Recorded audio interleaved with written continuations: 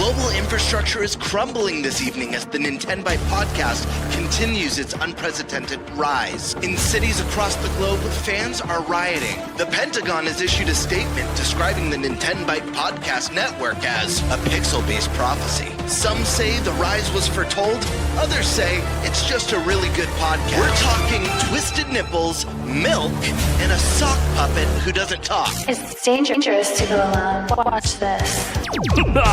Welcome to the Nintenbyte Podcast, bitch. That's right, ladies and gentlemen, you're watching the greatest Nintendo podcast ever! Yeah! Is that a Joy-Con in your pants, or are you just happy to see us?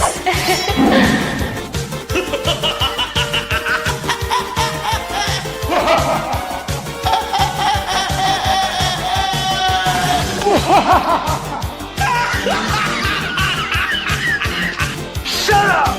Now feel the power. Everyone, do you feel that? Oh my god, I feel it! You feel it too, GameBird. What is it? It's the power of our podcast. I feel it! This is rad, Nintenbyte. So rad. Power.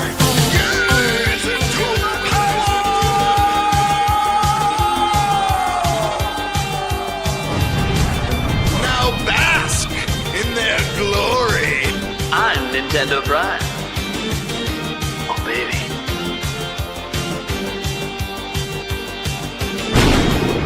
I'm ThunderStash.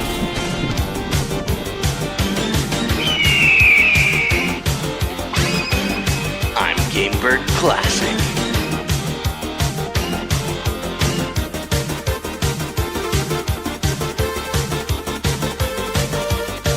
Nintenbyte rules. Let's rock. Hey everyone, welcome to the Nintenbyte Podcast. What is it? Season 3, episode 57. Oh man. This show is always an exciting one when it is our reaction show to the latest Nintendo Direct, everyone. Oh man, we finally had our first Nintendo Direct after 9 months. Pretty crazy. Unfortunately, no Eric today. He announced last week he wouldn't be here, but just reminded everyone that he's not, but that's okay. We have a couple other guests coming in here. Let's go ahead and get them introduced.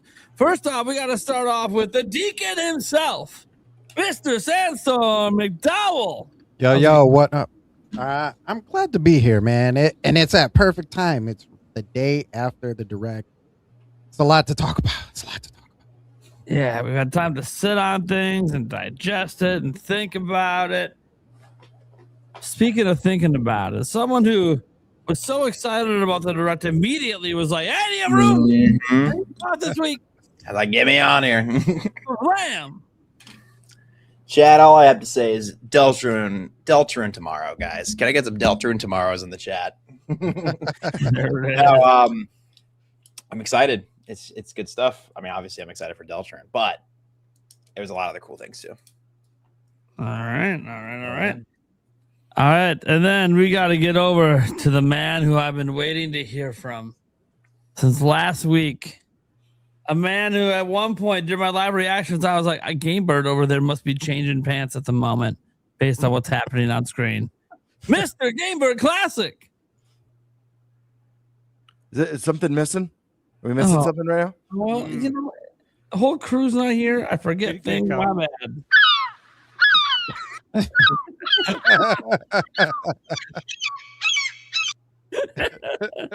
Oh yeah, dude. Oh man, what is back? All right, what is up, guys? Happy Wednesday. Really happy freaking Wednesday. What a week it's been. Was I here last week? I don't even remember. Was I here last week? I don't think so. I don't even know. It's so blurred these days. Yeah, I'm very excited about tonight's show. There's a little light on the news, but still exciting. Right? Just a little light. What the fuck? All right. Well, definitely didn't expect to hear about a little light news today.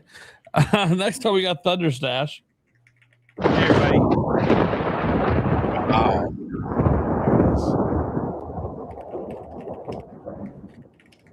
All right. Hey, happy to be here, guys. Busy week. Haven't got a lot of sleep this week. I can't imagine not. Yeah, that was a quick turnaround from Summer Game Fest to the Direct. But I think I'm good now. I'm ready to roll. I got all the Summer Game Fest videos converted from .move files to MP4s. So now I can actually get cranking on the editing. So I'm excited.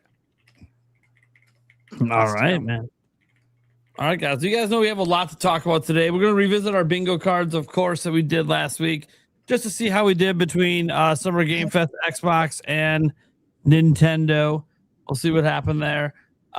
We are going to obviously have to talk about that Nintendo Direct. I think it's only appropriate, right, that we talk about the Direct. Of course, we'll talk about some of our favorite announcements from it. Ocarina of Time, of course, getting some time as well.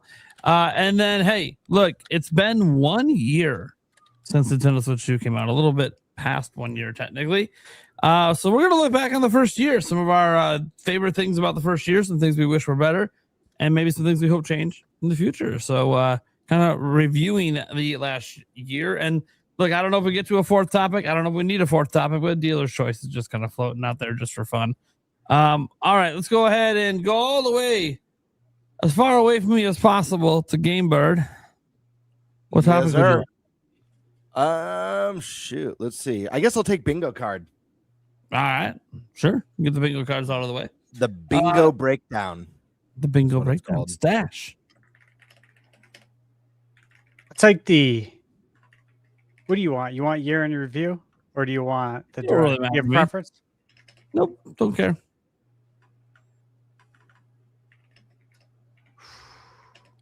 I'll take the year in review. All right, year in review. All right, cool. So I get the Nintendo Direct. Woo! Yes! For once, it's not a rumor topic. I thought you might like that. It's not a rumor topic. Oh my god, I'm allowed to have it when it's not a rumor too, guys. Can you believe it? All right. Let's go ahead then and get to our first topic. GameBird, what the fuck are we talking about? Yeah, we're gonna do a little bingo breakdown. Last week, I was here last week. The topic helped me remember. Last week we each did some bingo cards. Did Eric by any chance send you his bingo cards so we could go over his as well? Or I mean, it's on the laptop, but I'm a little lazy. Just being honest. all right. I'm Well, literally staring at the laptop. we're gonna do a little bingo card breakdown. We all made some predictions. Now, me and Eric, I think our bingo cards were off. I know last Wednesday was insane for me. I was insanely busy. So I had read, basically kind of read what we were doing for the week right before the show. I did my bingo card within less than like 2 minutes, knocked it out. And I didn't quite follow the rules because Prime had established we're supposed to be picking things that aren't already confirmed for Switch that will appear throughout Summer Games Fest and the other showcases with the Switch 2 logo. I didn't do that. You said it was totally fine. So if my card looks weird compared to Prime's, probably doesn't look quite as weird as Stash's because I know Stash went full like dream style because he's got that insider sneaky touch going on. Bastard over there. But it's pretty self-explanatory. Bingo card time. Would anyone like to start first? Would you guys like me to go first? Should we have Eric's card pop up first since he's gone? You can do it. And we could just shit all over it. That sounds I have fun. just a Nintendo Direct one, so I can go after that since mine will be quick. I could. I mean, if no one else is ready to go, I guess I can go. I just gotta find mine. I mean, I can go. I'm ready. Or actually, no, you go first, Primal. Yeah, FVLAM. Let's hear or FVLAM. All right, FVLAM. Break it down. All right, I'm going to share my screen then. This Sorry, I can't actually see in these glasses. Oh, there we go. I can actually see again. Okay, so yeah, you can see it. So I'll break it down. Can I full page? Oh yeah, I can present it.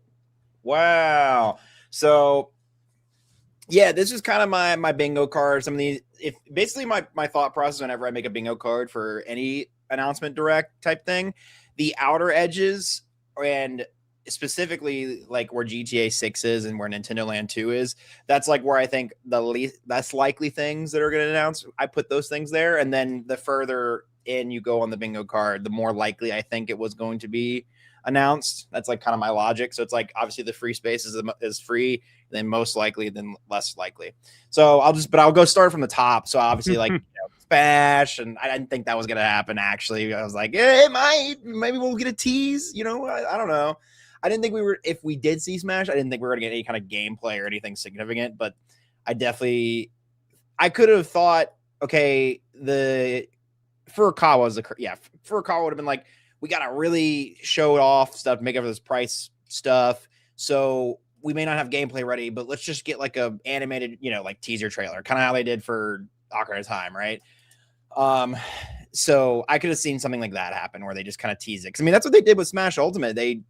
We saw for a while with Smash Ultimate was like, it was a Splatoon trailer, and then we saw the Smash logo in their eye, and then we didn't get anything until like the next presentation or direct or whatever. So, the one next to that is just a fan favorite, but also a favorite of mine, a port of Pokemon Mystery Dungeon Explorers of Sky, especially it being remade in the style of I think it was Rescue Team that they recently remade. I say recently, but like it was ported to the Switch as a remake, and I thought that would have been amazing. Obviously didn't get that. E33, just a port. I'm surprised it still doesn't have a port, but is what it is. I'm kind of shocked we didn't see any Kirby at all. I specifically put this on here as like a new 3D Kirby, but I'm kind of shocked we didn't see. I mean, we didn't even get like a little side game for Kirby. We get nothing Kirby related. It was crazy. I thought there might be some sort of silly new toy. They've been having a lot of new silly toys, like the talking flower here, our new friend, right?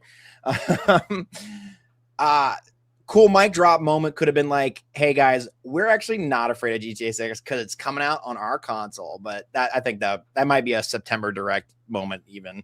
I could see that being a thing. Still no GameCube, man. That thing needs games. It needs games bad. But it is what it is. No Mario Kart World DLC, and then of course my biggest ass pull, but thing I want the most, the Nintendo Land 2, the continuation of Nintendo Land, everybody's favorite Wii U game. And then I'll go through really quick kind of the things we did check off. So like Star Fox, I figured we'd get a little bit Starbucks hype, maybe like an extra thing shown. Demo's cool to see. I haven't played the demo yet. I need to, but that was always fantastic to see. Fire Emblem, of course, release date. We got that finally. Dust Bloods. I was kind of let down by the amount of Dust Bloods that we got, but at least it was there. But I'm a little scared at like where it's at in its development process. Like, I don't, if they're doing the test thing and basically how little they're showing us, but whatever. The Pokopia DLC, fire. That looked like heat. That looked like it was cool as hell. Rhythm Heaven, that was sick. I really love the RPG mode in that. And then the two big ones for me personally, and these are the biggest announcements for me. Deltarune Chapter 5, as Deltarune tomorrow. Love Deltarune, love Undertale, love all of it. I'm deep in the sauce with that stuff. I was popping off at that. My chat was popping off. And then of course, I mean, Ocarina of Time remake. Come on, man. Ocarina of Time. That's like saying you're gonna remake one of the greatest games of all time. You know what I mean? Other things I was kind of surprised at, but I wish were there. Maybe like no new Paper Mario. I know I saw a rumor about a Wario type game being there, so I was surprised there was no Wario game. No Farming Slop. Kind of cool in that one. I love that, by the way. When you put your card up, I saw that. I was just laughing. Listen, I'm not saying farming games are bad. It's just that it feels like the genre has been extremely oversaturated recently. It's less about I'm not. It's not that it's not my kind of thing because I do love mini farming games. I love Stardew Valley. I love what is it called? Oh my god, I can't think of it. The I'm trying to think of it, like the original one. What was the one that Stardew Valley? Harvest Moon. Harvest Moon. I love Harvest Moon. I don't know why I couldn't think of the moon. Thinking for a second. But yeah, I don't know. Sometimes it just becomes an oversaturated category. Man, we need a Mario baseball, man. I feel like that's the only way they're gonna like redeem the sports games in general from people buying it, because Mario Tennis Fever was a really good game. It was just not a $70 game, but it was a really good tennis game. Like I had a ton of fun playing that with me and my friends and stuff. But yeah, that's my bingo card. There's a couple other things on there, like the Nintendo DS screen, and I know I have Super Mario Titans on there. I know it's AI generated, but I thought it'd be funny to put it there because it's become like a meme at this point. So, anyways, they keep putting out new stuff too, like new footage of Mario Titans. I'm like, they're like still sticking leaning hard into it. Pretty funny. I love it when a meme like that just becomes completely unhinged, and yeah. I do too. But yeah, I don't know. What do you guys think about bingo card? Do you think I'm crazy for having any of these on there, or like? No, I think I honestly think this is a pretty solid card, and it's funny because when we all presented our bingo cards last week, someone got really like offended by our bingo cards in chat. It was like, this is insane. You're only gonna get like 4 or 5 of these max. I'm like, well, that is bingo. Like the goal is to get 5 in a row, so getting 5 would be epic. I think they thought that bingo means like everything on the card we're expecting to be there, which is not the case. You're just trying to get 5, 4 if you include like a bonus space. But pretty solid card. I'll go next. Oh yeah, let's see it. So I don't have that many. 5. I have 5. I got right. So Final Fantasy, that was a layup. That was easy. Given. Right. Thanks, Nate the Hate. Ocarina of Time. Again, thanks, Nate the Hate. Another layup. Yeah. Tales of Eternia. Wasn't a layup. Was happy to see it. Lords of the Fallen 2. Been calling that one for a while. And the latest Toys for Bob game coming to Switch, Spyro. So that's all I got right. Everything else is wrong. You know what? I'm good with that. Hey, no free space. 5 though. You thought Pikmin was so free that you put it in the free space? I like to live on the dangerous side. I mean, hey, there you go. That's not bad. I would just put. Is it Koizumi? Is Koizumi who does, or is it Furukawa also does? Who's at the directs? Put their face on it in the middle there. I think it'd be good free space. Yeah. Prime, real quick before I throw my card out here, was there anything on your bingo card that you're surprised or like disappointed wasn't in any of the presentations? I could see like Zelda 40th being one of those items because I think a lot of us expected to. I think with maybe the exception of Stash, who didn't quite think they were going to do 40th anniversary yet. I could be remembering wrong, but I feel like that's one that like I was a little bit surprised. That's correct. All those major presentations and no Beast in Reincarnation. Where the hell is that game? Off of your bingo, I'm not surprised that Zelda didn't show for 40th, but to be honest with you, I'm actually surprised that Ace Combat 8 didn't get shown. I feel like that was a game that was going to definitely be there, especially because it's Namco Bandai. But they're really up and down sometimes. So, Was it confirmed afterwards for Switch 2? I don't recall.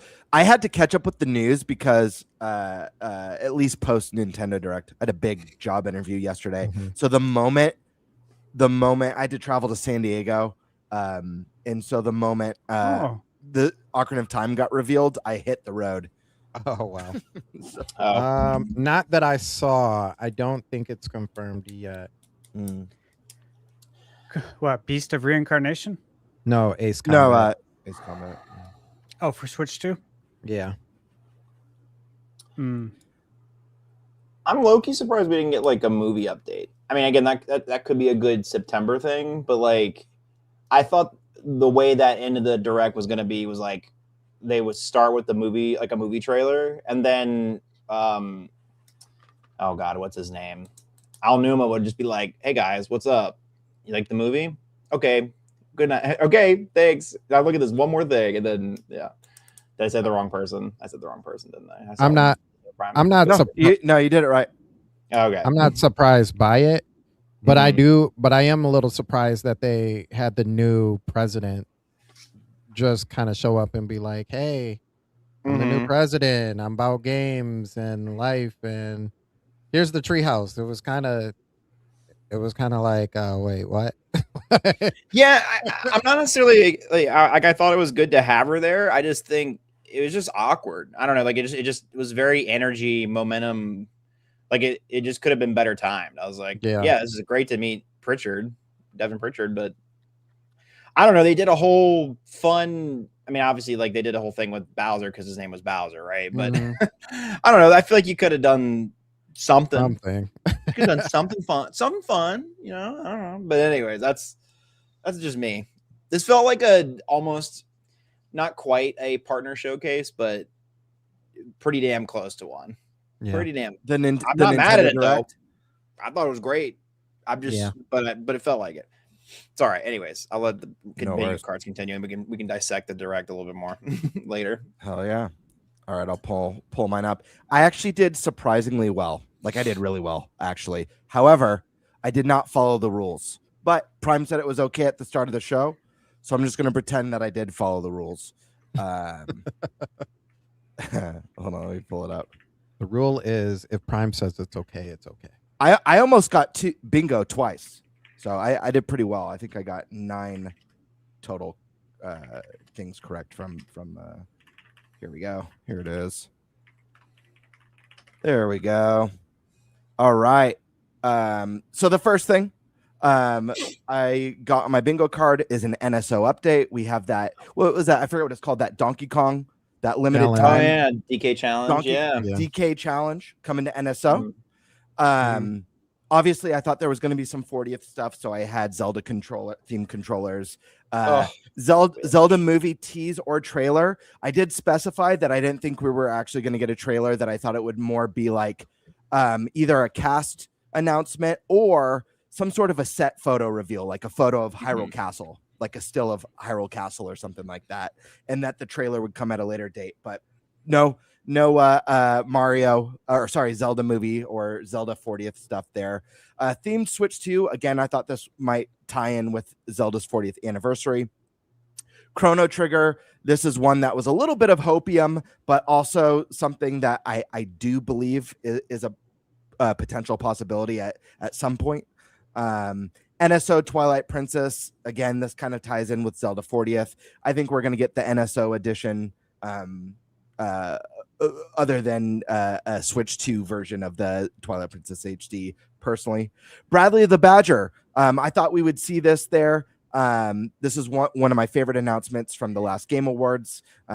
Kirkhope's doing the music for it. The game looked pretty quirky and fun. Reminded me of the golden age of Rare. So I'm excited to see more of that, but disappointed that we didn't get it here. Ocarina of Time remake. So happy to talk about this. I've got my copy right next to me that I grew up with. Definitely needed a few changes of pants after that one. I was driving I had pants in my car, my adult diapers, everything I needed to make it to my interview. Okay. Hi-Fi Rush. This is definitely one I was hoping and expecting to see. Didn't make the cut. Metaphor, though. This is one that I know the panels predicted many, many a times. We finally got it. I knew it was a matter of time. This was the time. It's coming. Splinter Cell. This was another hopium. I think Ubisoft did something amazing. Reimagining Rayman Legends, one of the best 2D platformers I've ever played in my life. So I was like, hey, they need all the good press they could get. Maybe they'll shock the world with a Splinter Cell announcement. Fortunately, it wasn't to be. A new Platinum game. This is something that's been on my bingo card 3 times now, and we got it. Here's the caveat: there was no logos at all for it. But you guys on the panel know how much I love Ninja Turtles. I've got my Last Ronin Funko comic edition. I've got my Last Ronin hardcover. It's one of my favorite Turtle stories. Not only am I so excited to get a brand new Turtle game, it's friggin' Platinum making it. I hope it's better than their last Turtle game, though. I will say that. I love Platinum games. I'm sure they'll crush it. I hope it is just as badass and Neo Tokyo cyber future, dark, gritty noir as the book is, and I just can't wait to see more, and I hope it's coming to Switch too. Dusk Bloods, I put that as my safety. It was announced as a 2026 title originally. I hope that's still the case. We got the playtest announcement. Onimusha, one of my favorite series of all time that I've been dreaming about, that I went on a whole tangent about last week on the podcast. Please, guys, if you still haven't played that demo, go download it. What the hell are you doing? It's fantastic. It's so much fun, and it's just a small slice of the greatness and epicness that we're all going to get in September. And not only are we getting this amazing gem, a return to form for the series, but it's coming to Nintendo Switch too, and it looked glorious in that direct. My next one that almost landed me a bingo was the classic Sega reboots. We got Crazy Taxi there. New Monolith game. That was there. That was a shocker. We'll talk more about that. Again, this is another one that's been on my last 3 bingo cards. I've been fully expecting an announcement for what Monolith is doing this year. Finally happened. Super excited about that. Why do I have... Whoops. Ignore that other X. Sorry, I have an extra one. For some reason, I have New Luigi's Mansion. We did not get that announced. My apologies, guys. I don't know how that got X. Let's see. We didn't get Decapolice, which is shocking. You know, this game was announced like 2 years ago now. It was originally supposed to come out in 2025. Maybe this one's going through some development hell. I'm not really sure what Level 5's got going on with it. I certainly am not, at this point, am not expecting it to be out this year. So that's a bit of a bummer. No new Luigi's Mansion. Ignore that.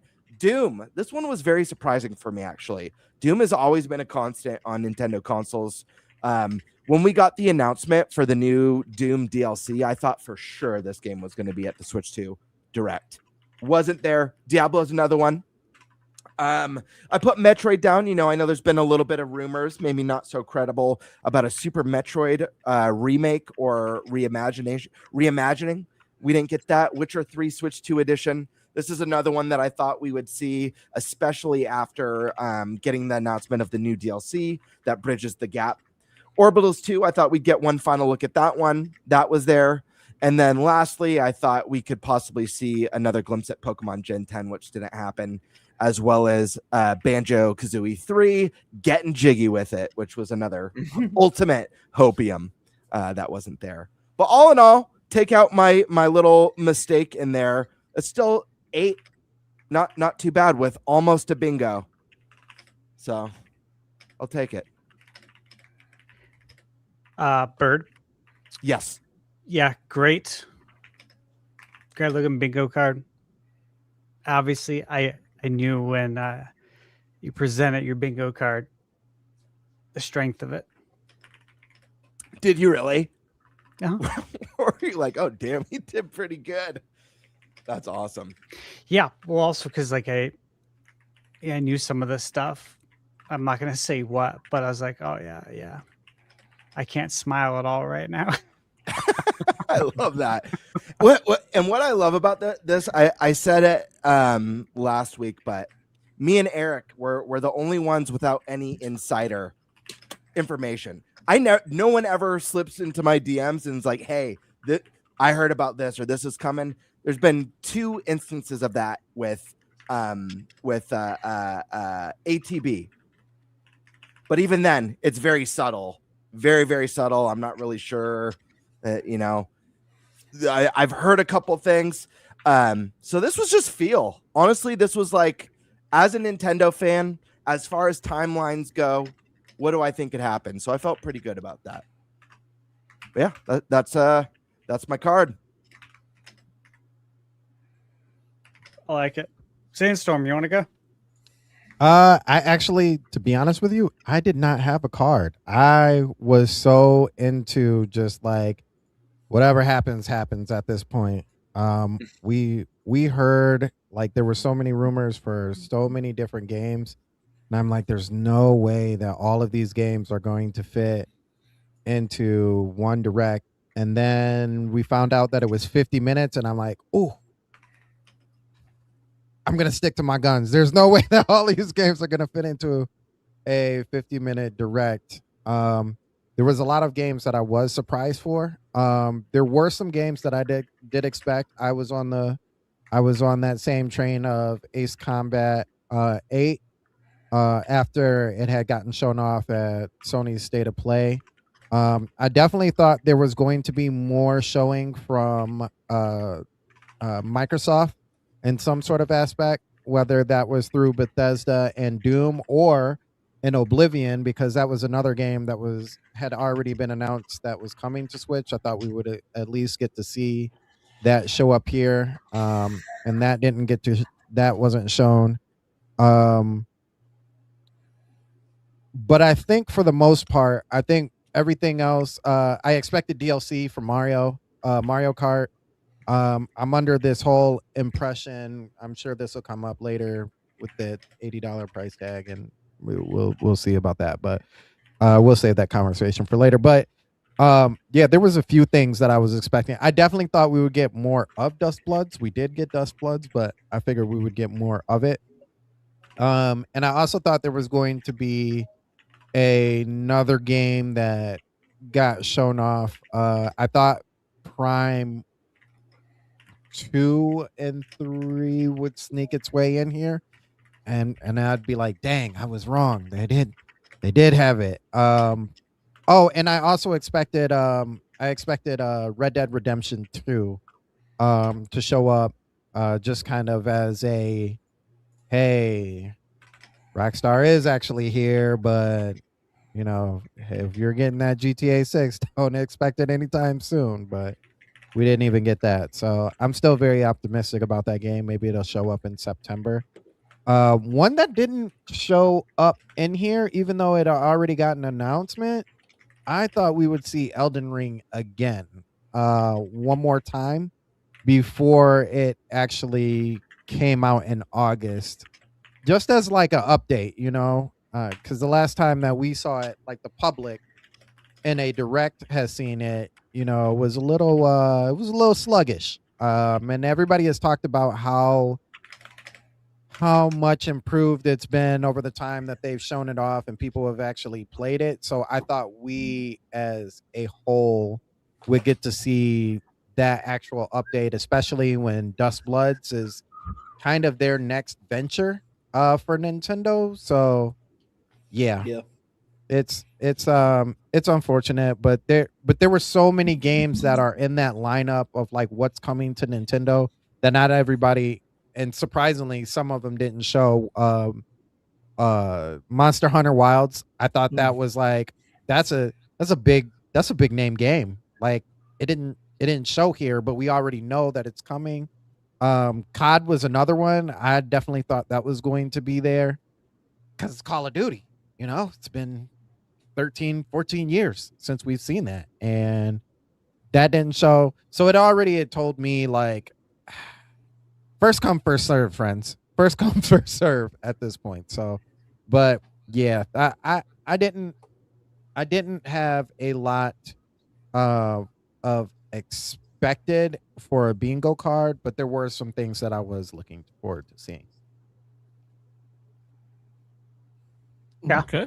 What do you guys think? Can we go? Yeah. Go for it, man. Let's do it. You're the last one up. Let's see it. Okay, now let me preface this for anyone who wasn't here last week. This was a hopes and dreams bingo card because it didn't make sense for me to do one because there's too much I can't talk about. So this was the best way to do it. And I got some things right, even though I didn't want to.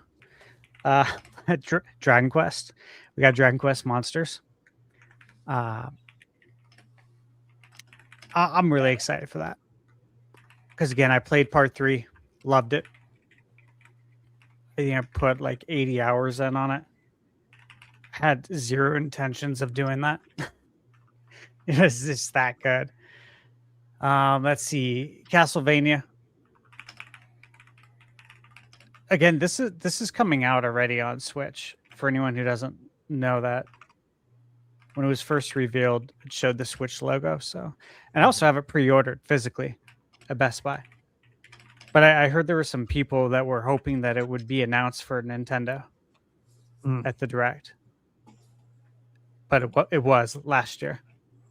And again, I have it pre-ordered. So, if you're excited for that, if that's news for you, it's out. It's coming out for that. Let's see. Resident Evil. We did get Veronica. Dude. I texted you about this, Stash, because we chatted a little bit. But, dude, you kept such a straight face because when I saw Resident Evil, I was like, oh, yeah, I bet Code Veronica could be there. And you're like, I don't know. Like, with such a straight face. So, it's under embargo still, but like I can at least say that I met the producer of Resident Evil Veronica, and I got to do an interview. Yeah, so cool. There's a lot to be excited about, but I can't say anything. Was it Tales of Eternia? That, of course, happened. I didn't have confirmation on that.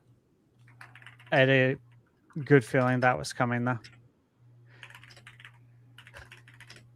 Excited for that one. Let's see. Metaphor. Hey, look, I reviewed Metaphor when it released. Within the first week, I said in my review that this is coming to Switch 2. Do you guys remember, what was it, 2 years ago when it came out? Something I forget like the that, release yeah. date. So something like that. But I boldly claimed in the review that I bet you anything this is coming to Switch 2. So I knew this was coming. It was just a matter of when, not if. Phantasy Star Online, I wish that would have happened. Sonic, I used that as the placeholder. The whole thing was about this Sonic 35th. I did play a Sonic game at Summer Game Fest. I can't talk about it yet. So, Crazy Taxi. I met the creator of Crazy Taxi. Oh, that's cool. I got a picture with him. Yeah, I'll post it at some point. He's cool as hell. Michaela got to meet him too. She thought he was really cool. I thanked him for being a part of my childhood.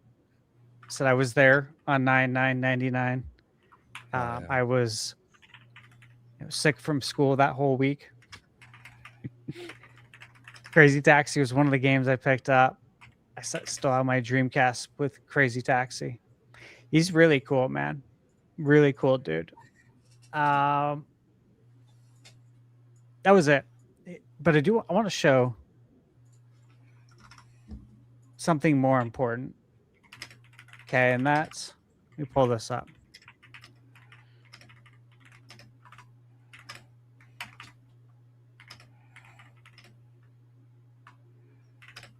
Okay, this is the one that I put more stock in. Okay. This is my bingo card. My 2026, the one we did to kick off the year. And I thought maybe it would be gratifying to do this with you guys. So you can see here. We're going to mark this up. And we got what? Metal Gear. That was announced. Kingdom Hearts collection. That was announced. Pokemon that came out, the classics. Professor Layton, Oblivion, Xenoblade, Rebirth, Castlevania, Metaphor, Monster Hunter Wilds, Zelda, Dragon Quest, Blueprints. So we're looking good, I think, for June. Because we still have a lot of time. GameCube hasn't got any love. No better time to hit the waves than in the summer. Yeah.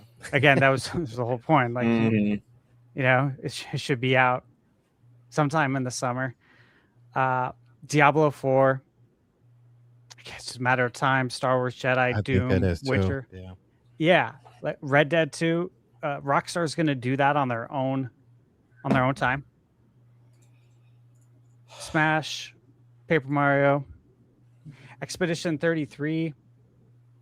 Again, a lot of people were surprised. We'll talk about that more with the direct stuff. But the Resident Evil 2, 3, and 4, expect those to be out, of course, before Veronica. So those are coming out this year. Guaranteed. And I know some stuff about Silent Hill. The new Silent Hill. But I have to be silent about it. Let me just say, it would make a lot of sense to have Silent Hill 2 come to Switch too. For various reasons. All right. So that's my card. What we got? AJ Rax. You want to read that off, Bird? Yeah. AJ says Switch 2 Sports Resort has a jet ski game in it for Stash. I literally thought of you when it showed that mini game in the direct. I'm like, oh, Stash is going to love this. Well, I thought about it and I was like, you know, this is really cool. What would be even better is if when you're on the water, like when you're doing that, you can use the wave race music. Like that's an option. Yep. Yeah, and like when you're flying, let me hear Pilot Wings music because we know that's why you're putting that in Switch Sports and not a standalone. Switch Sports is a catch-all. So since you're doing that, why don't you lean into it a little bit? Maybe even give us some wave race skins. Yeah. You know what I mean? Let me choose was it Dan Mariner? Yeah. The big dude. Yeah. Heavy set guy. Yeah, the heavy set guy. Instead of those generic Mii's. Yeah. Listen, can we talk about that though? Okay, so the Mii's though in this new Switch Sports game, right? They're really pushing those. What are they called? I don't know what they're called. The Mii's that aren't Mii's. You know what I'm talking about? They're only in the Switch Sports game. These new ones. Yeah, what do they? They look different. They look different than traditional Mii's. Right. They have a name. I know they have a name. Sports Mates. Yeah. I'm like, now you have Tomodachi. Like, I understood it initially because it was like, okay, Mii's are kind of this. They're almost a decade old. They were part of the Wii era. We're 2 consoles beyond that. So it's like, all right, yeah, I get why you want to move on from it, but the Sports Mates definitely weren't the best. But now you've like reintroduced Mii's into the public zeitgeist. You know what I mean? Like, we have Tomodachi Life here now, and that's like the standard now. People will think they've transcended the Wii era. I feel like with the new Tomodachi Life game, So it's just interesting to me that, and I know they made it an option to play as like this amalgamate. You have the Mii head and then the Sportsmate body, in the new games. But it's just really interesting to me that they don't just like full send the Mii's again and just say, because I really don't think there would be a single person out there that would have been upset if they were like, it's all Mii's, and the Sportsmates just disappeared, I think people might have been like, well, that's weird. But otherwise it would have been, I think people would have been like, hooray, the Mii's are back. I actually agree with you, FVLAM. I still think that Mii's are the gold standard for like console avatars. And I forget if it's been a while now, so please correct me if I'm wrong. I believe that Xbox 360 was the gen that introduced the Microsoft avatar characters where you can make yourself right. Yes.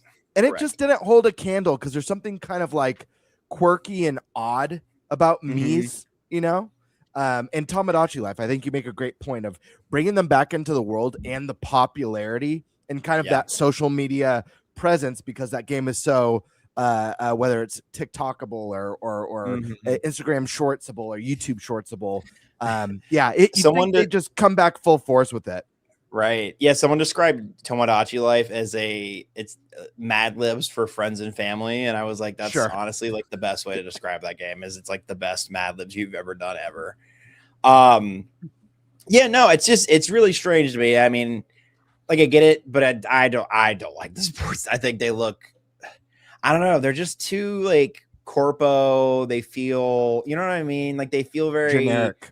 Sanitized. Yeah. I don't know. There's something about the Mii that just like it's simple enough, but it's also has this iconic look that no one else, like you said, GameBird, with the X360, like nobody else has been able to replicate it in a way that doesn't feel either special or like a gimmick of a Mii. And I think that's pretty cool that they've had something that stands the test of time this far with the Mii's. But I don't know. Anybody else have any comments on the Mii debacle and what we're doing with these Mii's? No, I mean, where the hell is Miiverse? Yeah. It now makes me wonder because, like you said, Mii's are such a staple now that they're even in Smash Bros. As how they are in Smash, you know? Yeah. So, like, looking at them in this game, it's like, is that how they're going to look in Smash? Because I don't want them to look like that in Smash. I know. Are they going to make up? Are they going to put the sports mates in Smash instead of the? Oh, that would be the bad timeline. That would be the bad timeline. Oh my god. Yeah. Or is a Mario Kart racer option? Man, I don't want that in that either. We gotta stop breaking these things. We gotta stop saying these things. We're like manifesting it right now. Yeah, there's definitely a power to the simplicity of the Mii's. That's just like you said, iconic's a great word, and just there's like such a insane level of charm and quirkiness to the limitations of what you can. Well, it's hard to say limitations because you can do so much with those limited options. That's what I'm saying. It's simple, but it's also like, and they added more options to Tomodachi Life. That's not even including like the drawing feature, which that alone is completely busted the gates wide open. But even in Tomodachi Life base game, I mean, I've been able to add some pretty insane features and get people like pretty close to IRL and feature. Like, I don't know. They do a great job at being this just like, it can look like anybody, but also be generic at the same time. I don't know. It's just really cool how it has this unique look to it like that. It's very interesting. Yep. I would say we can move on to the direct, but Nate's gone. We could jump into Stash. What's your topic? Oh, there he's back. He is. Hey. Well, my topic was last, so I don't know what we're about. Oh, I didn't know which order it was. I apologize. Oh, okay. He's welcome like, back. I'm gone. Bro's just eating dinner. He ain't even gone. He's just eating. He's over there munching. What you eating on, Nate? Come on, tell us about it. Dude, I love it because like Prime has manners. Stash and I, we don't give a shit. Like we munch out constantly. We eat burgers, pasta, nachos, Chipotle. I'll eat, but I'll mute. I don't mind people seeing me, but I will mute. I don't want people to hear my chomping noises. You know what I'm saying? Yeah. I always turn the mic off.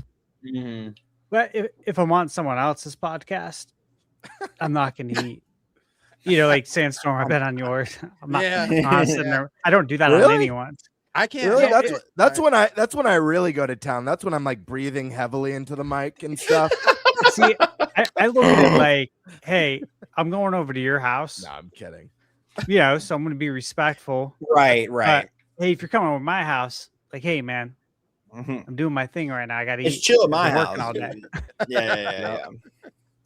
So what's the next topic? Let's hit it. Let's run it.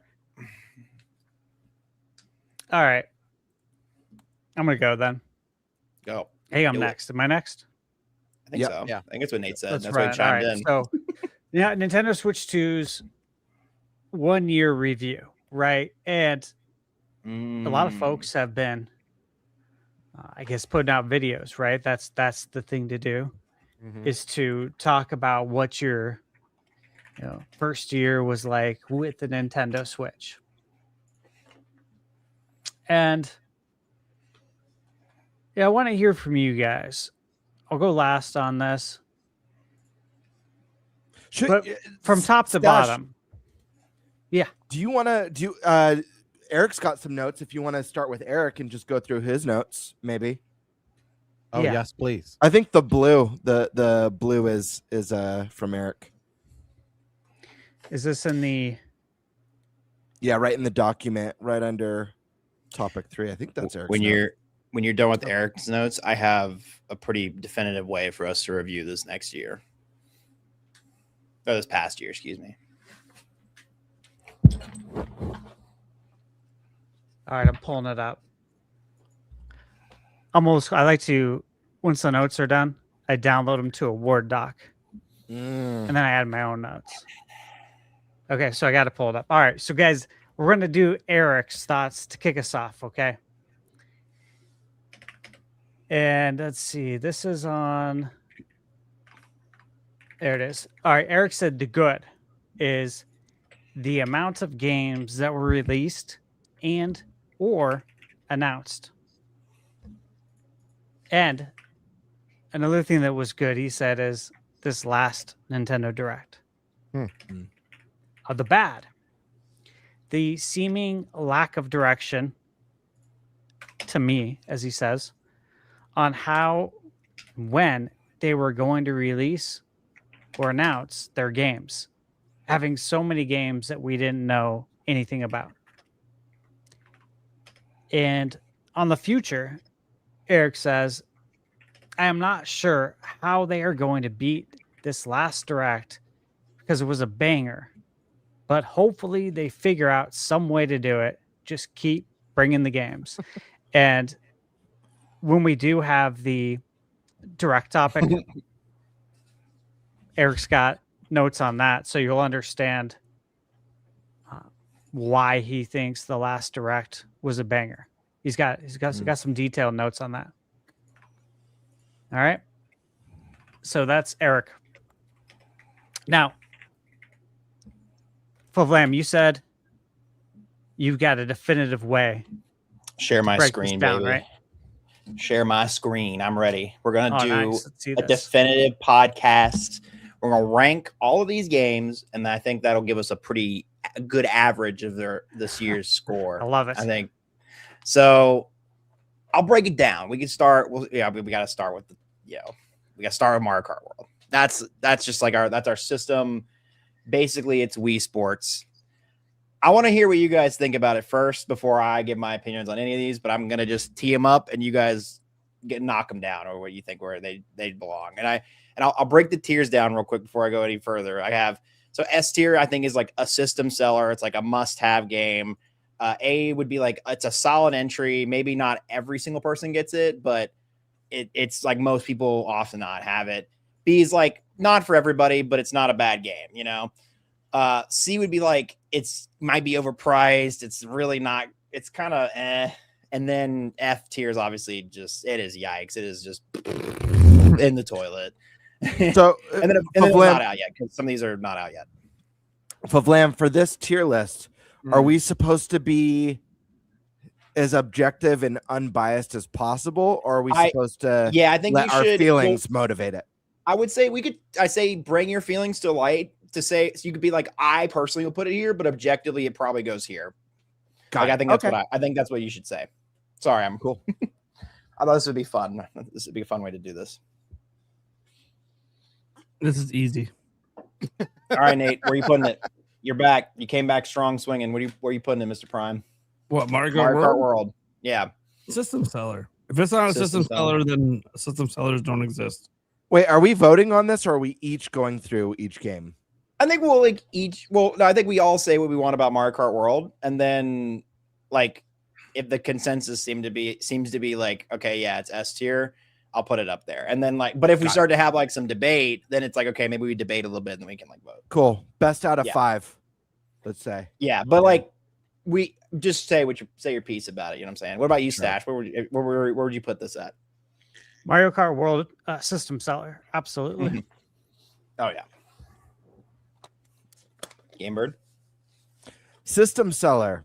Listen, I'll say my piece really quick. It's Say it. Mario Kart. Everyone loves Mario Kart, regardless of what you think about the price. This is a fantastic game to launch a system or bundle a system with. Everyone loves Mario Kart. On top of that, this is a game that's going to be expanded throughout the generation through DLC. It's only going to grow, maybe even double in size by the end of this generation. So yes, system seller. Sandstorm, do you concur? So I'm gonna say this, and because there's pieces in this puzzle of Mario Kart World. For me, it's not bad, but not for everyone. Objectively and honestly, it's a system seller, but it is. I don't think that it's actually overpriced, and I know somebody out there is like, yeah, but it's overpriced. I don't think it is. The more I see 80, I'll just throw this out there because it's gonna come up again, and I don't. I think at this point in time, games that are $80, and this is just my theory right now. Games that are $80 are games that are going to have a lot of DLC. Or a fair bit amount of DLC, and instead of you having the option to pick whether you want to buy the DLC down the road, it is surcharged right at the beginning. And so as time goes on, the DLC will be free updates as it goes on. So I think Mario Kart 8 or Mario Kart World is one of those games that will have DLC that comes down the road. But that $10 extra that you're putting into it is part of that. And I also think Fire Emblem is that way too, because Fire Emblem has a lot of DLC as well. Oh man, that's a whole can of worms in itself. So I think it's like a surcharge. But right. I say all that to say, if you had to pay $80 day one for Mario Kart and it comes with all the DLC in the future and all of that is free updates, it's a system seller easily a system seller, right? But I still think objectively it's a system seller. Yeah, and I kind of agree with the premise that I don't think it is S tier in terms of for me personally. I think it's very close, and I think, but then I have to ask myself, I am comparing it to 8 Deluxe in its current form, which was an S plus tier, a generational Mario Kart game, objectively one of the best, if not the best Mario Kart, but it is a system seller also just in concept because of the way it was packaged in with the Switch 2 as well, with the $30 discount and everything else. But I also think it's just it is a great game. It's a very, very solid game. I think there's just a little bit more they could have done with it as a package in itself, but I think that it is still S tier system seller for Switch 2. Welcome Tour. I'll go reverse order. I think it should have been free, but I don't think it's bad. I think this belongs in C tier because of the overpricedness, because it should have been free. It shouldn't. I think it was a great little tech demo. It had fun little quirks about it, but I think the fact that they charge money for it is pretty rough. I don't know. That's just me though. And if we don't all have to give a super big piece, I would just say if you have something you feel like you're compelled to say about it, give it there. I'm compelled. Oh, hit me with it. Well, I reviewed the game. Right. I don't think many people actually reviewed the game. I think a lot of people probably didn't even want to touch the review aspect of it because of how people were feeling. But hey, I think where you put it, what you suggested, C, is right. That's what I said in my review. It's not gonna be for everyone. For someone like me who is a total tech nerd, loved it to have Nintendo openly, pull the curtain back on their operations and how they think was pretty fascinating for me. I was like, this is really cool. Like you're learning a lot. And this is all stuff that I'm passionate about. It's like, this is like awesome for me. And yeah, there's some games and some of the games are cool. But it's really just, it's like an interactive museum game, but Nintendo style. Yeah. And so for $10, the price was fine. I think making it free would have been a good call? Absolutely. I said that in the review too, but it's not. The reality is it's not. It's $10. But at the same time, the reality is you're going to spend more than $10 when you drive through Taco Bell. Okay. So. That's true. You know what? You got me there. And going to regret it afterwards. You totally are. You totally are. Yeah. You're going to pass out. You're not going to play any video games after you eat that. So that's where I'm at with it. Yeah, I can see all sides of the opinions that it should be free. And that and I've heard the case that if Reggie was still there, it would have been free. Right. I don't argue that. Reggie would have pushed. He's said that in interviews too, that he would have made it free as a pack-in. But yeah, I think it would have been a great pack-in, and people would have viewed it differently and with an open mind. And instead, nobody looked at it with an open mind. They're like, "Oh, screw this, $10." It's like it's $10, man. Again. All right. I saw someone say in the chat it should have been free for NSO members, and I think that would have been a fantastic compromise to still get money for it. But that's what I was gonna say in my piece, that it should have either been a pack in or switch to NSO members get Welcome Tour free. I'm like you. I'm stuck between yikes and someone might like it overpriced. And the reason why part of me feels yikes is, one, because it feels like a missed opportunity, but also I don't think Nintendo marketed the Welcome Tour very well. In fact, all of the exciting stuff I heard about Welcome Tour, or like interesting information I heard about Welcome Tour, came from ThunderStash, not from any Nintendo presentation. So I think it should have been bundled or part of Switch 2 NSO, or they should have marketed it better, because Stash talked about in his review and showed off some of the neat games that you're able to, in achievements that you could chase down. That was like, I was like, where was this when they were talking about the game?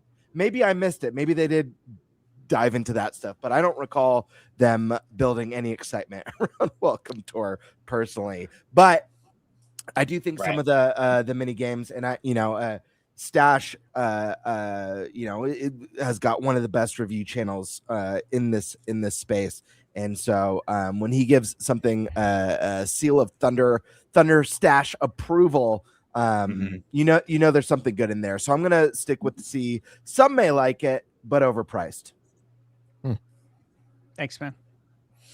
Do we have any other compelling arguments? I'm gonna say that it's I do say that it's C. I lean on the opposite side of GameBird. I think it's CB actually, because it gives off this historical piece of like not only the system but like where they've kind of been and up to, and like Stash said, you kind of get to pick Nintendo's brain without directly asking them questions. To me, this game was really close to 1, 2, 3 Switch, but like on a more ask Nintendo Q&A type of level without actually asking them. This was like, for me, this was, so the one thing with 1, 2 Switch, there was a particular game, and I did the same thing with Switch 2. I would go around at like my job. I would go around to like my kids' friends, mother-in-law, just different places with my Switch. And I would be like, hey, play this ball in the box game. And they'd be like, ball in the box. And I'm like, yeah, you got to figure out how many balls are in this box, like metaphorically. And they're like, but you have to hold the controller. and you can slide it around, and just like visually watching other people do that, and they're like it like blows them away. They're like, wait a minute, like what is in here? And you're like, nothing, it's just a rumble. Like, and you're like, nah, that's not possible. This was that for me for the Switch too, because it was like, hey, shake this controller, hey, mouse controls, like they're all the little pieces, and it like really, until you like really have like a one-on-one intentionally with those things, you're like, whoa, wait a minute, what is going on here? And then they explain it to you and like, oh, and I'm getting a history lesson too. Like, so it was for like the nerdy side of gaming. That's why I think it was really good, especially for us. And I think it was also good for people who like really talk about frames and graphics and all that other stuff, to like get this piece and see what actually goes into hardware. Unfortunately, that's not for everybody, but like you guys have said, and why it remains in C for me, it was overpriced. I do think it was something that should have been free for everybody to really like engage into. But they chose to slap a dollar sign on it, and that's what it is. So yeah, it's a C. Any other arguments, or are we happy with it in C? Prime. You got something to say about it? Okay, guys, this is welcome tour. Are we gonna be at this topic for like the next 5 hours? That's why I was like, that's why I said if there's nothing else to say about it, you don't have to speak. We could just go on we could just like, if you have a compelling thing, you're like, I really want to say something about it, we'll say it. But otherwise, we just welcome tour was divisive, right? Which is why I think we had to give some nuance into like why our opinion is probably different than the masses. And to the masses, I believe you have not played it.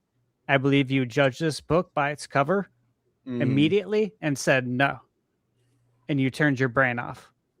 And I'd put money on it that the majority did that.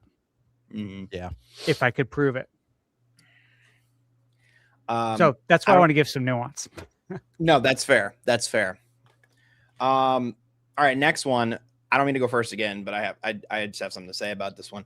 The mere existence, but it's my turn, this, so I will. Yeah, the mere existence of this is an S tier. However, the current state of it is a yikes, in my opinion. It is. There's not a lot on there. I mean, there's some cool games. I think it definitely could probably be higher. But me personally, I'm like, dog, we need some games on this. This thing needs to be updated. But I'll let you all, if there's anybody who disagrees or thinks we need to go higher. Yeah, I'm gonna say you're right, and in theory it should be a S tier system seller. I think in reality it's a B. There's still a lot of content there for like even the younger generation. Wind Waker, even though you're not getting the best version of it. Soul Calibur 2, you are getting the best version of it.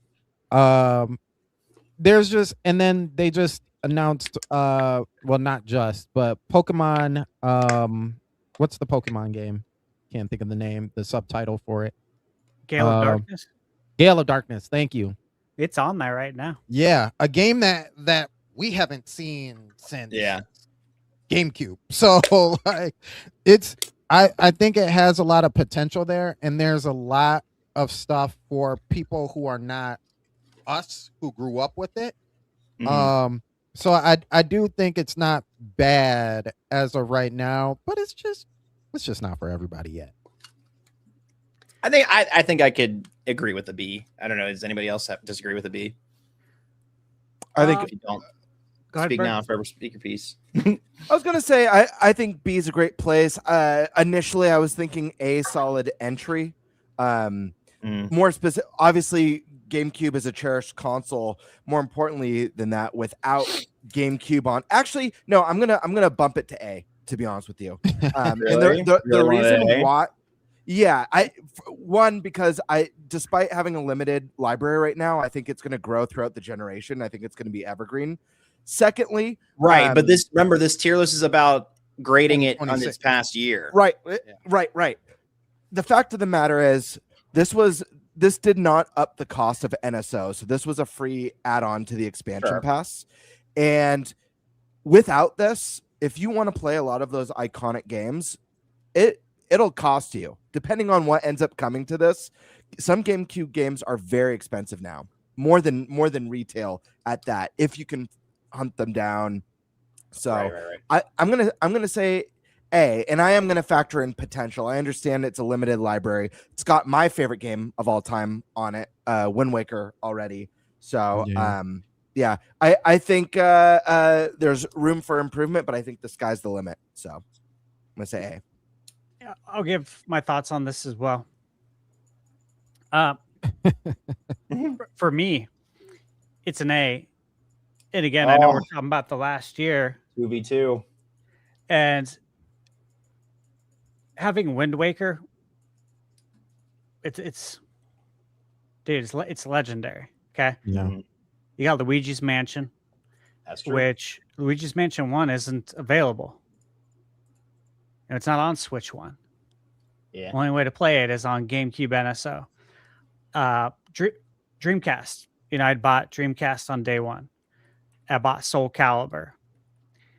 It's an amazing game. That ended up being like my favorite game of all the launch titles I picked up. And I think I got 6, which was a lot. But again, I had my own job. So I had my own job as a kid with no rent. Right. You're buying video games, bro.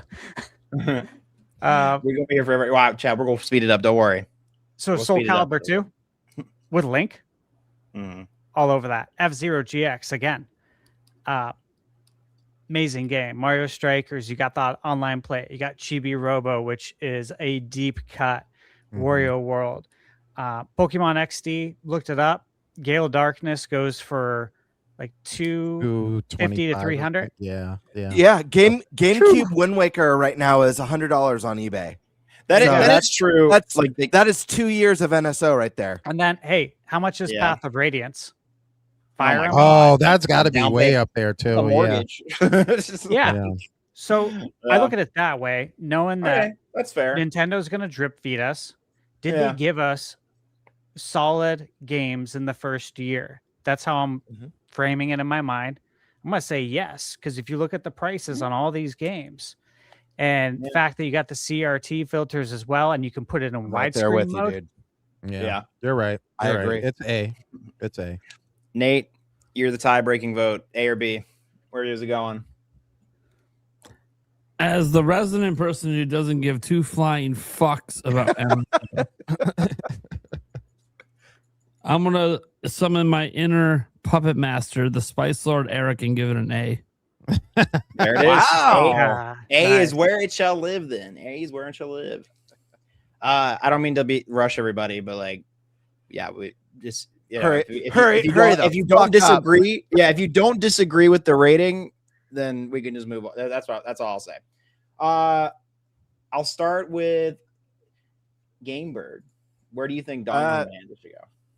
DK Bonanza, I'm putting S tier. Return to 3D Donkey Kong. New design, amazing music, great game. Keep it nice. Does anybody here disagree with S tier? All I can say, compelled to talk. All I can say is ditto S tier. 100% agree. I think I'm on that too. Pretty easy one. It's just a generational kind of game, but Drag X Drive. Let's start with Sandstorm. You give me, where do you think it deserves to live? I was really hoping that none of these hit this, but it's definitely on the F for yikes. Yikes. Yeah, I fear I have to agree with that. Anybody disagree? Yes. Ooh, it was prime. It was prime. I want someone to fight. Will someone fight during this segment, please? That would make me so happy. I really want. That. We'll get there. I'm sure. Yeah. If they start fighting, FVLAM, don't rush it. Let Right. Yeah, play let it out happen. Yeah, naturally. Go ahead, So Nate. I'd put it in C tier because it actually is enjoyable. Just most people are never going to try it. That's reality. And I see that's like a similar argument as Welcome to. You know what? You convinced me just on that one. I'll I'm let not you. gonna lie. I'll let you have it. I'll let you have it. You flipped my vote. Yeah, I'll let you have it. So I reviewed this game, Yeah. and again, in my review, it's not for everyone. That's what I said. Very honest. I personally enjoyed it because I love basketball. I like exercising. But again, people are going to judge it, and they let the internet decide if this game was good or not for them. Right. They did. They were a bunch of followers. So it's facts. Yeah.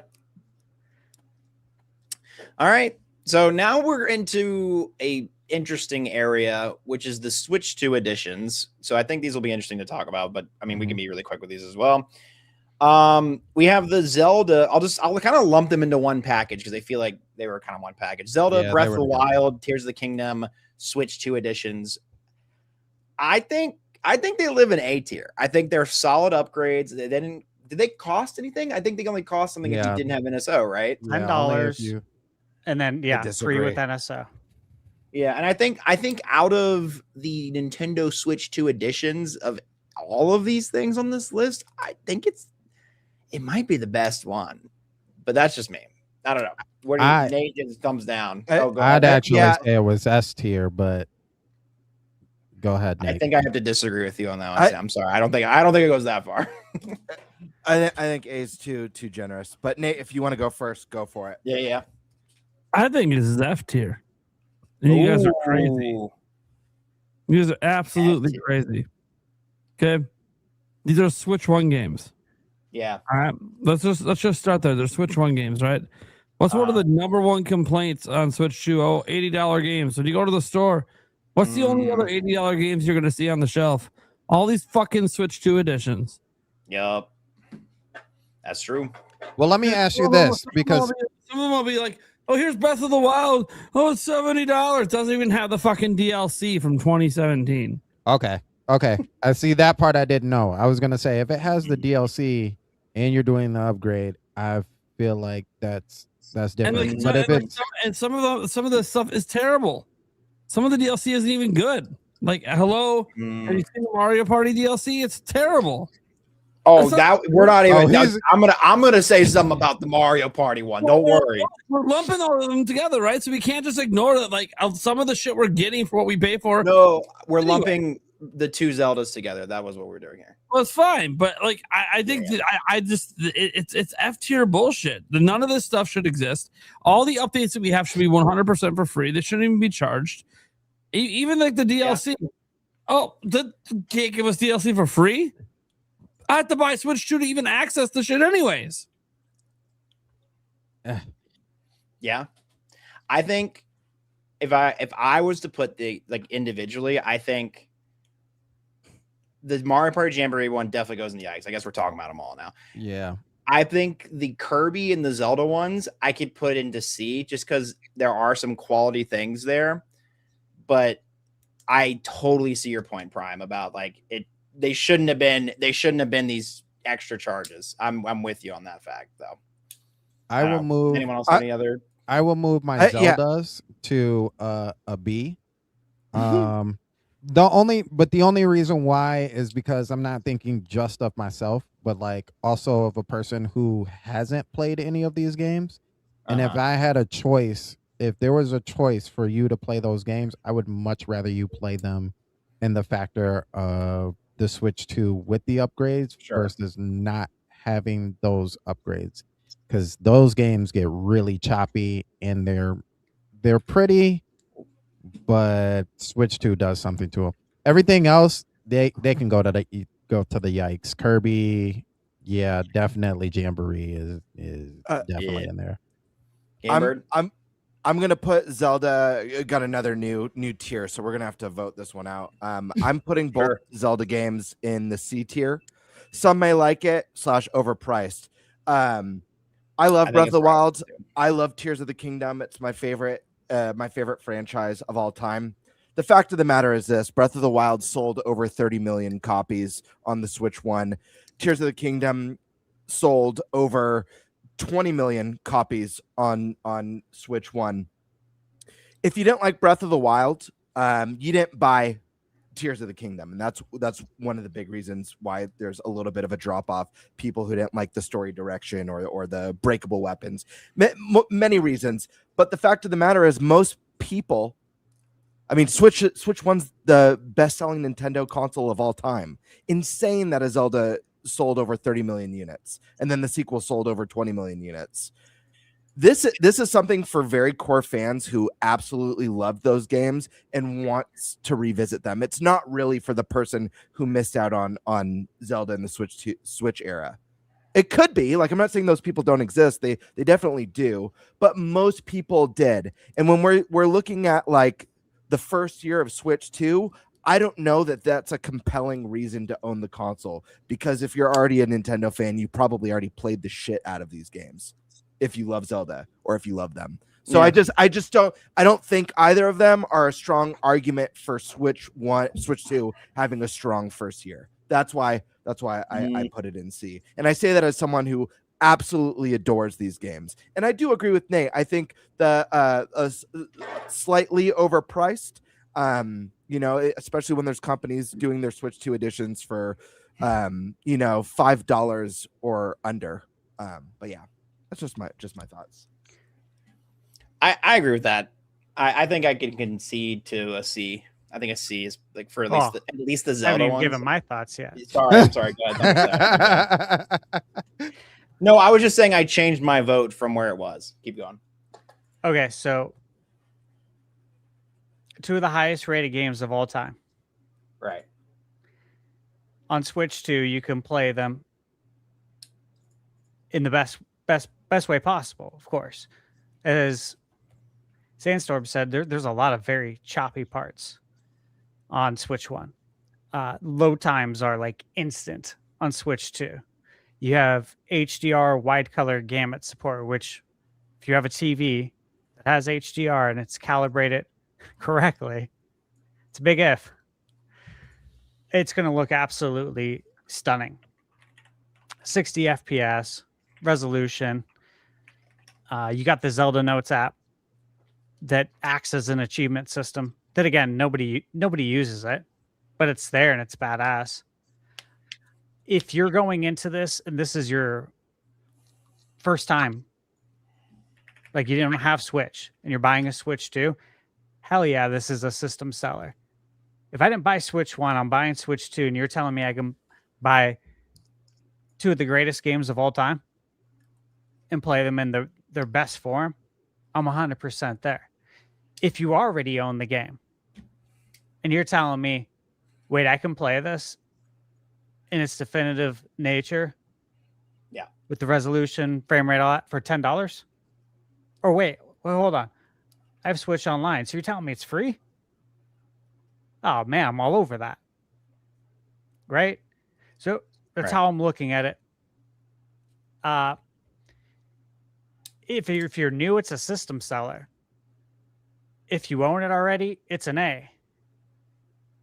And again, I beat Breath of the Wild right when it came out. That was 9 years ago. Mm-hmm. So for me to revisit it right now would feel like a new experience again. It's been like I played that continuous. There's probably so many things I don't remember. It would feel new again. Yeah. So where would you put it? I would give it. If it was you, I'd give it an S.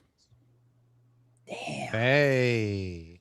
Look, if I'm telling someone, hey, they say, hey, I'm buying Switch 2 for the first time, what should I buy?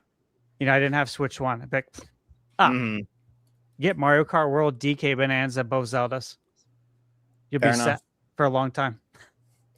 Well, I will say, I think Nate's F and your S cancel each other out. And then we have 2 C's and a B. So it's probably, I think these are going to live in C tier. Yeah, they live in C tier. I think that's a fair assessment. If that am I wrong on that one?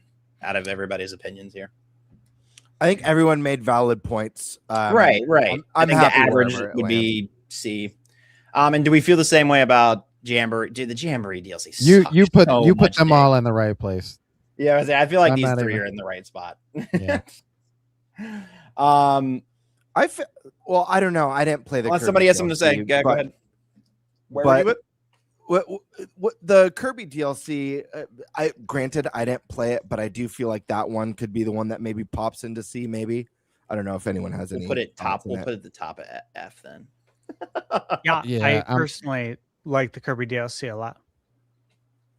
Nate, still same. Again, F? I think most people haven't played it. I haven't played it. Oh. Yeah. I'll bump it. We'll bump it up then for the people that have played it. Then we'll bump it up. Put it bottom of C. Now, so the ZA. Okay, so Pokemon Legends ZA. This is such a weird one because it wasn't like it's a $10 upcharge, and I don't like that it existed on Switch One, but I understand why it did.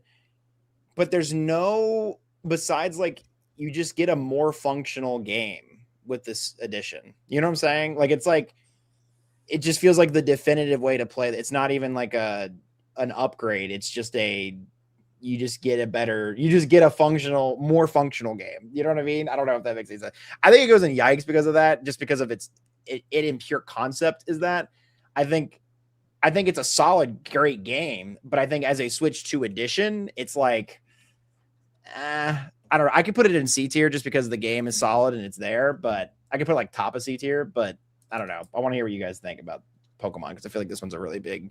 I personally Go somewhere. think I put it between B and A, to be honest with you. As an entry in itself, it's the first of its kind, if I'm not mistaken, to be like a live battle, not wholly turn-based Pokemon game. Like all the other stuff, like the performance and all that stuff. Me personally, I don't really care about any of those things in particular. It's mostly about the game in itself. And I think they did a really good job of adding new mega evolutions to the game. Yeah, some people hated that it was in just one city, but man, even in that one city, there's places to go. There's actually things to do as far as like catching Pokemon and stuff like that. I had a terrific time with it. I got to see my boy Total Dio again and move him into the mega evolution space. So I would say it's definitely a solid B. It wasn't bad to me. It's not for everybody. But the battling system that they put in place, on top of not allowing you to just get every Mega Stone, you actually had to work for some of those. I think it was a good entry. Yeah, I think it's different. You know, you've convinced me. I'm only saying something because you've convinced me to flip my vote because I think because it came out during the Switch 2 era and it wasn't like Breath of the Wild where it was like, oh, it's an addition that makes it better. Yeah, I think B. I think I could agree with the B. I am a very solid B on this one. I think the proof is in the pudding. Like, just look at the discourse. This game wasn't for everyone. And I think that's reflected in the sales. You don't need a Switch 2 to play it. You can play this on Switch 1, regardless of the fact that it looks and runs better.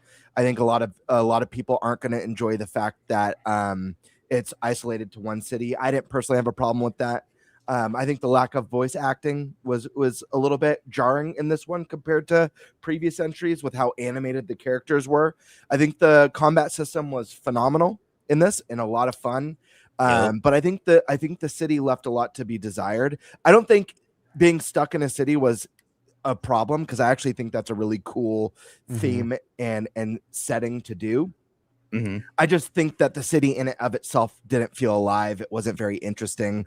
All the catch zones just looked like the city. Like, it would have been cool if there was like stark differences between the catch zones thematically, you know, like an icy catch zone and a fiery catch zone and They could It have done was really later cool in the stuff. game, but I'm with Sure, you. but you know what I Yeah, mean. yeah. Throughout your Yeah. journey, it was like, oh, they just added a barrier to this part of the city that used to just be Right. a park. Yeah. You know what I mean?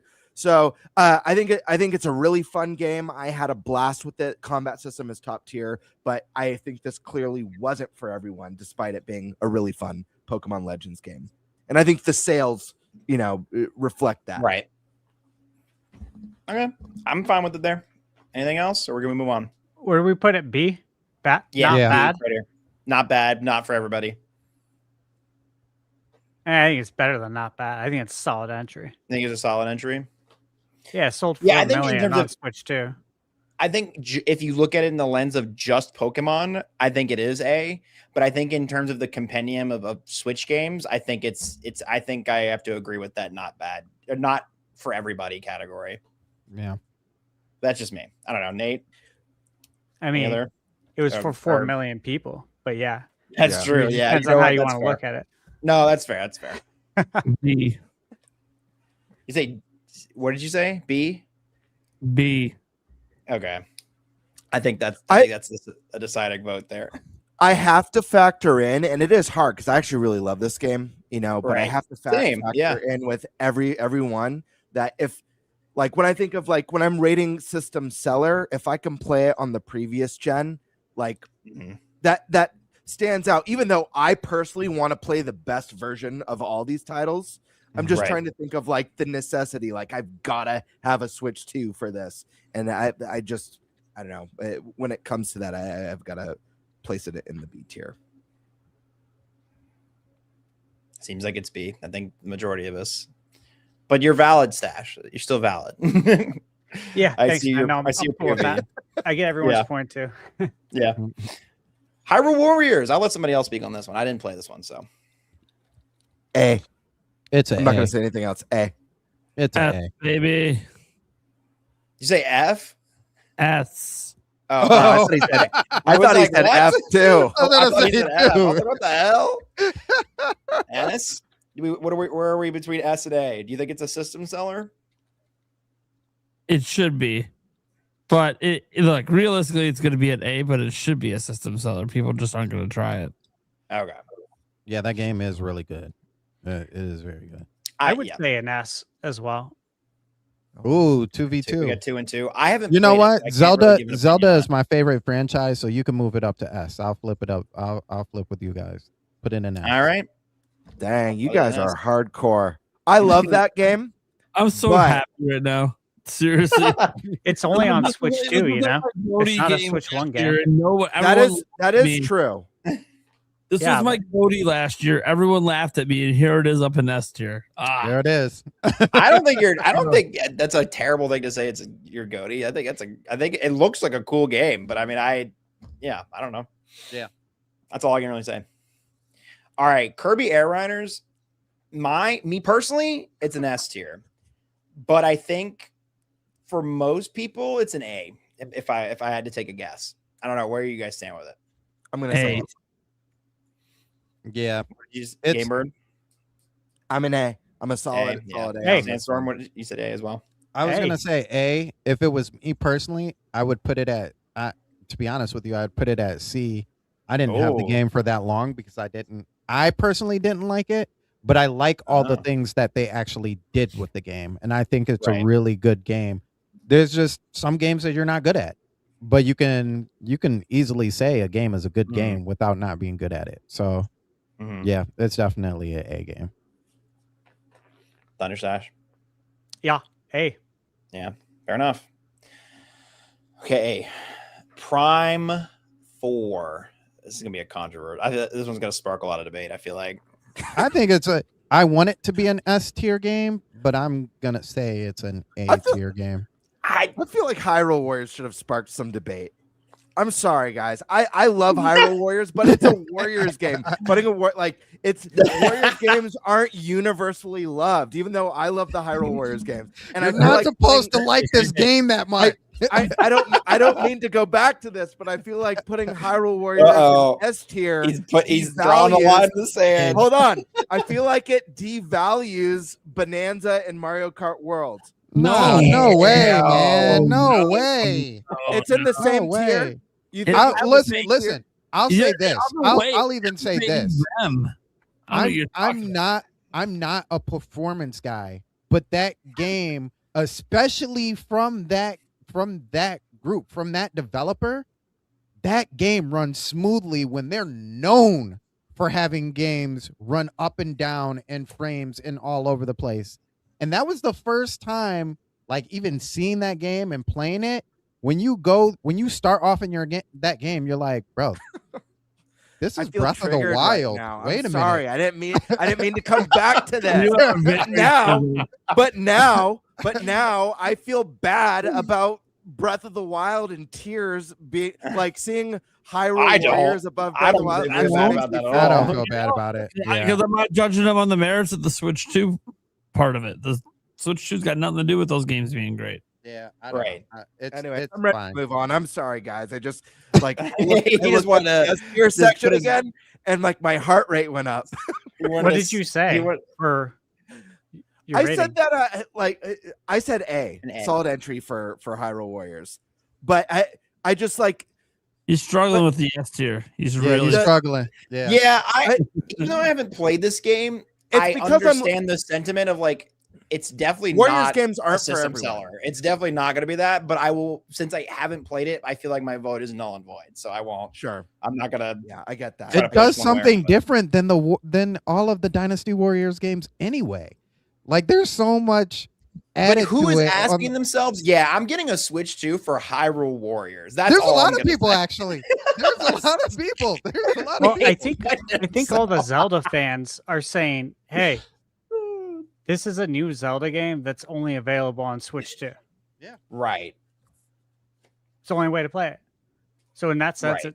it can sell the it's- system. It's very much a Zelda game as it is a Dynasty Warriors game. I think that's what people don't catch is like there's actual puzzle like element. You just can't go and press Y on everybody. Like, you actually have to do something more than just that. Like, Right.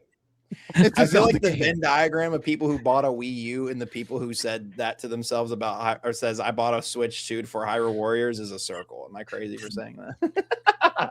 What is happening right now? Okay. I'm being a dick. It's okay. I didn't play it, so I'm not gonna move it. It's staying. On the Metroid. On the Metroid again is, I think, an A, and I wish it was an S, but I do think it was a very solid entry for what it was. Looking at itself, I'm not comparing it to Metroid Prime, to Metroid Prime 2 or 3 by itself. I think as a first person shooter that we've gotten from Nintendo in quite a while, I think it was a solid entry. I'm gonna go with B. Yeah, that's. I'm with Nate on that one. I think it's fun at points, but man, it's tough to get through at some points, and it's not for everybody. Anybody else? Yeah, I Two reviewed Bs and this an game. A. So I've spent intimate time with it. Mm-hmm. I've been with Metroid since the 80s. Yep. Love it. Absolutely love it. For all the things that the media outlets did to try and steer gamers' opinions on this, because that's what they did. They did a steering campaign. They all said the same thing. Mm-hmm. All of them. Every single outlet complained about something that real gamers knew was inconsequential, which was an NPC that had very few lines. Oh, for so long. And that literally changed so many gamers' opinions. So they steered everyone. I'm not sure why they did it. Not sure if they had some beef with Nintendo. I have no idea. But there's something there. I think that's unfortunate. Additionally, I think the it was things just a that they clippable said, moment, if that makes sense. You know what I mean? Like, I think it was just a very clippable get yeah, clicks. I mean, off it's a of. shitty Anyways. thing to do. It's a Right. trashy But thing to do. Yeah. I would say it's not classy. Right.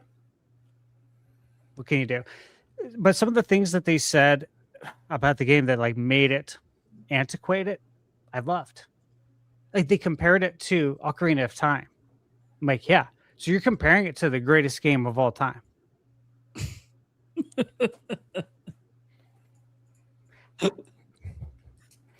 Mind-boggling. My experience, absolutely loved it. I don't think it's a system seller because Metroid never has been. Okay, but is it a solid entry? That definition, yeah, solid entry, totally. My issues with it weren't even with the NPC people. I think it's just a fundamentally like I don't know. I think the open world desert thing was so unnecessary, and there's just aspects of the game that are just really unnecessary. I think that's just the biggest. I mean, it's Hyrule Field. Yeah. Yeah, but it's like, Hyrule Field. Do I gotta go people through? Said we're antiquated. Yeah, which at least like Hyrule Field was like interesting, and the music wasn't paywalled. I don't know. That's just me though. The music part was, I don't think, a good move. You know what I'm saying? Like I heard the music. I was able to spin this one. There's no fucking way. No. I was waiting for it. I think that one got. I think I got him on that one, guys. No, dude, you're right. I said it in my review though. No, yeah, it was unfortunate that this was pay. Like you should never paywall music. Now look, guys, if I walk outside right now, I'm in the desert. I'm in the mountains. You won't hear anything. It's like going into a quiet room. Okay, so that's what the desert was like. I literally said that in my review. So at least it was realistic. But I don't think many people know what it's like to go walk in a desert in the middle of nowhere. So they don't even know that this is legit. It was I don't think it was the fact that it was. I don't think it was the fact that there was no music. I think it was the fact that there was music and that was accessible, but it was blocked. Yeah, I think that's more what the problem is. Yeah, I think that's more what the issue is than the fact that there's none in general. But GameBird, listen, I think both those things are. I think both those things are a problem. Don't paywall the music, and I think it is realistic. I totally get what Stash is saying. Listen, Wind Waker is my favorite video game of all time. I could never imagine playing that game and sailing the sea, and it's just silent, and you just hear waves. That overworld, I'll call it the overworld theme, but that ocean theme when you're sailing is so iconic. It's one of my favorite Zelda tunes of all time. And just because something's realistic doesn't make it fun or interesting. And oftentimes video games are a phenomenal way, especially Nintendo games, to escape the real world, to escape realism. So for a game that has such fantastic music too, to silence an entire zone felt very jarring. That being said, that's probably my biggest gripe with the game is that music choice. I'm gonna put this in A. I agree with ThunderStash. Oh wow, I'm shocked you voted with A. Yeah, that's crazy. Yeah, I'm gonna vote for A, and maybe there is some bias speaking, and I just want to say this, like, I definitely don't think this game is a system seller, just like Stash, but I think the game is absolutely gorgeous. It's remarkable to me that this is a Switch 1 game. I think it controls and feels phenomenal, both whether you're using mouse controls or a Pro controller. Do we have a problem? I heard Prime. He is holding back some comments. Go ahead, Prime. Let loose. They call me a shill. Holy shit. Dude, hey, I'm the one who, when we have like Nintendo Directs, have when we graded them, have called them C's or C pluses. I'm not a shill. And I did mention I have bias, but I do think this game's fantastic. I think it could have been excellent, and I think it misses the mark. But I do think the game is a visual treat. I think a lot of the boss fights in the game are really fun. I think it has the best music in the series, and I do think the core Hubtown, or not Hubtown, sorry, what's it called? The desert. I forget what it's called. Someone help me. Anyways, it's been so long. Those are so amazing. That's such an A tier. You remember the name of it. Yeah, It's Yeah, okay. I don't remember a lot of things either. the point that I'm making is that was the worst part of the game. I think the game Right. would have been better off without it. Personally, I think one of the things that makes Metroid games so special is the level design and the interconnectivity of the worlds. Right. And I get that they were going for almost like a Hyrule field. I just don't think they hit the mark in that game. I don't think it was interesting enough, and I think the music really hurt it. But I think this is a solid entry, and I think it's a game that should have achieved excellence, but it's one of the most good. It's one of the most good games, but it's just such a strong good to me. Right. Does that make sense? Am I making sense? Yeah, I can making sense. concede that this game has very high highs but it also has very low lows. I think that's I can agree with that. There are very really cool moments in this game that I got to, like when you first go get the bike and you're in what I forget, it was like the Thunder area or whatever. I thought that was like cool as fuck, and I think it's the coolest of any Switch game has ever looked. Yeah. But that being said, I just again, that's where it's at. But anyways, I think the votes are in. It seems like the A's have it. So That's right. I would not be disappointed if this landed in B. That's just my opinion. The only thing I'm disturbed in is Hyrule Warriors being S tier. he's still Hyrule Warriors. All well, right. I have to. Sorry, one more time because Nintendo Prime called me a shill and then put Hyrule Warriors in S tier. Guys, I didn't know this tier list was going to break up the podcast. My bad. I was just trying to do something fun, something quirky. Prime turned his camera off. He said, "Nah, I'll do it." All right. I feel like a couple of these can be pretty fast. I don't even remember the Animal Crossing. That's going on yikes. I think it was like a slight graphical upgrade. Maybe and you got some of the DLC for free now, which is like not bad. But I just I don't know. Yeah, I think it was just kind of unnecessary. I think that could have been a free just upgrade, not calling it a Switch 2 edition. Any disagreements? No. Are we good with that, or can we move on? Yeah. Next one. Yep. Mario Tennis Fever. I think it is other than Welcome to It, is the tried and true example of an overpriced game for the system. Yeah. I think it's a great game, but I think it is entirely overpriced. It needed to be $50. Agreed. Anyone else? Any disagreements? I'm happy with C on that one. Yeah. Lots of fun. I think they got us overly excited about the single player adventure mode. And maybe that's the thing that could have, maybe that was the thing that could have pumped it up in the rating, but I think C's solid. Yeah. It was a lot of fun. Anything else? Nope. I don't mean to push more, but yeah. Nope. I haven't played the Xenoblade games. I mean, I'm sure they're like the rest of the upgrades, and it's just like they're nice, but I don't see I don't know. I will let you guys, if anybody has played them. I have not played the regular Xenoblade, but Xenoblade Chronicles X, I'm sorry. And this is total bias, but that's an S tier game for me. Like, not only are you getting upgrades for it, and yeah, the upgrades are smaller. It's not even $10. I think it's a $5.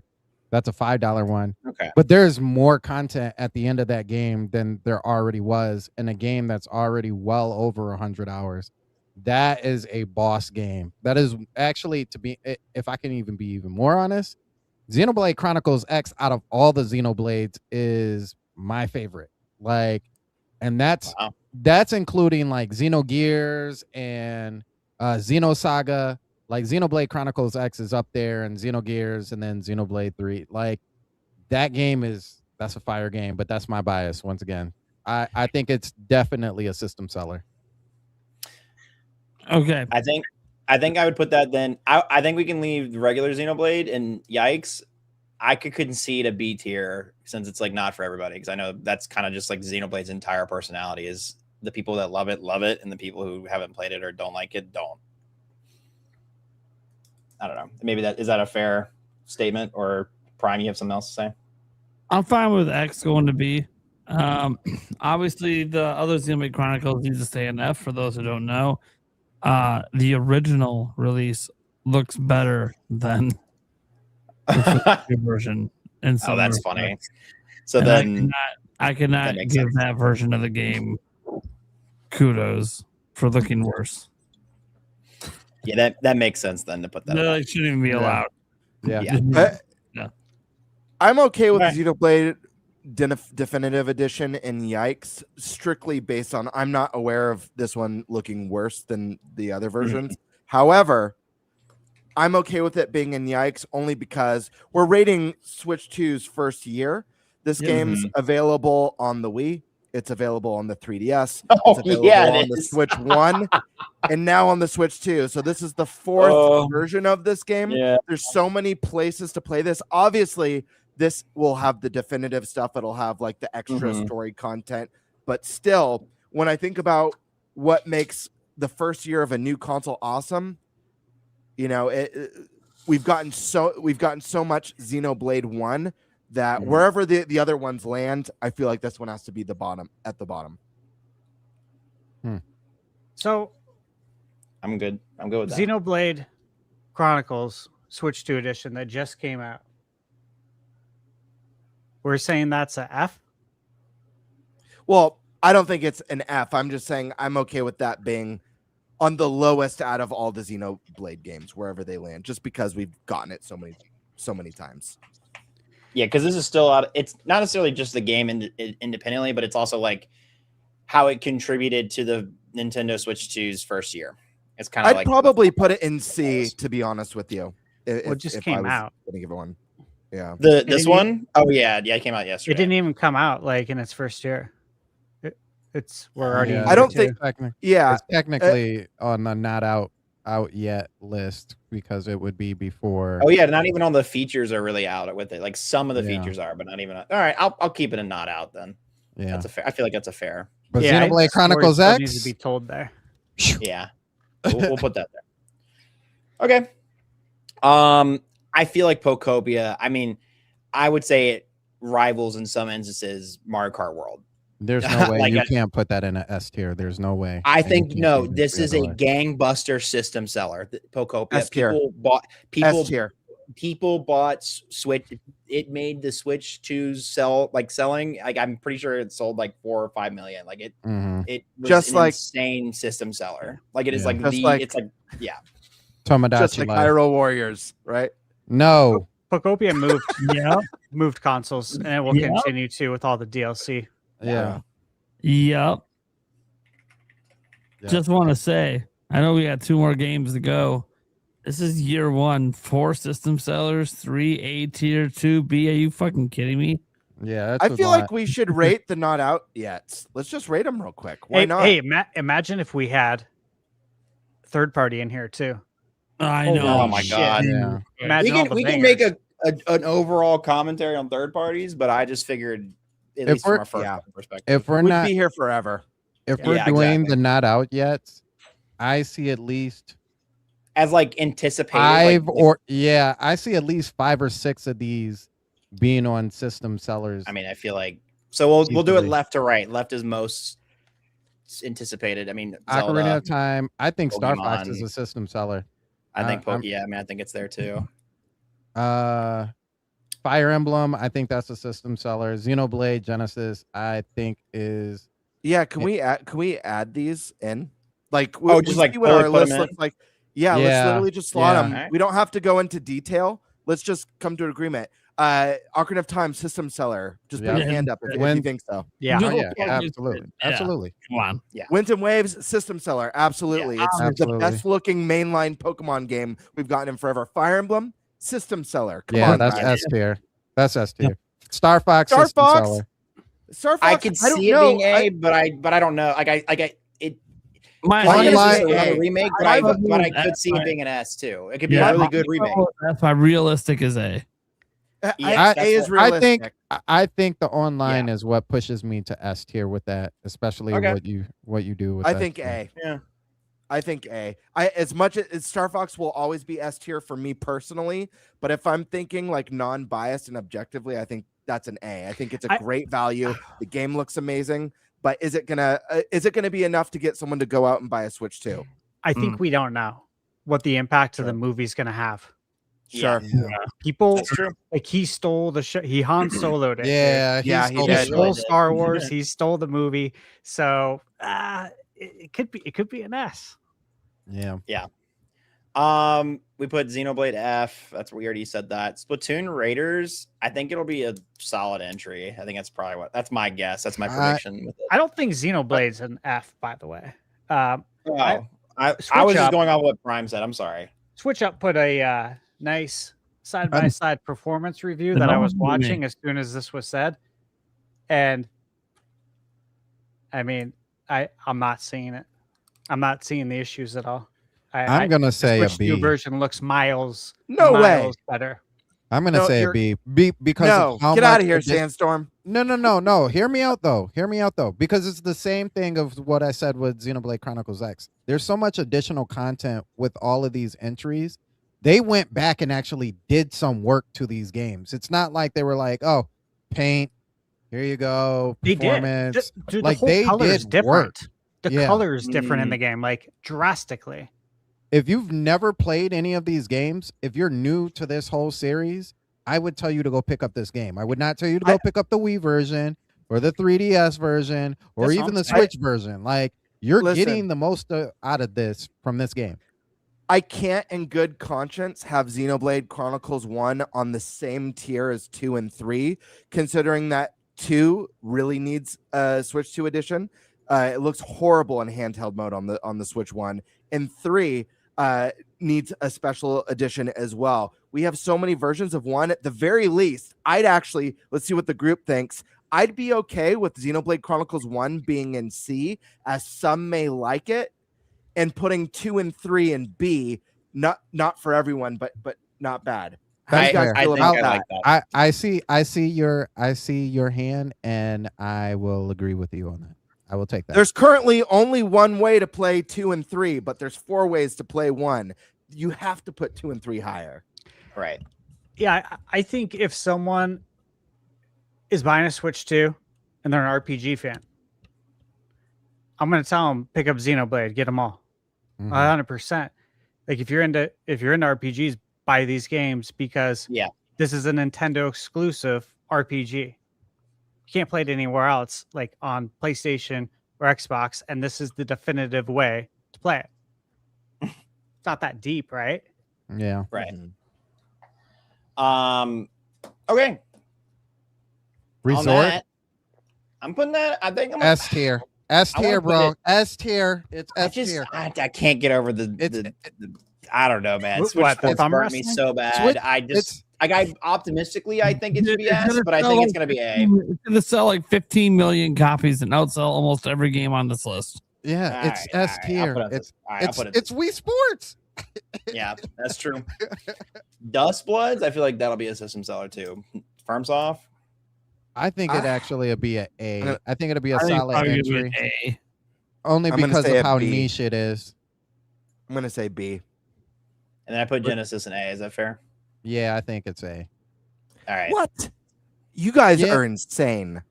Is it a system seller for us? Yes, but I don't. But Not for just me. just like everybody else in the Xenoblade area, it's a niche game. Like What's insane? Xenoblade Genesis. in Genesis? A. Like putting Xenoblade. Oh my gosh. It's a brand new Xenoblade. I feel like that alone would put it in it. I feel like that's like it should be. I don't know. I mean, obviously we don't know the quality Yeah. of the game or like where I it feel goes, like but it's Monolith be a has game. gotten. I think Monolith has gotten more popular with time, and I think what they're going to be able to do with this new Xenoblade game is going to go above and beyond what they were able to accomplish with the original Xenoblade trilogy. I agree, but we put everything at B, so above that is A. Sure, but are Do we you going think to it's gonna be like an S? Is that what you're saying? Well, Well, hey, well, I hold would on. Let put- me finish. Let me Go. finish my thoughts real quick because I want to Sure. say this. Here's another one of good conscience. I can't, in good conscience, put this next to Dusk Bloods. Dusk Bloods. That's like putting this next to Night Rain. Listen, I understand it's Miyazaki. put it I at the top of the understand B. it's FromSoft, but this is a experimental. This isn't a new Souls game. You know, this isn't Elden Ring 2. This isn't Dark Souls 4. This isn't Bloodborne 2. This is a little passion project that's a PvP VE. Hold on, Nate. You could have your 2 cents. I want my 2 cents too. Yeah, absolutely. I'm just saying this is a very experimental. You guys title. are good to pee super fast.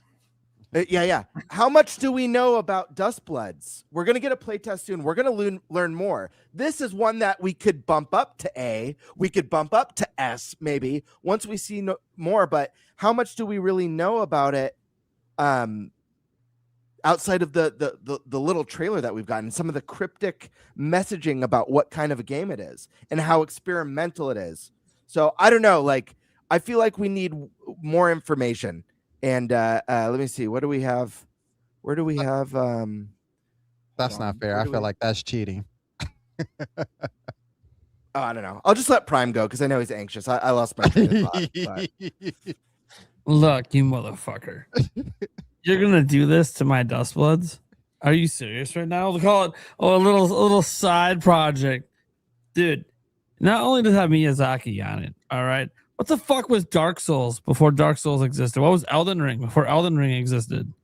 The fuck you talking about? What look at the Bloodborne. What the fuck was Bloodborne before it existed? That's why people are excited. Because it's from software and because it's Miyazaki. And when I think this is what happens to it. It becomes that thing that now we're saying, oh, we can't wait till they make another one of those. Well, to be fair, the best-selling Dark Souls game is Dark Souls 2, and it's the one that Miyazaki didn't work on. Just saying. That's cool.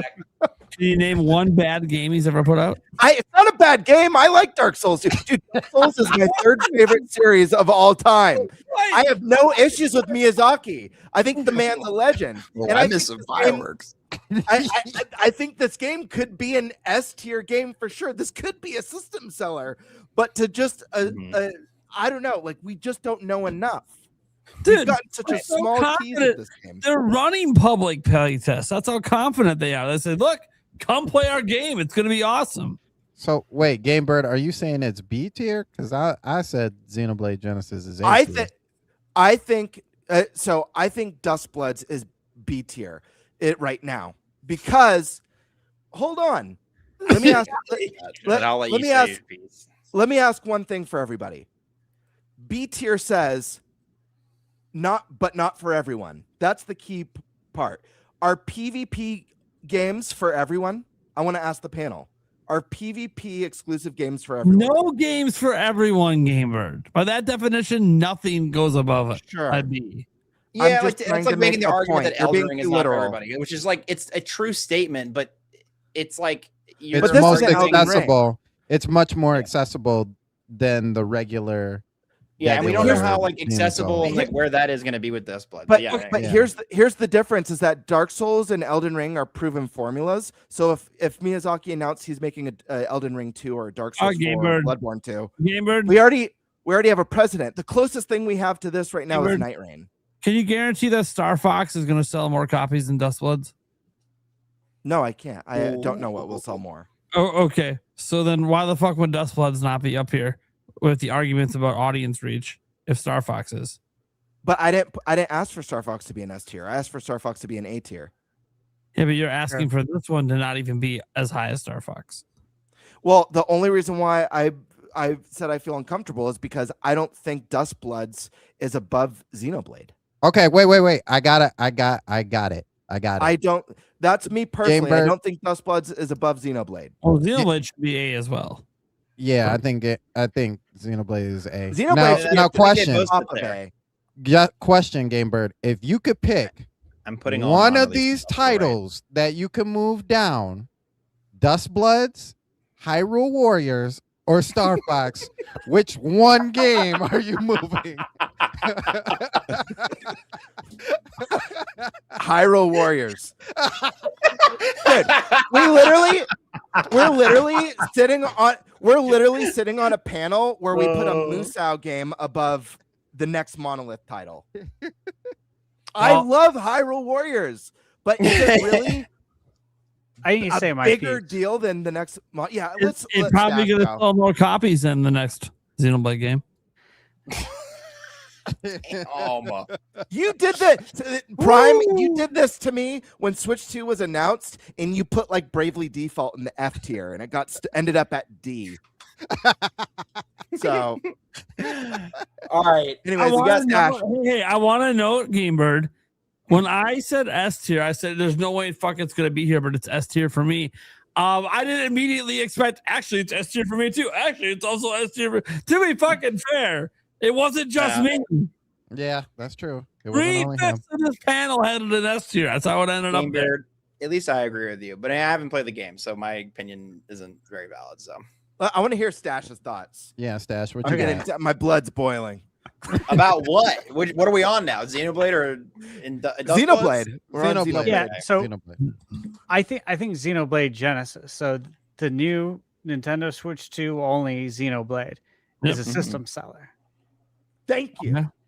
Easy. Thank you. Easy. I think in some senses, Duskbloods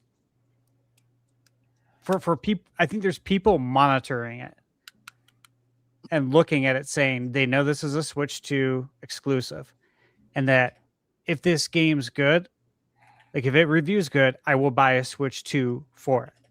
There are people that are monitoring this very closely. That's fair. I also agree, though, with Bird, that we don't know enough about it, and that PvPvE is not for everybody. It's true. It's like, hey, I love Elden Ring. I played Night Rain. Didn't hit for me. Okay. But I love Elden Ring. So these different forms of games aren't for everyone. I'm fine with where it's at. But I think Duskbloods can move around based on what we ended up finding out. Yep. That's fair. Okay. Good discussions. Good Voice time. of the reason. It finally happened. Finally happened. Pretty easy one here. This game this Switch 2 edition fucking sucked. Yeah, I think it's the worst of all of them. To be honest with you. It's probably on the same par as like the Jamboree one, man. Like it is rough. Yeah. I was really sad too because they made a huge deal out of it, but whatever. I haven't played Yoshi games, so I'm gonna leave that to you guys. I think Yoshi's a B. I think it's undeserved of how much people actually hate on it because it actually is a solid game. But even still, I don't think it's for everybody. I think Anyone B's else? a fair place for it. I haven't played it yet. I have it right here. It's B. just I have other games I'm Need to get working it. on. B. It sounds like a solid entry for a Yoshi game, compared to based on what the masses are saying compared to previous entries. But again, I mean, you guys already said it. It's Yoshi. It's not for everyone. Yeah. People are immediately going to be like, "Oh, this is for a younger audience, not for me." Yeah. Prime B, happy with it? Haven't played it, so Okay. All right. Last or not least, I added this one to this list because I know it's a Switch 1 game, but I feel like since it came out in this generation, it's so impactful. And it's an S tier. It deserves. Yeah. I don't. Do I think it's a system seller? I think it could be argued. Me personally, I put it in S tier. Yeah. Is it objectively though? If their argument is made for A, I can understand A. I would put it top of A though. I know what That's just me. GameBird's gonna say, and because of what GameBird's gonna say, that it's out on Switch as well. I agree with you, FVLAM. Like A is fine with me. I think honestly, I think it sells systems on either or. So Yes, whether that's I Switch agree. or Switch 2, it's going to sell a system. S tier. Yeah, I think so. We got 2-3 S tiers. I'm gonna say A tier, top of A though, Okay. as well.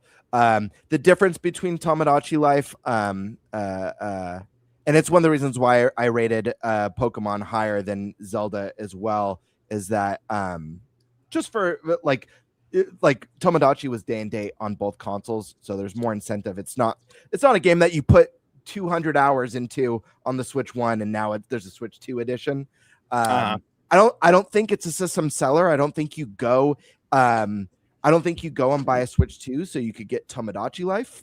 But I say it's top of A because it's definitely a game that you want to have on your Switch 2. See, and that's why I'm like, I could be convinced about the A tier because like I think I agree with you about the fact that it's on Switch 1. I don't think anybody's going out and buying a Tomodachi Life to get it.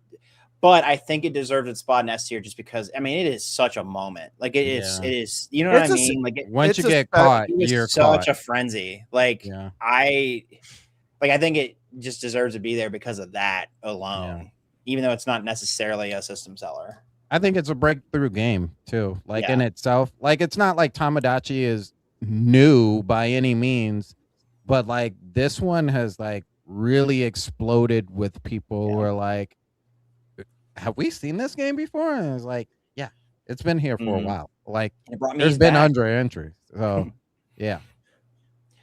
Any other disagreements or pieces that ThunderStash? No? S? All right. Well, that's our list. So what I'm gonna do though, I'm gonna screenshot this and I'll send it to you all. But what I will also do is now move all of the ones that haven't come out because the original discussion was of the Switch in this first year. So I took a screenshot of this. So we have it captured of where our opinions are. But now I'm going to pull all these back into not out yet. Because now, again, the original topic and discussion was how do we grade the first year of the Nintendo Switch? And this is what's out after the first year. This isn't out technically. It is. So this is so above that, this is what's out. So where do we think? Where does this average? Because this looks like a B, like a B plus A minus to me. But I want to hear what you guys think based on this screenshot. So it's funny because it's like we've talked about. This is all Nintendo stuff. This isn't even like the third parties that have jumped in as well. But even if you include those, I think it was a really solid year for the Switch 2 for me personally. Just the experiences, man. Like you mouse controls, like just being able to actually test that for the first time and see how that is. I know people don't use game chat through like they wanted to.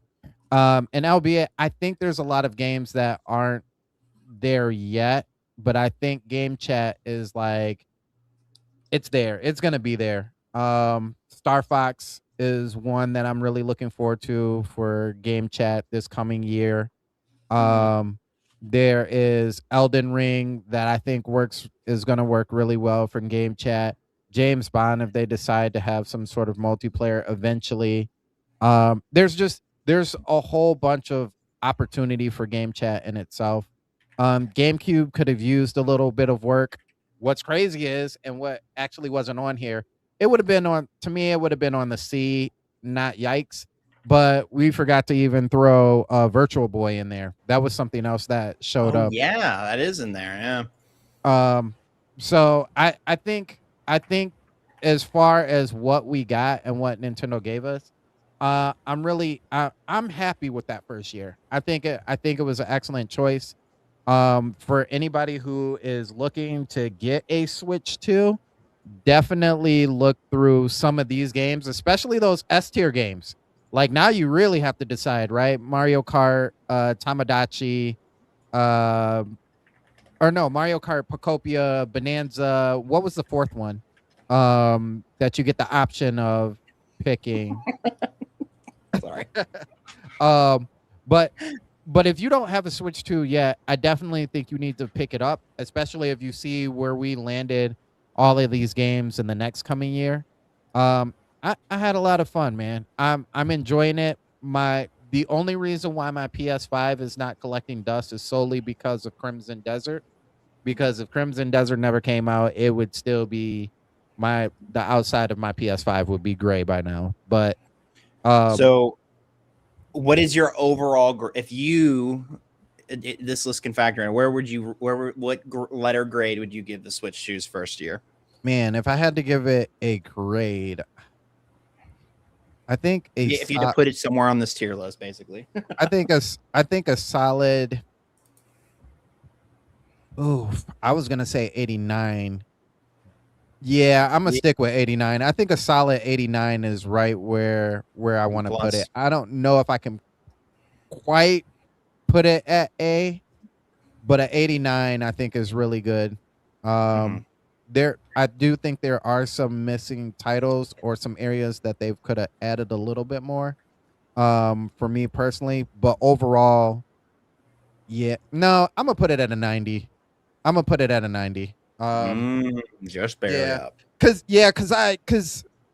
GameCube, the one thing about GameCube, and I think this is what puts it at a 90 for me, is that I keep forgetting that all of these games that they put in NSO also have online features added to them. And so coming from that aspect of playing like games like Soul Calibur that's now online and F-Zero that's now online that you can just play instead of having that piece under your GameCube now and it's just available for you and you get game chat with that and talk to people. It's got it. I'm gonna say a 90, solid 90. GameBird, excuse me. What letter grade would you give Switch 2 this year? A-. I actually think the Switch 2, despite a lot of the discourse online, I think the Switch 2 has had a phenomenal first year. I think the only thing holding it back from being masterful is that we didn't have a big holiday game last year. I really think that's the only thing that's keeping it back. This chart is fantastic, but it doesn't show the whole picture. We're getting something with Switch 2 that we haven't had for generations, and that's the promise of consistent, strong third-party support, including day-and-date releases. And we're seeing that through Capcom with the new Resident Evil, with Onimusha now being confirmed day and date. Capcom's just one of many. We've got Square and tons of companies throwing everything they can at Switch 2. And who knows what's going to come next. And we're going to see less and less ports of the past and much more day and date as we move forward. But we've already seen a lot of it. It's been such a strong promise of third-party support. Taking that out of the equation, the games we've gotten have been fantastic. Getting GameCube on NSO is great. There's so much potential for that as the years go on. Brand new Mario Kart Pocopia, which is phenomenal. One of the best rated games of the year. Donkey Kong Bonanza, phenomenal. The return to 3D open world platforming for DK, so cool. And both of those nominated for, Pocopia hasn't been nominated, but those are both potential Game of the Year games. DK got its nomination. Who knows? Pocopia might as well this year. That's a big deal within 12 months. But just so many solid titles. Take away everything that we've gotten so far within the first year. Some of the announcements, like we're getting Fire Emblem soon. We have a brand new Monolith game that looks unbelievable that's been announced. We got the official confirmation announcement of a full modern remake of one of the greatest video games ever made. Period. Yeah. Ocarina of Time. We're at year one. Just think about the things that we know are on the horizon. The return for Star Fox. So cool. Take all that stuff out of the equation and look at the price point. I think the Switch 2 is an incredible value, even with the $50 bump that's coming later this year. $500, it is a bummer that the console's going up in price. That being said, the value is still there. Think about what we're getting at $500. We're getting a phenomenal machine that's more affordable than Sony's current consoles and Xbox's current consoles. It's putting out games that look and perform close to the Xbox Series S, and it's a hybrid console. On top of that, it's the only one of the big three that comes with 2 controllers out of the box. A lot of people forget that part. The Joy-Cons, they break off into 2 controllers. Might not be the most ideal way to play, but technically you get 2 controllers with your console. It's a great value. And yeah, I don't know. There's a lot of praise. I think you guys know how it is. Every new generation, it takes a while for developers to find their groove. I think Switch 2 is hitting its stride quickly. I think on the lesser exciting side, we're seeing a lot of Switch 2 announcements. It's less exciting because Switch 1 is the most popular Nintendo console of all time. So a lot of us have already played this stuff, spent dozens of hours. But we'll be out of that phase soon, and we'll be full steam ahead very soon into Switch 2. I think this is very strong, especially looking back at, I mean, a lot of people love to praise Switch 1's first year, but the most praised game from that first year is a port of a Wii U game. That's true. I mean, you got to keep that context matters. Switch 1 has had a great first year. I don't know if I agree with that sentiment, but okay. I mean, like in a technical sense, you are true, but like, I think it's crazy to say that Breath of the Wild is a Wii U game. You know what I mean? Like it is. I mean, like it is, but like it is. Mario Kart 8's a Wii U game as well, right? Like, yeah, I don't know. Anyways, two of the biggest. We don't need to go into that. That we can. Yeah. I was just like, I don't know. We can debate that another time. I think. Listen, I think so Sony with PS5 had a rough couple years, but I'll say that like Demon Souls, like getting a Demon Souls remake as a launch title was a very exciting thing. It was a brand new game. That's why I think I think Breath of the Wild is a far better game than Mario Kart World so far. Breath of the Wild was phenomenal, and I think it was a game of the generation. But I give the edge to Mario Kart World as a new release because you could only play it on Switch 2. It literally is a Switch 2 exclusive. But yeah, that's a whole other argument. But anyways, long story short, it's an A- for me. I think it's had a fantastic start, and I think people forget about how a lot of consoles have launched throughout the generations. And for some reason, Switch 2 gets a really bad rap. And I think the only weak spot in its first year is that it had no big holiday title in its first holiday. I agree with that. ThunderStash, what's your overall grade? You know, of all the years I played video games, this is probably the biggest no-brainer A+ for me. And the reason why is because this tier list is awesome. But again, it would have taken a very long time to go through all the third-party games, all the indie games. My channel is proof of it with all the games that I've reviewed on Switch 2. The fact that I chose to review Resident Evil Requiem on Switch 2 over my PS5, and I didn't regret it. Amazing.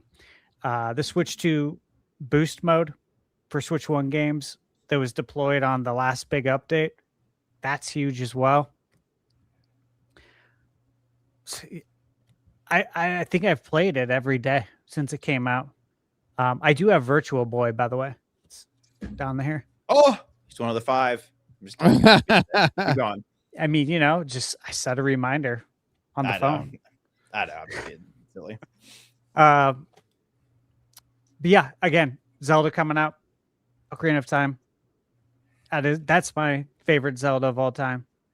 It is the highest rated game of all time. And we're getting that, remade, which is very exciting.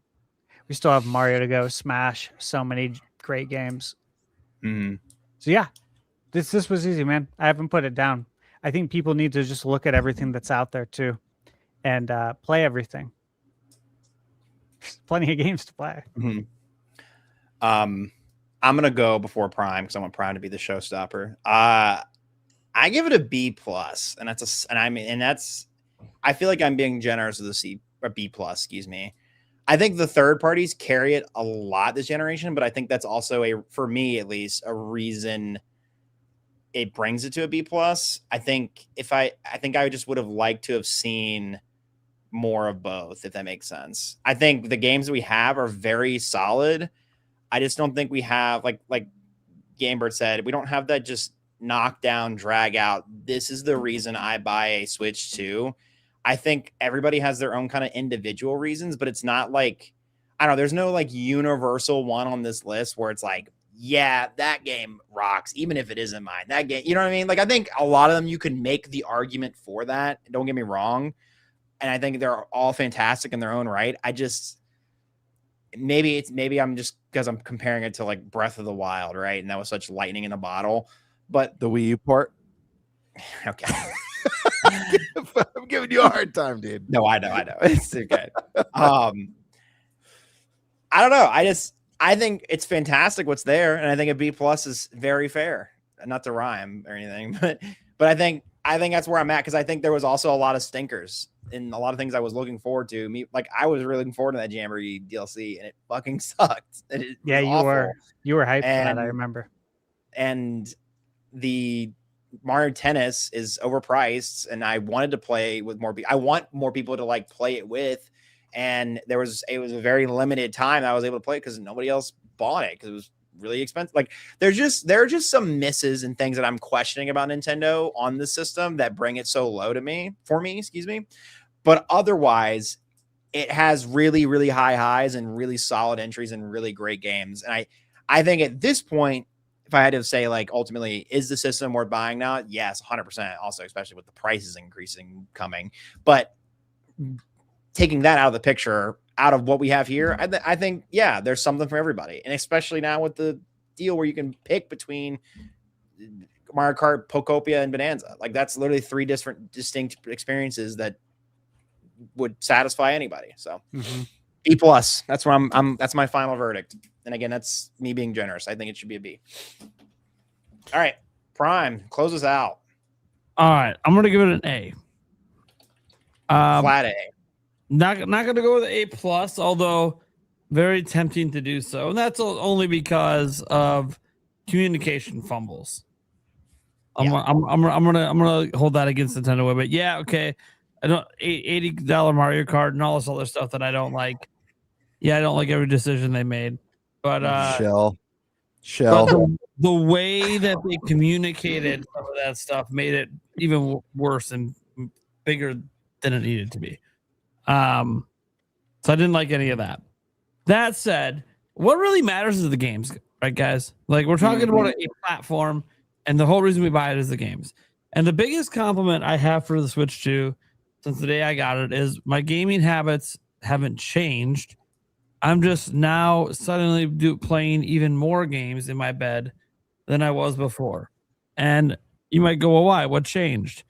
Oh, Nintendo has a platform that third parties actually want to put their games on. That's what's changed. And now I'm playing a hell of a lot more games in my bedroom than I am having to sit in my living room on the TV or having to come out of my office and play on the monitor. No, it's right there. Resident Evil 9, right there on my Switch 2. I beat it laying in bed one night, like 1 a.m. in the morning. Hey, look, roll credits. Sick. It is such a cool thing to basically play full-on console experiences anywhere.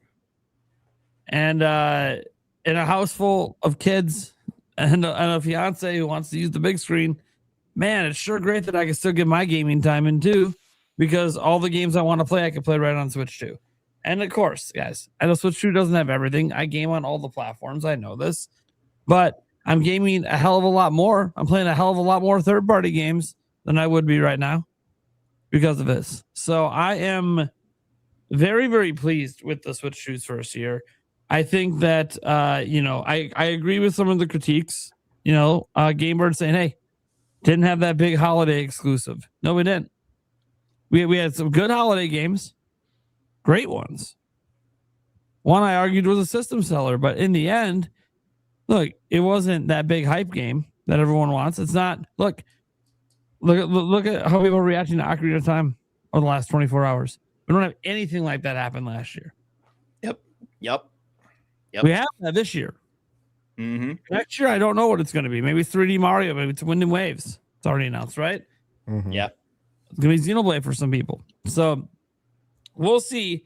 But this first year, I think you look back at it, you look at this list alone. This is obviously a lot of the stuff Nintendo was involved in. Look, guys, we're talking at 5 system sellers up there. Fine, you don't count Hyrule Warriors. That's 4 system sellers in a year. Are you fucking kidding me? Do you understand how insane that is? And then you wonder why Switch 2 is the fastest selling system of all time, and you got 4 system sellers in a year. Mm-hmm. I mean, come on. And then look at that. Everything else is basically a C and up besides some Switch 2 editions. I mean, come on, guys. Obviously, it was a really good year. Nintendo provided a lot of variety, and the third parties and the indies brought the goods as well. I think the first year was great, and I think the second year is just shaping up to be even better. You know, and you can see it in that not out yet thing. We'll get to a lot of this stuff. Obviously, we talk about the direct. So is that it? Is that everyone? I think that's it. Solid. So it seems like our average is A-. Boom. A- for the podcast. That is the podcast's ultimate opinion. Sounds right to me. Well, unfortunately, as much as I would love to talk about the direct, I mean, I'll just say this really quick before I have to go, because I do need to go. I'm way over my time. Deltarune tomorrow, baby. That was my big thing. I love that game. It looks beautiful. There's so many theories with it. So what I'll say is, as I exit, sorry that segment took so long. I thought it would be a really fun way to do it. I think it ended up being really fun. And I think it was fun. Moments out of it. Yeah, I liked it. Good. I'm glad you guys enjoyed that. It's a little impromptu. Yeah. Anybody in the chat, Deltarune tomorrow. I'm deep in the Deltarune rabbit hole right now. So if you like Deltarune content, analysis, not so much theory, but just analysis and talking about it and going on it, that's my shit. So feel free to follow me on YouTube. I'm going to be streaming it when it comes out on June 24th. And I'm also going to be replaying chapters 1 through 4 and 100%ing them over the next 2 weeks. So if you want to see that and just talk about Deltarune or backseat me and tell me how to 100% the games, please do. Please join me. So that would be great. Otherwise, thanks, gentlemen. It's been fantastic talking with you all. Sandstorm, pleasure seeing you again. And I hope you all have a great night. Thanks for putting up on my tier list. Thanks, man. That was fun. See ya. Thanks, brother. All right. See you, everybody. Have a good night. All right. Well, guys, we have one other big thing that happened. It's called the Nintendo Direct. And look, we talked about our bingo cards, went over all this stuff, but now we got to talk about the Direct itself and what actually happened in it. A whole bunch of stuff went down. This is the list that Nintendo put up about all the games after the Direct come in here. And I want to get to some notes in here from Eric, because Eric did a nice thing today. He decided to go because he really wanted to talk about this Direct. He hates having to miss this episode. So I'm just going to give some thoughts that he gave on the Direct overall here. We are going to talk about Ocarina of Time on its own, so we're going to kind of leave that as a side conversation. So here's his thoughts, okay? He said, this was a good Direct overall, a steady build-up to the overall badass ending. Man, you can tell he must have been really excited to see Ocarina of Time there. Anyways, it was a good mix of ports and new games. I love that we finally saw some new stuff on Fire Emblem. Even though I don't play those games, I'm extremely happy for those that do, and it looks amazing. Dustbloods was another one that was good to see some more information on. It is good to see Nintendo embracing the demos a bit more. I think Star Fox is a game that needed one. Hopefully this game gets people hyped enough that they'll actually, make a new one. To see Wii Sports come back in a new way is awesome. I like that they added new sports to the game. The jet ski one looks amazing. Sorry, Stash. This may be the closest we get to Wave Race. I already knew. Yeah, but I do hope I'm wrong. I can't believe they spent so much time on the thumb wrestling. And yes, Stash, that meme you sent in chat will live on forever. Little We inside can't share joke. that. Even Stash's comment about it made me, I don't know if it was on purpose, but when said that this GIF is gonna explode, is about to explode, it was on purpose. I'm glad you got that.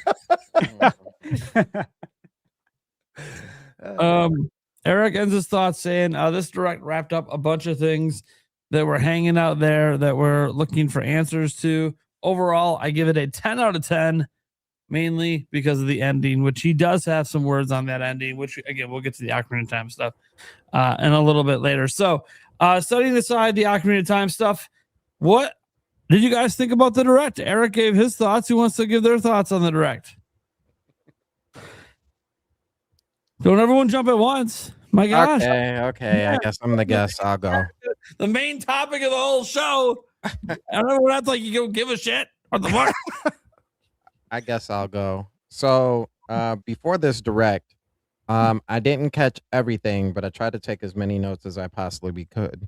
There was already over 70 announced games that were coming to Switch 2 at this point in time. A lot of them didn't have the Switch 2 logo until afterwards, but so I was already excited because I'm like, dang, we've got a lot of games coming. And then the Switch 2 Direct happened. Now, if I can read over this list a little bit, my eyes are really blurry. Sorry, guys. I'm gonna have to put on my reading glasses to get all of these, if you would. So there we go. Read a little bit better now. There we go. All right. We've got Zelda. We've got Nintendo Switch Resort, Xenoblade, Genesis, Fire Emblem, Splatoon, Star Fox, Minecraft, Onimusha, Kingdom Hearts 1 through 4 now, Orbitals, Pokopia, Dust Bloods, Dragon's Dogma, Lies of P, Stella Blade, Rayman, Big Wog, Devil May Cry 5, Lords of the Fallen, Tomb Raider, Ninjala, Jujutsu Kaisen in the form of vampires, Pikuniku, additional content for Bonanza with the DK Challenge, RuneScape, Fitness Boxer, Atelier Caria, Space Marines, Observers, Everbloom, SnowRunner, DayZ, Deltarune, Grand Gourmet, One Piece, Monsters from Dragon Quest, Muramasa Blade, Tales of Eternia, Metal Gear Solid 2, Final Fantasy Resonance, and Hello Kitty, as well as Rhythm Groove. Now, this was a crazy direct. Like this was a crazy direct. And the fact that they started off with Rhythm Heaven, I liked. I was already for it. I love Rhythm Heaven. I really love that game. And like they were like Rhythm Heaven. All right, now we're gonna go ahead and go really hard on this one. Pause.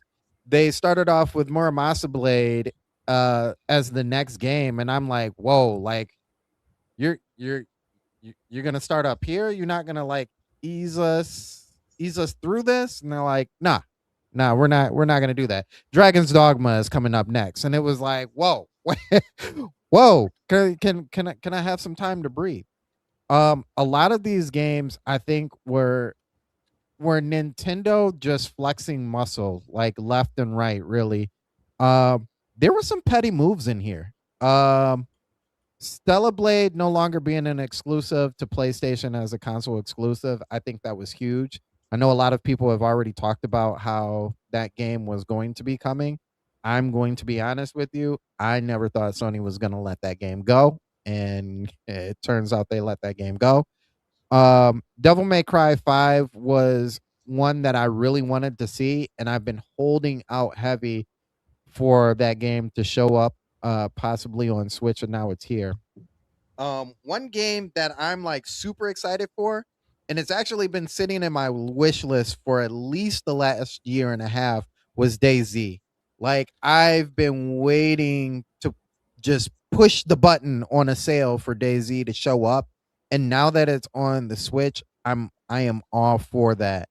Another petty move, I'm like going over these really fast because I'm actually excited about all of these. I'll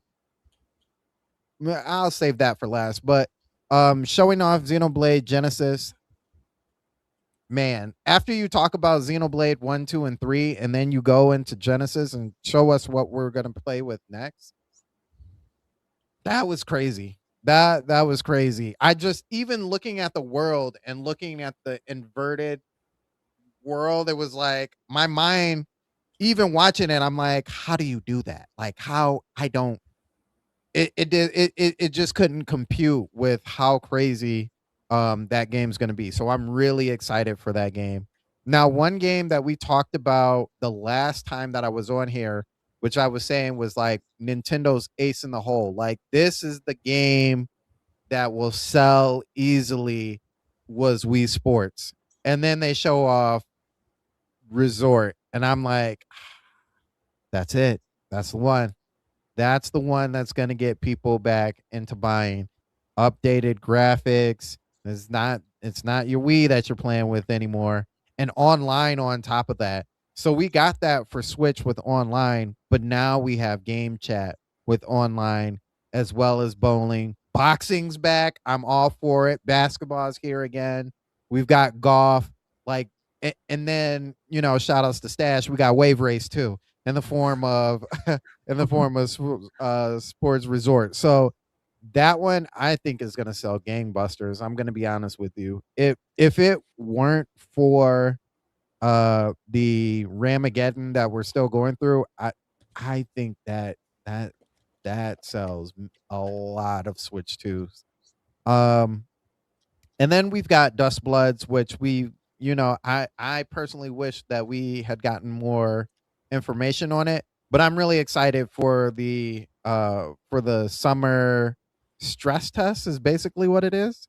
I'm definitely going to be there for that. Liza P was cool. I've been excited about Liza P. I'm glad that it's coming here as well. But on to the petty move. Man, did we all think? No. Did Sony fans really, really, really think that this year was the year that Kingdom Hearts 4 was going to be shown off at the State of Play? They knew it. They knew this year was the year that Kingdom Hearts 4 was coming to the State of Play, and it did not show. And it automatically meant that Kingdom Hearts wasn't going to get shown this year. And for Nintendo, out of all companies, to be like, y'all want some of that Cage 4 gameplay? I have a fun theory about that. Because I like after the direct, I talked to one of my buddies on the phone. He called me up. He's like, dude, did you just watch the direct? I was like, yeah. And he said, he's like, I can't believe they got Kingdom Hearts 4 for the direct. And I was like, yeah, it makes me wonder if there was something in that deal when they brought Sora over to Smash. Like, yeah, we got Sora in Smash, but we want, we want a slice of that Kingdom Hearts 4 when you're ready to show it off again. That look and listen. That is a mega deal if that really was the case, because for the fact that one, everybody wanted Sora in there anyway, and they're like, yeah, but if you really want Sora over here, you know what you got to do. And I think just even for the fact that them giving them the gameplay trailer on top of that, it wasn't even like the original trailer that we got from the State of Play back then, and then been like, hey, this is Kingdom Hearts 4. It was like, nah, you're getting the gameplay trailer. It was like, whoa, wait a minute. This can't be Kingdom Hearts 4 because Nintendo doesn't get things like that. So it definitely speaks to how close like Square is now like, yeah, we can't leave Nintendo alone now. We definitely have to show up. And that was true with Resonance too, because that was the first time we got to see Resonance. Now, side thing, and this is the last thing I want to talk about because this was a major deal to me. I know there's some people, you young tykes who don't know anything about this, but for us unks, if that's what you want to call us, for us unks out there, this game right here was a big deal. This game right here was a big deal. Mm-hmm. For it to show up, oh my goodness, I went crazy. This is an art form. This is an art form right here. This game is so beautiful. If you do not pick up this game, I'm telling you, you're not a real gamer. And I'm not even saying pick it up for Switch. Pick it up for anything and play this game. This game is absolutely amazing. This is Muramasa Blade. Pick it up, please. Please, you're doing yourself an injustice if you don't play that game. That's all I'm going to say. Pre-ordered on Wii. Yeah, that game is. I give a hard agree with Sandstorm on that one. That's a phenomenal game from the Wii era, and I also suggest you pick up anything from Vanillaware because all the games are gorgeous and kick ass. To be honest, yeah, they're amazing. I had a talk with Vigil because he was like, drop it down to a 9. I can't justifiably drop my score down from a 9 from a 10. I say 10 out of 10, but I say 10 out of 10 in the fact that it wasn't perfect, but it had everything that it needed. It had everything that it needed. I know we're gonna talk about the other piece later, so I won't give my thoughts on that. But as far as like what I wanted to see from the Switch, especially in the third party sense, now I don't have to go to my PlayStation for even less things. Because a lot of my gaming, like Prime said, like I'm a dad, bro. Like we don't have time to always sit in front of the biggest TV and ogle over the greatest graphics. Sometimes you got to put that boy right here while your lady is like, "Did you see that? That was funny." And you're like, "Oh yeah. Back to this game." So man, it was definitely a 10 out of 10 for me. Definitely a 10 out of 10. Oh yeah. All right. Let's go next. I'll jump in. All right. For me, my more objective grade, I'm gonna give this one a 9 out of 10. I will say, like, if I'm being very biased, just that finale makes it a personal 10 out of 10 for me. They could have just made an announcement of that game, and that would have been a 10 out of 10 announcement for me. But I want to be as fair and objective as possible. So for me, I'm going to say this was a 9 out of 10. This had so much for me.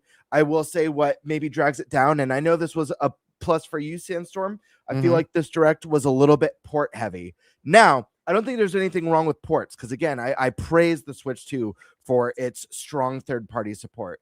And I think when we get day-and-day port announcements, obviously for me, Onimusha's huge. It's one of my favorite series of all time. So seeing that day-and-date on Switch 2, that's a mega announcement for me. When we see stuff, can we pull that list up one more time? Yeah. Just it makes it easier for me to kind of talk about my feelings, and I won't go through everything. I know Sandstorm read through everything. Perfect. Thank you so much.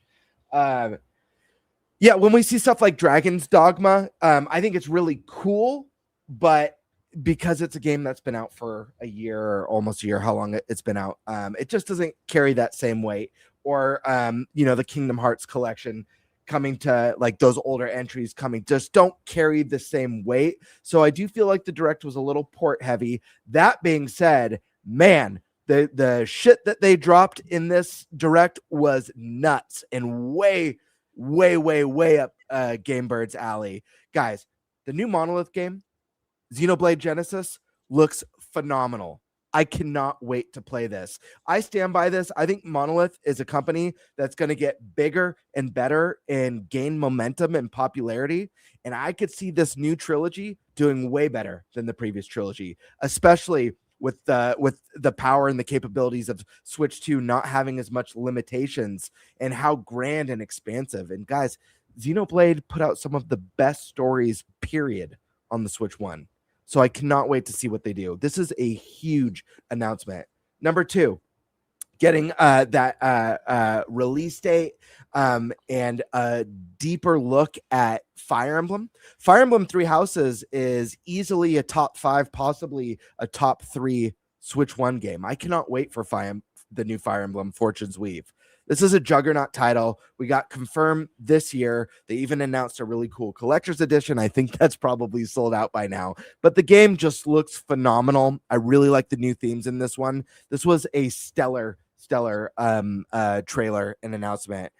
Next up, Sandstorm already said it. Kingdom Hearts 4. What the hell, dude? Out of nowhere. Shocking the nation. Shocking the globe. Way cool to see that continued support from Square, and the game looks really cool. There was no release window, so I imagine we'll see that game, landing on consoles in 3-4 years. I don't know. But just the fact that we got a gameplay reveal and a deeper look at Kingdom Hearts was huge. The very first HD 2D Final Fantasy turn-based, the first like modern turn-based Final Fantasy game. And I know it's kind of like a remake or a retelling of a mobile Final Fantasy, but damn, did this look gorgeous for HD 2D, and I cannot wait to play this game. It looks fantastic. The music was awesome. The combat looked fantastic. This was a very exciting one. Deltarune, huge. Let me look what else was here. We got other, let's see. Obviously, we got the Star Fox demo drop. The new sports resort looked really fun. Orbitals looks amazing. Rayman confirmed. That's great. That's probably going to be a day and date if it wasn't confirmed already. Muramasa, that's a special port because that's not one that we just recently. It's not a game that we played a year ago or 2 years ago on current platforms. This is multi-generations back. So this is the type of port that I get excitement of, more so than a Dragon's Dogma. You know what I mean? So there are exceptions to like the port heavy side. And then there was also, you know what? I actually think, and maybe I'm in the minority here, but I actually thought that Ninjala 2 looked kind of fun. Am I crazy? No. It definitely was a big change from it just being an arena game. I'm like, sure, right. Gonna pick this up. And this is no way a system seller game, but I'm not gonna lie. I actually like this. Actually looks kind of fun. So, also the playtest announcement. I obviously want to know more about Dustbloods. I think getting free DLC plus the promise of new content for Pokopia is awesome. It's a fantastic game.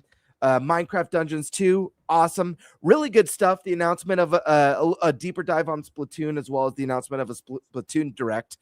Really, really good stuff. But of course, it all comes to the end, and we'll deep dive on the end. But the end of this Direct is so monumental and so special. Ocarina of Time is literally the highest rated game of all time. It is, for a lot of people, the pinnacle of the Legend of Zelda. If you don't like Breath of the Wild, and there's millions of you who don't because you didn't show up for Tears of the Kingdom, and if you didn't like Breath of the Wild and you gave Tears of the Kingdom a chance, and you didn't like that, but you tried, and you really miss traditional Zelda, now, for the first time, we're going to be able to play a game that is so pivotal for this series musically. It was revolutionary for 3D adventure games, and we're going to see it brought back to life. We'll talk about it more, but it's such a big deal. This was such a special moment that just really... anything that you may not have liked about this Direct, that moment elevates this so high for me, and I know so high for so many Nintendo fans. And while I do love when Nintendo has those quirky moments in the Directs, this is the last thing that I'll add. We got to watch them demo the Thumb War. So I love that quirky side of Nintendo. I think it's a lot of fun.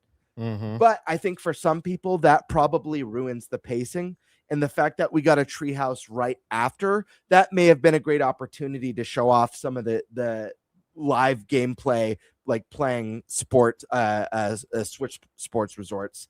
Other than that, I think this was a solid 9. If you don't like RPGs, I could see this maybe ranking lower for you. RPGs are possibly my favorite genre in all of gaming. So this was a stellar Nintendo Direct, and I can't wait to talk about the big finale because there's so much to say about it. Those are my thoughts. 9 out of 10. All right, Stash. Okay. I don't quite know what the sentiment is online. I've just heard that it's like kind of how it normally is. Where some people are upset. I would say the sentiment is generally negative. Okay. Interesting. Yeah, it's crazy. I It's haven't crazy seen that. how Well, I've negative been it is. busy. So I'm actually going to share my screen because, well, I have my Nintendo Direct form open as well with all those pictures, and I'll show you where I'm at with this. Okay, here we go. Mm-hmm. Now, these are all the games I'm getting, guys. These are all the ones I'm going to review. I counted it out. There's 49 games on this list. I've circled 41. How do you think I feel about the Direct? Not good. Not good. Yeah. It wasn't a perfect. Well, So, dude, you I'm might insanely feel hyped. good. I don't know about your wallet though. I think it's a little sick. Dude, my favorite Zelda of all time. Now, I'm not going to say that. There's some things I can't say, but okay, that's there. Nintendo Switch Sports Resort, excited for that. Xenoblade, Sega Genesis. You kidding me? I can't believe they're making a Xenoblade in the Sega Genesis world. That's nuts. It's really Everyone cool. should be excited about that. Oh, Fire Fire Emblem. Super excited about that. I read today too that there's dungeons in the game. Did you guys read that? Yeah. Stash. I don't mean to pause you. Did you see did you see the lineup of voice actors for Xenoblade Genesis by any chance? No. They got a absolute dream cast for this game, let me tell you. Ultimate Play Awards right there.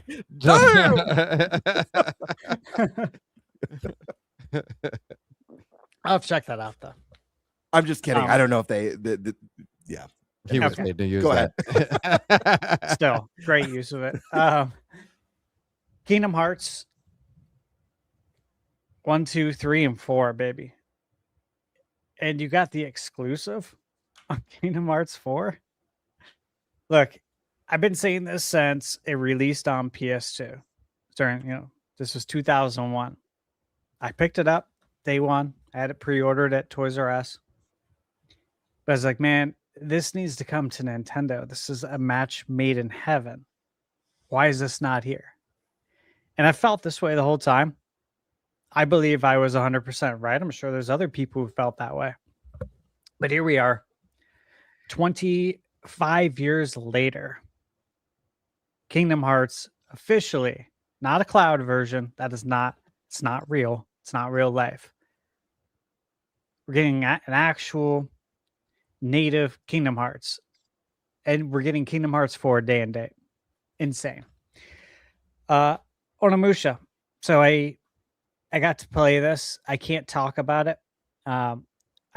What I played is not the demo, which is why I can't talk about it. I've seen a lot. Let me just say I've seen a lot from this game. And I'm so jealous of you. Yeah, dude, again. I'll be honest. It's the most jealous I've ever been about your inside shit ever. I wish I could have streamed it to you or let you see it, But I was telling Michaela because she sat in on it with me too, of course. And I was just like, this is Bird's favorite. This is one of his favorite IPs of all time. Yeah. I was like, I wish you could see this. So based on what I've seen and played, very, very excited. I can't say anything else. I'm not even going to touch Star Fox. Splatoon Raiders. And Orbitals, I'm under embargo for. I can say, though, that we played it. And I can't wait to share more details with you when the embargo's up. Pacopia. Hey, look, I'm glad this game's continuing. and they're going to be doing that expansion pass. I'm probably going to get in on it. And I've been saying that this whole time. A lot of people have said you need to play it. I said, I'm going to as soon as I have an opening. That has not changed. Dustbloods, again, look, I know people wanted to see more of it. And I don't need to see more of it. I'm going to play it. I'm going to trust. So they announced the play test. I'm like, oh, that's all I needed then. Yeah, that's a big deal, dude. That says a lot that there's a play test coming. I'm going to play in it. I'm sure you guys are too. Oh, yeah. I suggest following the Dustbloods account on X. They have an official account.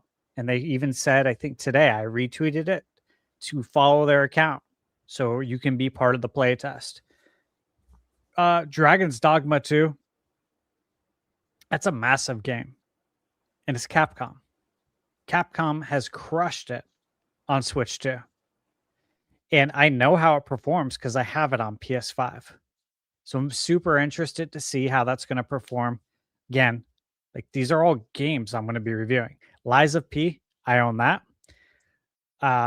This is something we talked about over a year ago.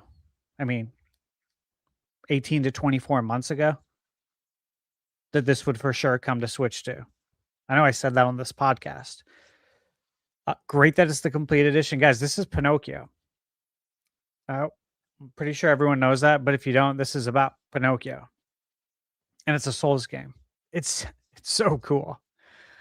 Yeah, and in chat they mentioned there's a full physical as well. So for the physical fans, there you go. Xenoblade 1 through 3, Switch 2 edition. Again, I've been talking about that for a long time. Pikmin's going to drop too. Very excited. Stellar Blade. If you haven't played it because you don't have if you don't have a PlayStation, you definitely need to pick this up.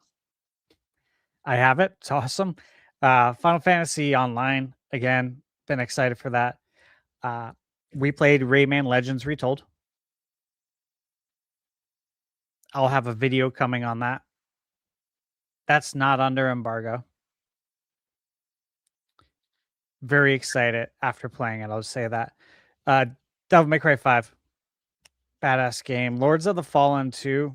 Lords of the Fallen is really awesome. So hyped for that. Rise of the Tomb Raider is an amazing game. Significantly better than the first Tomb Raider reboot. DK Challenge. Very excited to see that we're getting some form of achievements. I want to see what else they're going to do there, but very excited. I thought Ninjala 2 looked cool. I thought RuneScape looked interesting.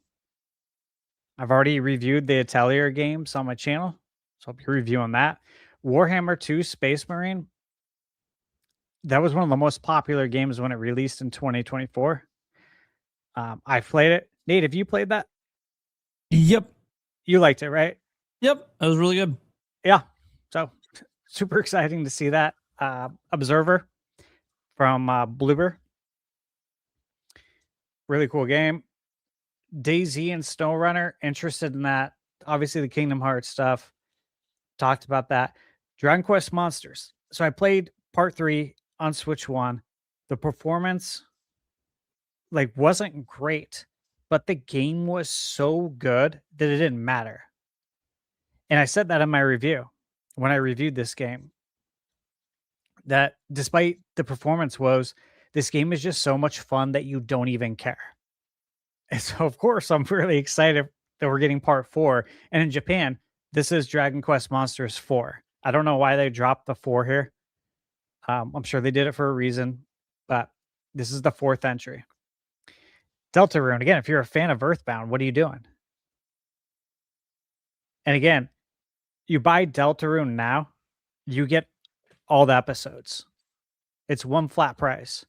So I bought it on launch day, knowing that this is going to buy the whole game for me as it comes out.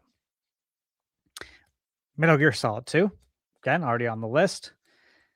Tales of Eternia. That was on my bingo card. I've been looking forward to this one. I love the art style.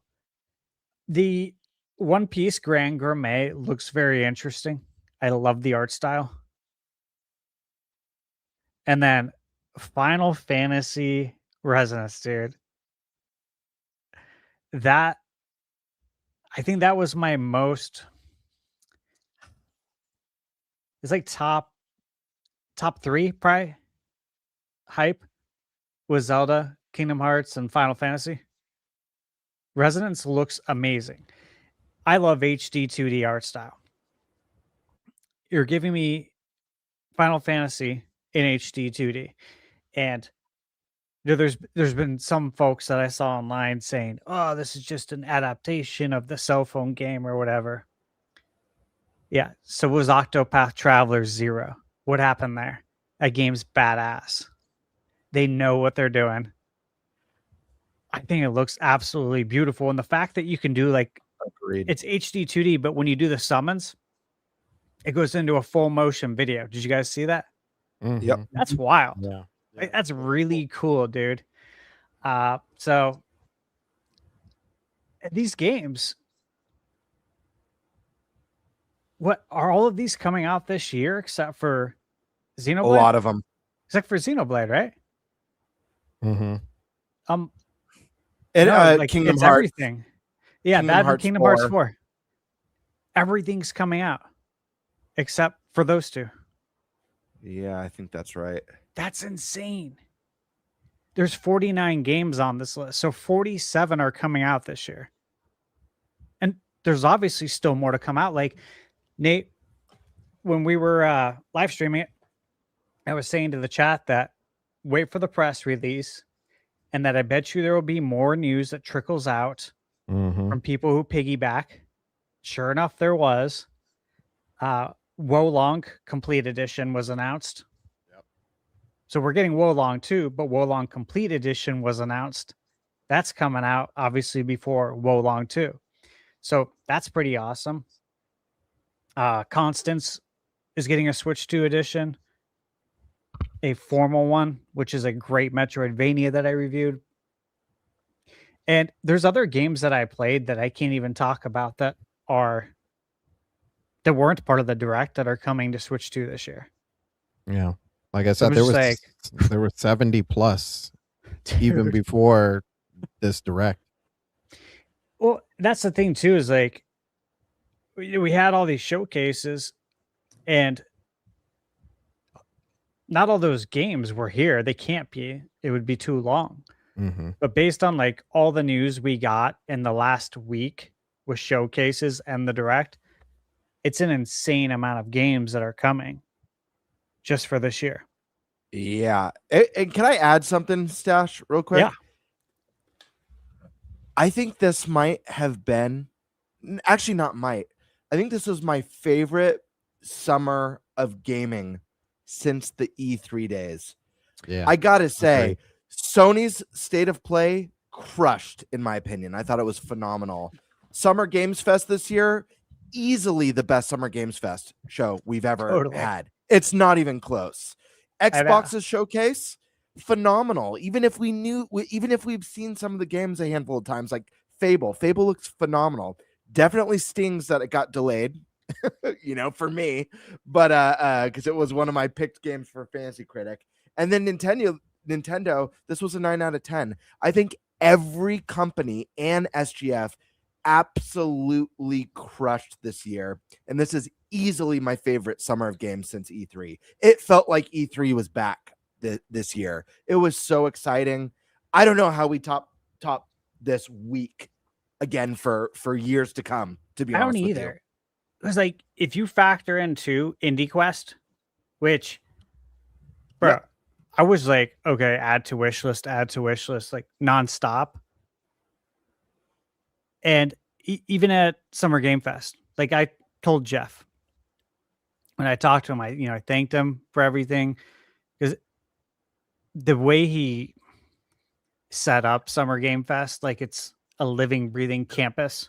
It's like an enclosed campus, basically. It feels like summer camp where everything's paid for.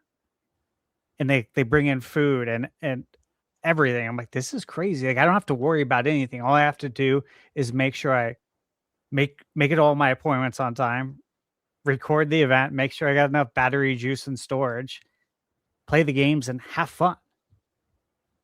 But I think to him, I'm like, dude, the Summer Game Fest showcase felt like, between that and this, it feels like E3, but better. And that's because I was there also experiencing it. You know, E3 had crazy lines, especially when they opened it to the public. Here, it's like, no, I got an appointment. It's like when I go to the barber shop to get my haircut. When I go in there, every time there's a line of people waiting, a line. And I just walk right up there. And people mean mug me like, who's this guy? He just walks in and gets his haircut. We've been waiting an hour. We're waiting 2 hours. That's normal. It's like, well, I made an appointment. I always do this. I don't have time for this shit. You can do it too. Anybody can do it.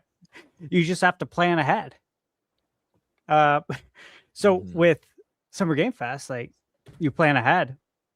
You make appointments. You walk right up. Someone playing the game.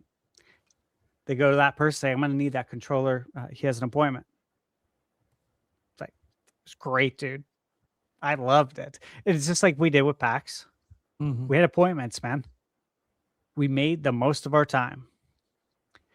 But this felt like, I don't know how they top it. All those banger announcements, not to mention like the last Ronin Platinum. Dude, You know? I screamed. I yelled. Dude, I yelled so loud. Everyone around me did. I didn't know the person next to me, but I met them after that. And that was obviously early in the show. We're just like, holy shit. Like, I thought this was canceled. We all did. We thought this game was canned. Dude. And it was wild. Stash, so funny. At the Game Awards last year is when we got the announcement for the new Onimusha game. And I swear I knew it was Onimusha before anyone. I'm not even exaggerating. I'm not just saying that. I knew it was Onimusha before everyone. You saw the souls being sucked towards the silhouette. And I screamed. And when there was all the coverage on YouTube from the Game Awards, there was a YouTube short of that reveal that someone had posted. And you could hear me screaming Onimusha in it. And it was just my voice just screaming at the top of my lungs. It's so funny. I was like, oh my God, that's me. That's awesome. Guys, yeah, this was such a fun week. But to cap it off with like no sleep, you know, hopping in to the live stream and seeing all these games, I'm just like, this is nuts, dude. All of these games, 41 of them I want to review. I don't.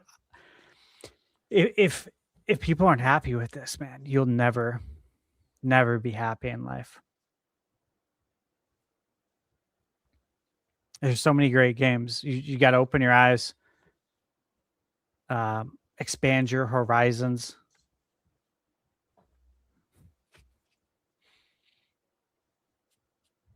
All right. All right. Kind of a joyful but ominous end to that part there. So he should have ended with "you idiots." So yeah, the direct, I really enjoyed it, guys. You know, I gave it A+. Like, I'm really easy to please. I've said this many a time. I'm easy to please. I thought the state of play was an A+. I had the Xbox showcase at an A. I had Summer Game Fest at an A. I had, the mix event at an A+, and many others. So, like, guys, I'm not that hard to please because I like such a wide variety of games. And look, people have all these different criteria how they judge things. Like, oh, I judge, hey, if I was watching this showcase as a new consumer, would this convince me to buy the platform, right? Like, I judge it based on what it does to make me want to buy a system. Well, I did look. My judgment is this. Does it have a shitload of games I want to play? Okay. Then it was a great showcase for me. It didn't matter if it was a new announcement. It didn't matter if it's an announcement of a game that's already here. It don't matter. I want to see shit. So, dude, You're telling me in a direct where one of the greatest games of all time, highest rated games of ever, Ocarina of Time remake gets announced and it's real and it's a high budget, realistic graphics game. What the fuck? Nintendo's doing that? Okay, cool. Oh, by the way, we have our next Switch Sports game. Oh, our next Xenoblade game is announced. Oh, our next Three Houses level Fire Emblem game. We see even more of that. Kingdom Hearts 4 is somehow exclusively being shown in a Nintendo event. What? Wait a second. Wait. What? Say that one more time. Kingdom Hearts 4 exclusively shown in a Nintendo event when they couldn't even put the prior 3 games natively on Switch. That just happened. That's a thing. Oh, okay. All right, hold on. Is there anything else going on? Oh, wait. Oh, you're doing some crazy crap with Final Fantasy now? How the fuck did you take something that was a mobile game and now make me want to play it? What is happening? This shouldn't be a thing. This direct was so good start to finish. How am I supposed to be disappointed in any of this? Now, look, I get it. Maybe a little RPG heavy, I suppose, if you're not like heavy into RPGs. I sort of see that. Like, you know, ironically, if you're someone who's really into farming sims, this probably wasn't the direct for you. I get that. If you really, really just like love platformers and that's all you play, okay, Rayman Legends Retold, and I'm happy that game's coming. But yeah, okay, we didn't have a ton of those kind of games here. So yeah, definitely very RPG / action adventure heavy. I think the count was at like 16 RPGs and 9 action adventure games. So guess who loves RPGs and action adventure games? So right up my alley, baby. So yeah, I loved this direct. Look, you guys are already saying enough praises of it. I think, you know, obviously, guys, our show in general is usually pretty positive about gaming showcases because, guys, these showcases are showing us games. Are we supposed to be upset about seeing more video games? So that said, we've been kind of beating around the bush because of an extra special game that was shown at the end. Special for many, many reasons. And our comrade who isn't here, I'm going to let him get the first words in on this. The Ocarina of Time remake. Here is Eric Mohr's words. The Spice Lord himself said, "Holy shit." Yes, he literally typed that out. Mm-hmm. For as much as I believed it was possible, I also thought it wasn't going to happen. I am so glad that they announced this. My favorite part of the announcement was the music. The little teases of songs from the game over the narration was a chef's kiss. I am hoping that the link they showed in the trailer is the actual gameplay and not just some placeholder visuals, because that looked crisp. This was a good direction to go for the art.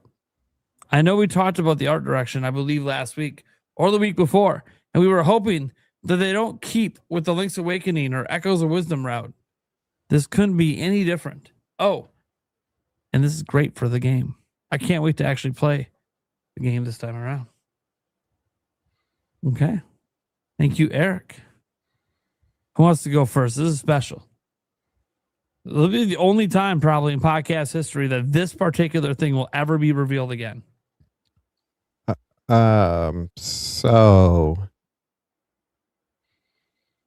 put a post on Twitter earlier about whoever was the person who did the music for this trailer. Boy, yeah, they were spot. It gave you chills, man. You hear those 3 little notes, you're like, oh.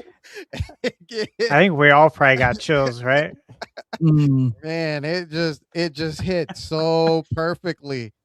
And it's moments like that, Sandstorm, that I'm glad I wear a diaper. You know what I mean? Yeah. Like you get the bumps just like crawl up your arm and you're like, I know that. And they do it in sections too. And you're just like,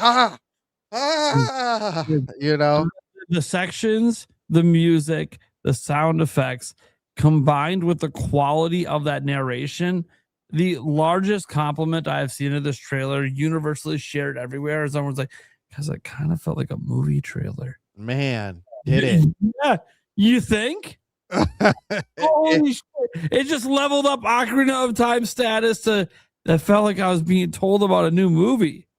Whoever was on the marketing team, pay them, bonus them immediately, because they knew what they were doing with that narration. Like I even went back to look at the original like intro to how Ocarina of Time goes, and it's not verbatim, but it is so close. And then I'm like, man, does that mean like maybe all this is full voice acting, because they're telling the story like how the original is being told, but you're listening to it in a narration.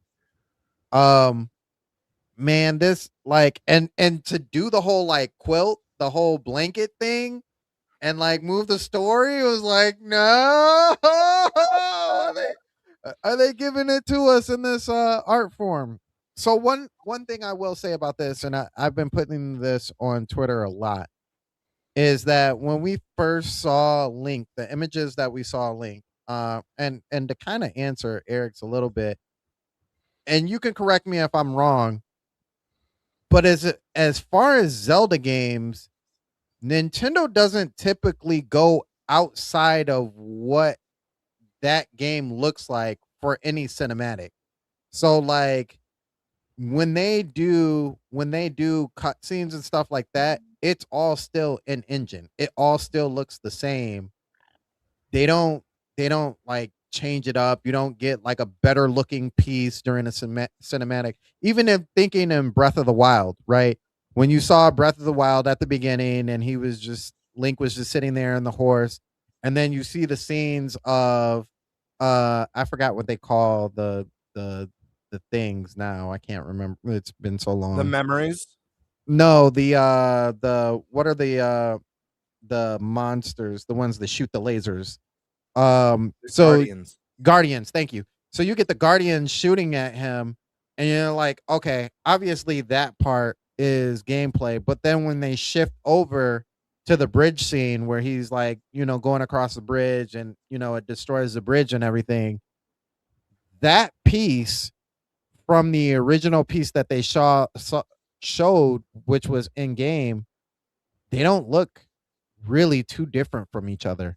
And even if you think about Tears of the Kingdom, that still holds. And even with Twilight Princess, when we saw Twilight Princess and all the cutscenes. So I dare say what we got, that little image of showing Link laying in the bed, that's how the game is actually going to look. I don't think it's going to look anything outside of that.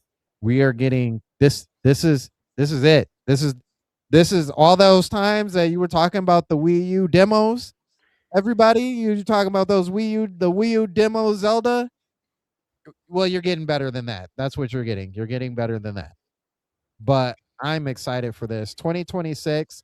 I really hope that this game, I hope this game shows up right next to Grand Theft Auto. I don't care what anybody says. I don't care about numbers and which one does better.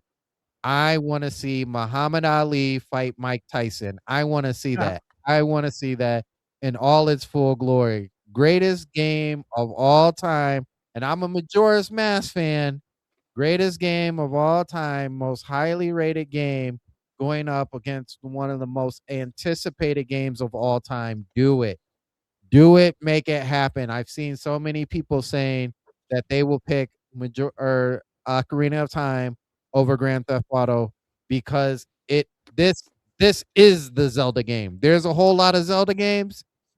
This is the Zelda game. This is the Zelda game. So I'm excited. I was happy. I wish they would have shown more, but to me, that only means down the road that we're gonna be back at this point again. Like, oh, they're finally gonna show some gameplay. They're gonna finally show some gameplay. So I'm ready. I'm ready for it. All right. Who wants to go next? I'll jump in. Yeah, guys, this is insane. Is this real life? And I say that like, you know, we've not only have we been talking about this, and we've all been firm believers that this game is real and this game's coming. You know, I've been on the podcast for over a year now, and no one has said otherwise. We've all been firm believers. But I go back even what feels like 3.5 years ago. I'm not even sure. I went on Andres Restart's channel. I was talking to him about that Aonuma interview when he was asked, and he was laughing. And I was telling Andres, I'm all in, man. I think it's happening. He wouldn't have just laughed. He would have not let speculation run wild like that. So I've been a believer in this for so long now. It feels so good to see this come to fruition after all these years, after believing for so long, after building all that hype. Not only is this game back, but when I think about not just what I've talked about on GameBird Classic over the last couple of years, but I've sat here and talked about with you guys when we've had our discussions about Zelda's anniversary or what we'd like to see for this game. You know, for a lot of us, it was like we all mentioned fully orchestrated soundtrack. We're going to be getting that.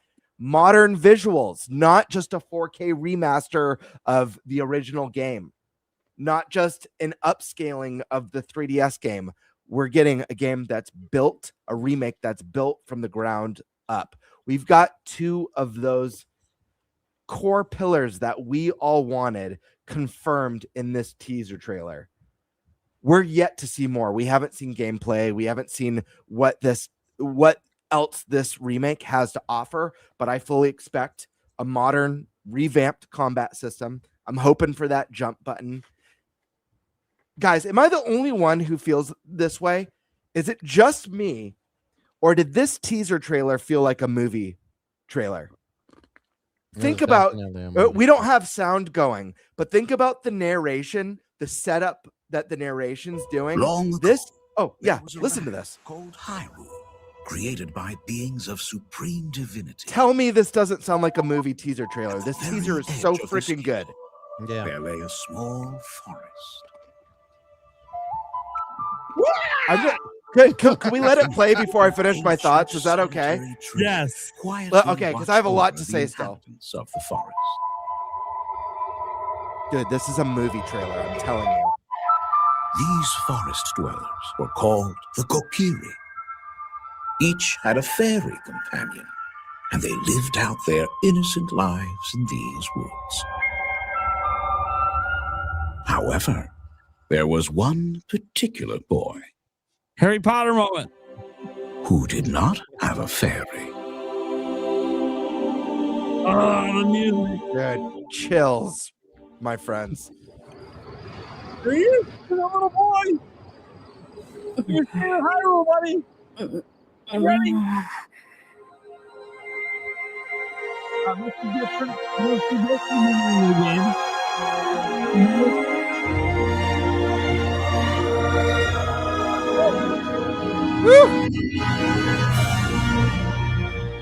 It's so Can good. I say this too before you finish your statement? Because I think it goes definitely with what needs to be said, and something that like nobody, if you have never played Ocarina of Time, you will never understand this, but you will get it when you pick this game up. Ocarina of Time has over any other Zelda game, the best music, period. And you're going to get all these songs now fully orchestrated. And that is absolutely insane. The music is going to be so dynamic. It is going to be insane. Absolutely. But yeah, guys, I have to say, and I know we're waiting on a Zelda movie announcement, but this trailer to me felt like a movie teaser trailer. It was so cinematic, you know, even though it's just going over the tapestry and it's got that really fantastical narration happening. There was just something so cinematic about this that really makes me feel they're going to be fleshing out the story and building more lore into Ocarina of Time, which is really, really exciting. But yeah, this is a dream come true. And again, Sandstorm mentioned this is the highest rated game of all time. I know it's not Nintendo style, but I hope when there's commercials for this game, when they're running ads on TV or at the movie theaters or whenever, I hope they have text that pops up at the beginning. The greatest or the highest reviewed video game of all time returns this year, remade from the ground up. Like, this should be marketed as the greatest video game of all time. I cannot wait to see more of this. And the most exciting thing about this just being a teaser, just a nice little tease to get our heart rates up, to build excitement, create this awesome discussion like we're having now, is that more's coming soon, baby. This game lands this year, confirmed in the direct. We're going to be getting a 40th anniversary Zelda blowout. We're going to be getting so much Zelda goodness soon. It is so exciting. And I don't know, I love the redesigns. This isn't the art style, if I'm being fully honest. And you guys, you know me, I always give my honest opinions. This isn't the art style that I personally would have chosen for Ocarina of Time. We talked about our desired art styles. I pitched one very close to the concept art. That being said, I think it looks gorgeous. I don't think that makes it the wrong art style. I think it's going to be really exciting to see Zelda in a way that we've never seen it before. So I think this game looks fantastic so far. I can't wait to see what secrets are in store. Are we going to build lore around the bosses? Are they going to have a more rich history? Obviously, I expect that with Ganondorf. Here's the one challenge. Oh, voice acting. That's the other thing. 3 pillars. I think it's safe to say this confirms we're getting voice acting in this game as well. So we've got true remake from the ground up, fully orchestrated soundtrack, and voice acting. 3 pillars already nailed.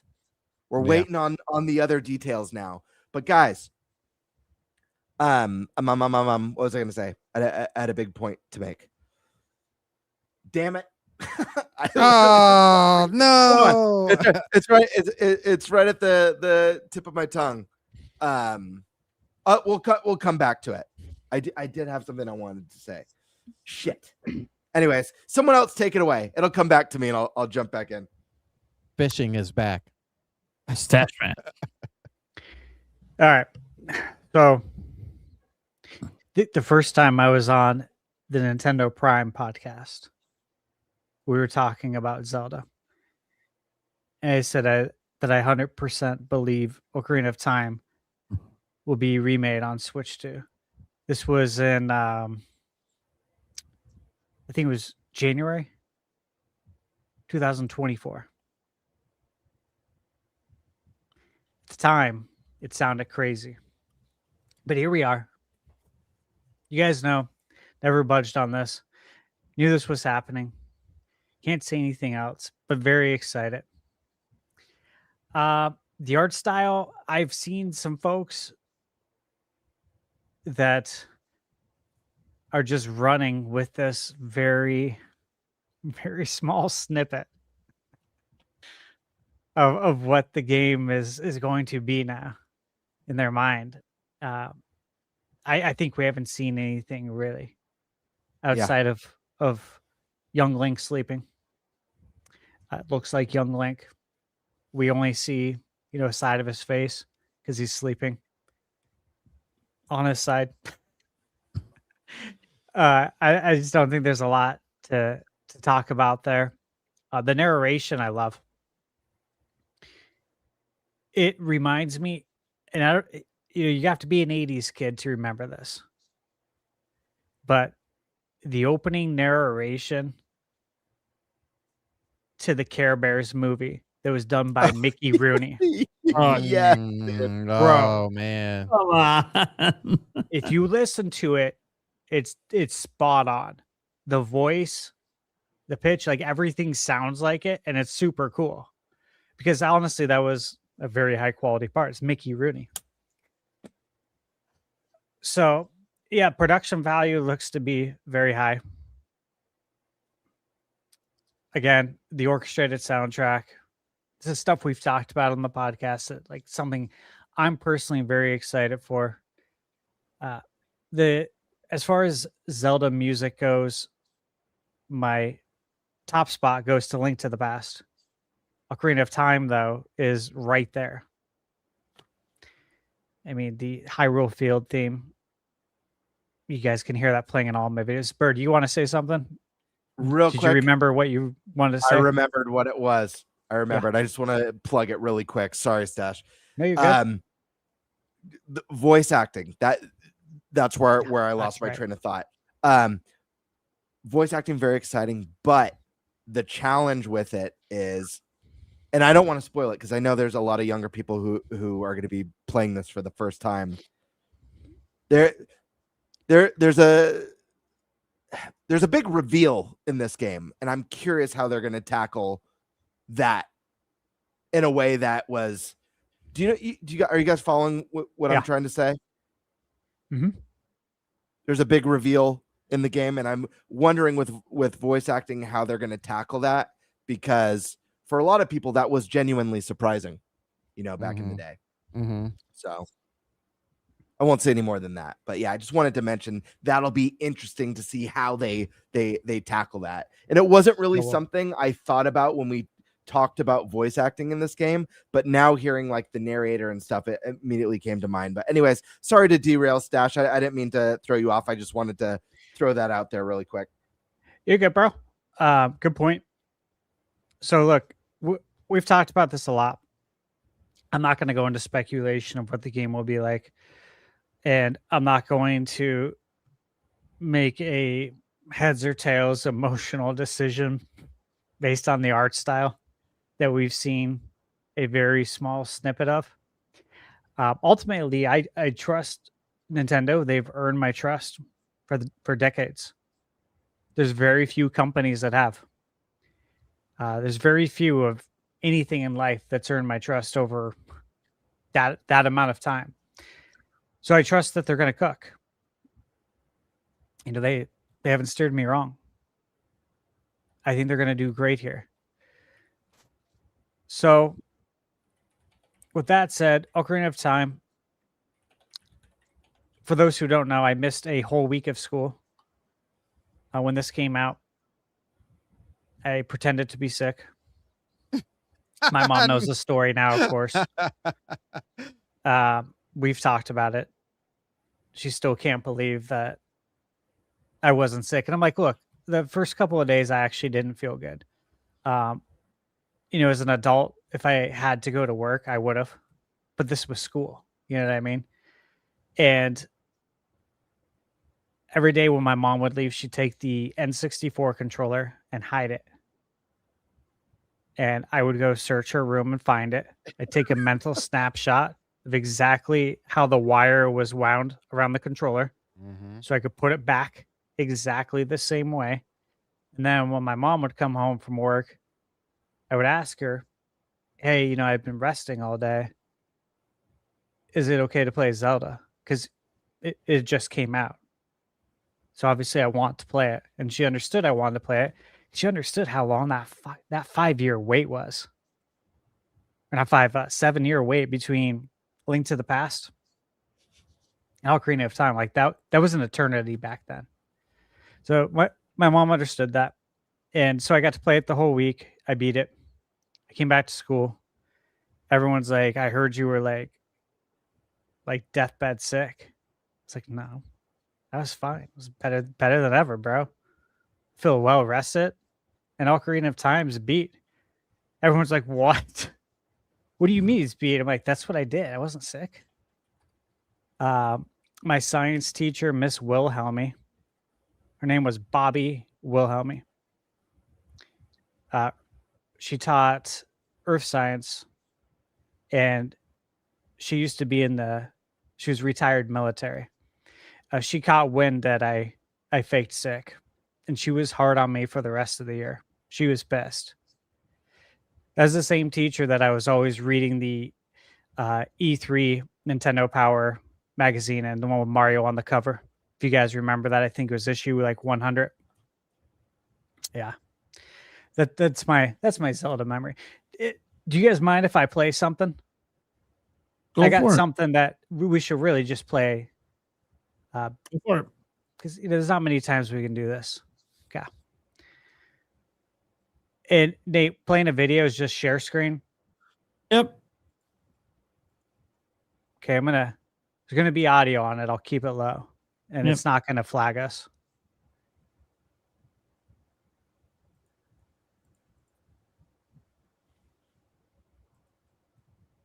Just Yeah. for old time's sake.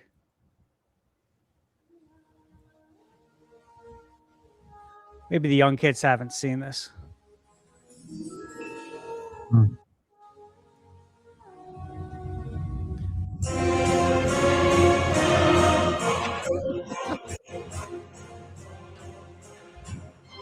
Dude, this is the music also from Conan the Barbarian with Arnold, I think. I'm almost positive it's in that movie as well, which is really cool.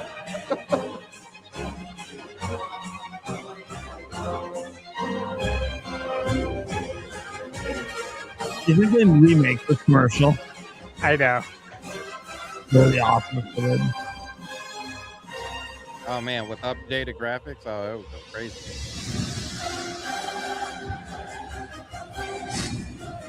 Or will no.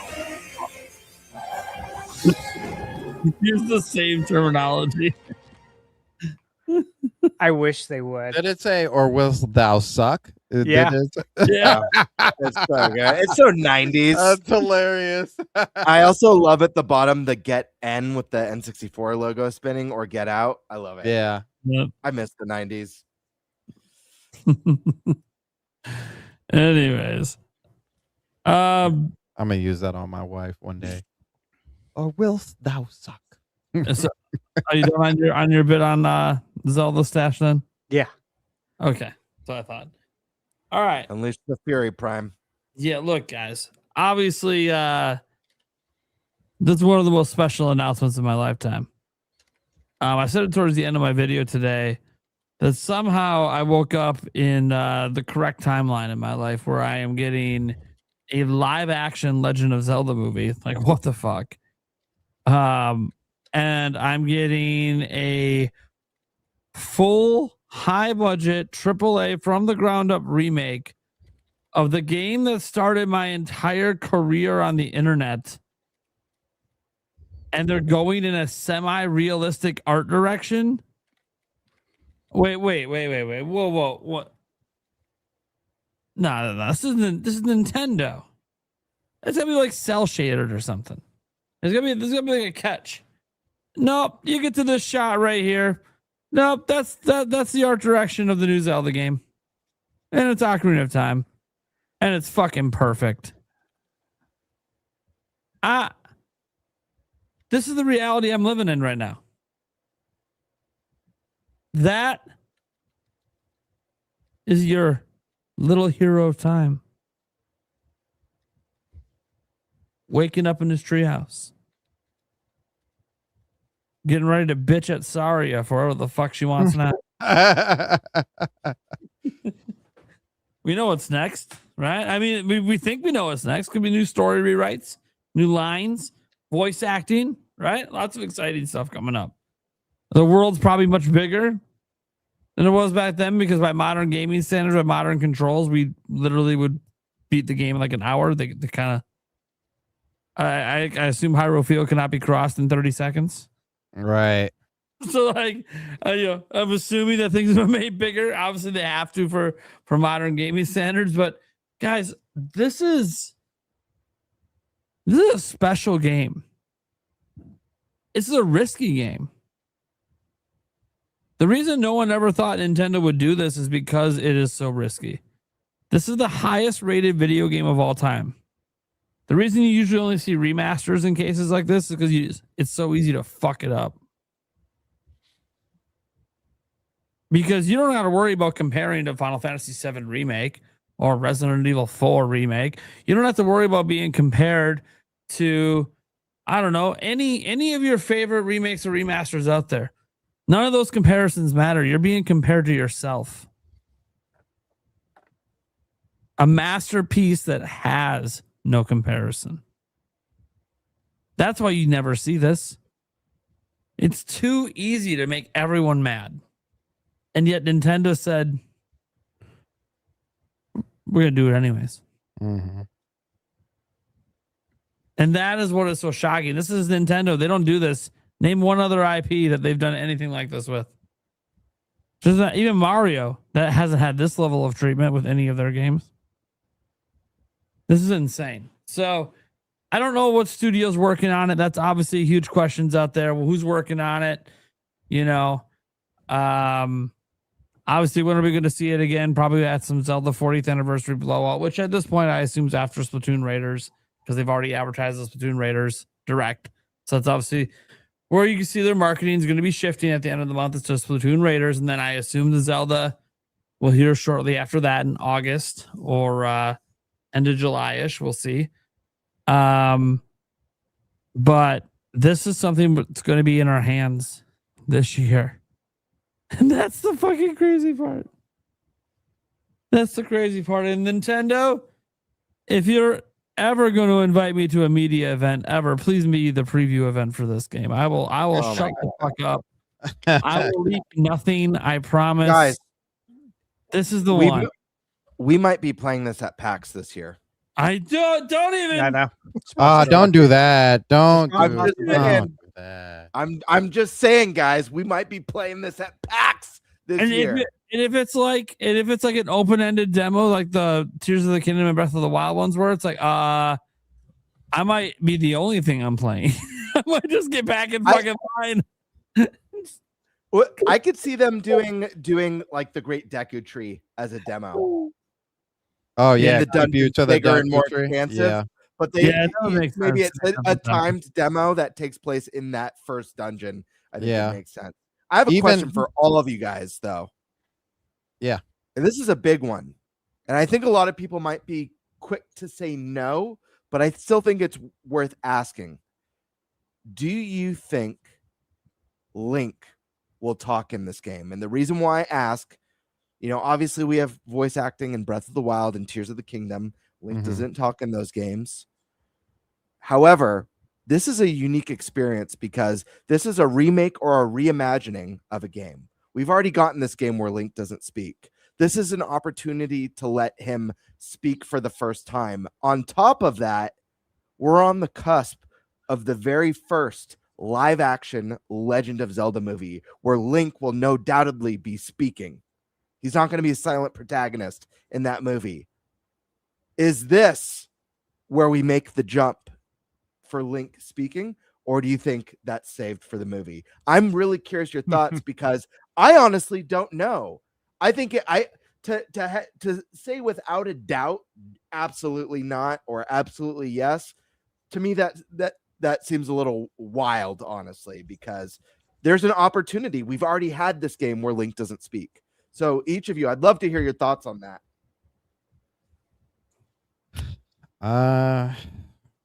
That I think comes with a lot of ifs. The first if, I think the first and the biggest if is, what does the main menu look like? Because if it is reminiscent of 64, you put your name in that game or whatever name you have, and then it becomes awkward because then not only you but all the characters have to say that name. So I think if you're looking at it from that perspective, I think it's hard to come with voice acting. But with that being said, if you take that away and unpersonalize it like it used to be, and it's just I think Link, they take it away.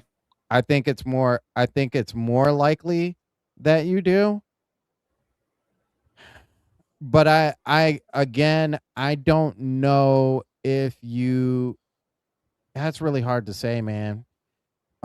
If you take it away and if you give Link his name in that game, maybe you do, but I also kind of feel like he's not going to say much. So what's your prediction? Just do a prediction. Do you think he will or won't speak? Just throw a prediction out there. I'm gonna still say no. I'm leaning on no. I think everybody else is gonna talk, but I think it's gonna be in such a way that it still feels like you're having a conversation. And Nintendo's good at doing that. So yeah, I'm gonna say no, but I do still think there's gonna be voice acting. What about you guys? I'm gonna say he does speak, but it's very, very, very sparing words. Just like a handful it needs to get through certain cutscenes.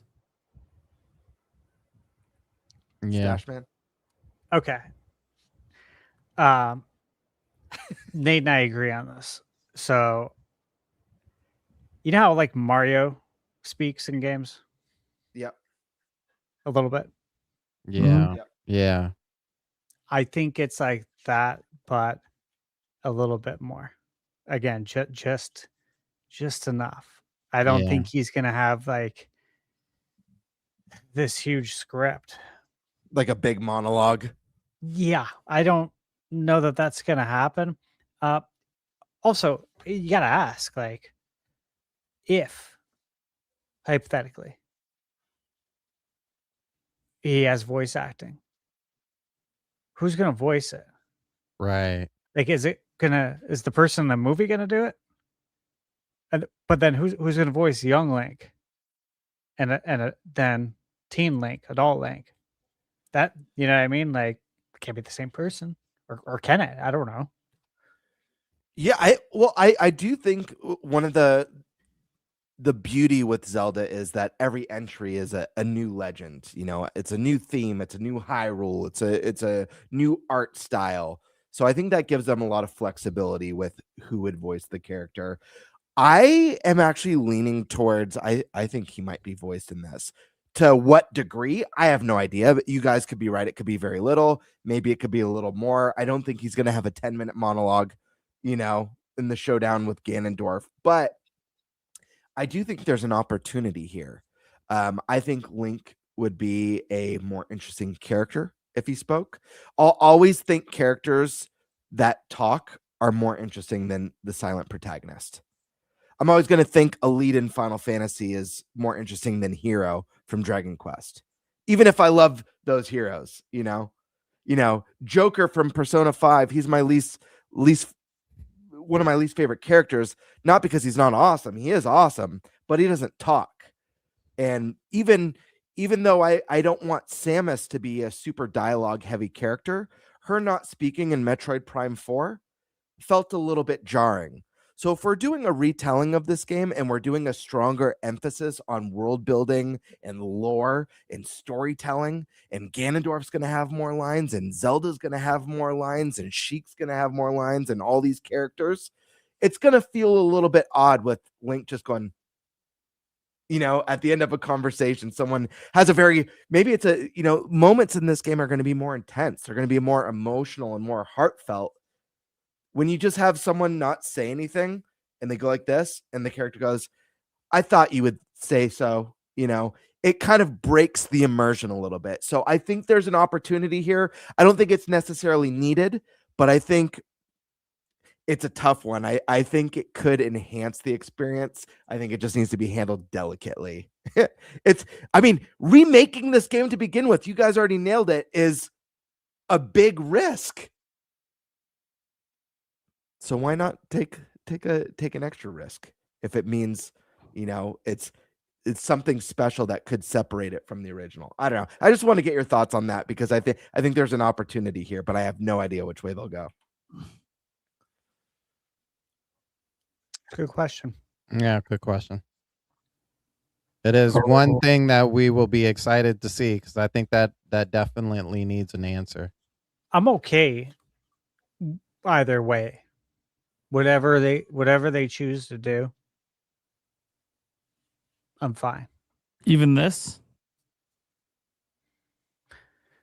I mean, if they choose to voice it or not voice it. Oh, I was gonna say. To be clear, with the super chat saying, "Hey, let's throw a curveball, Snoop Dogg to voice Link." So I had to double check. He said, you know, I mean, Snoop's got a very identifiable voice, so that'd be interesting. Right. Who could Snoop Dogg possibly be in that whole game? Oh Maybe man. Sages. Is Snoop? Okay. I think it would be you know who would be absolutely hilarious for Snoop Dogg to be?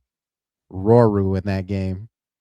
The first just like, what's up, pimpin'? Yeah. You've been in here for 7 years. You know? That would be hilarious. Just and Roru's like long beard, but you never see his like actual like mouth, but you know he's talking. That would be hilarious. What if Snoop played Kapoor Gabora? That would be equally well. I guess they're technically they're both the same like person. So Yeah. like That'd be awesome. it'd be funny if he like tried to fake his voice too, like it wasn't him. Snoop fits a lot of characters in Zelda. Let's be real. Snoop would make a great Deku Tree. Come on now. Yeah. Yeah. The wise Yeah. Deku Tree. He'd be freaking Like- awesome. Deku Hey. Tree, why is your eye so slanted? Don't worry about it. When he came out at Summer Game Fest, dude, it was a huge pop of the crowd. Everyone was like, "What? Are you serious?" I was excited too. I saw Snoop in concert back in the day, so I was pretty excited to see Snoop. All right. So, one thing we did get just like the tiniest of glimpse of with this entire thing. Yeah, the music was fantastic, of course. We already know how great the music is in the game. Really excited to see what they do with it all over again. We technically got a glance at the art direction. Mhm. How do you guys feel about this? This was it's an art style Nintendo basically never uses. How we thinking? It was just the tiniest of taste, but it's one of the few things we did get. I think this is actually like it's interesting because we just got the developer for Star Fox is Valen, something like that.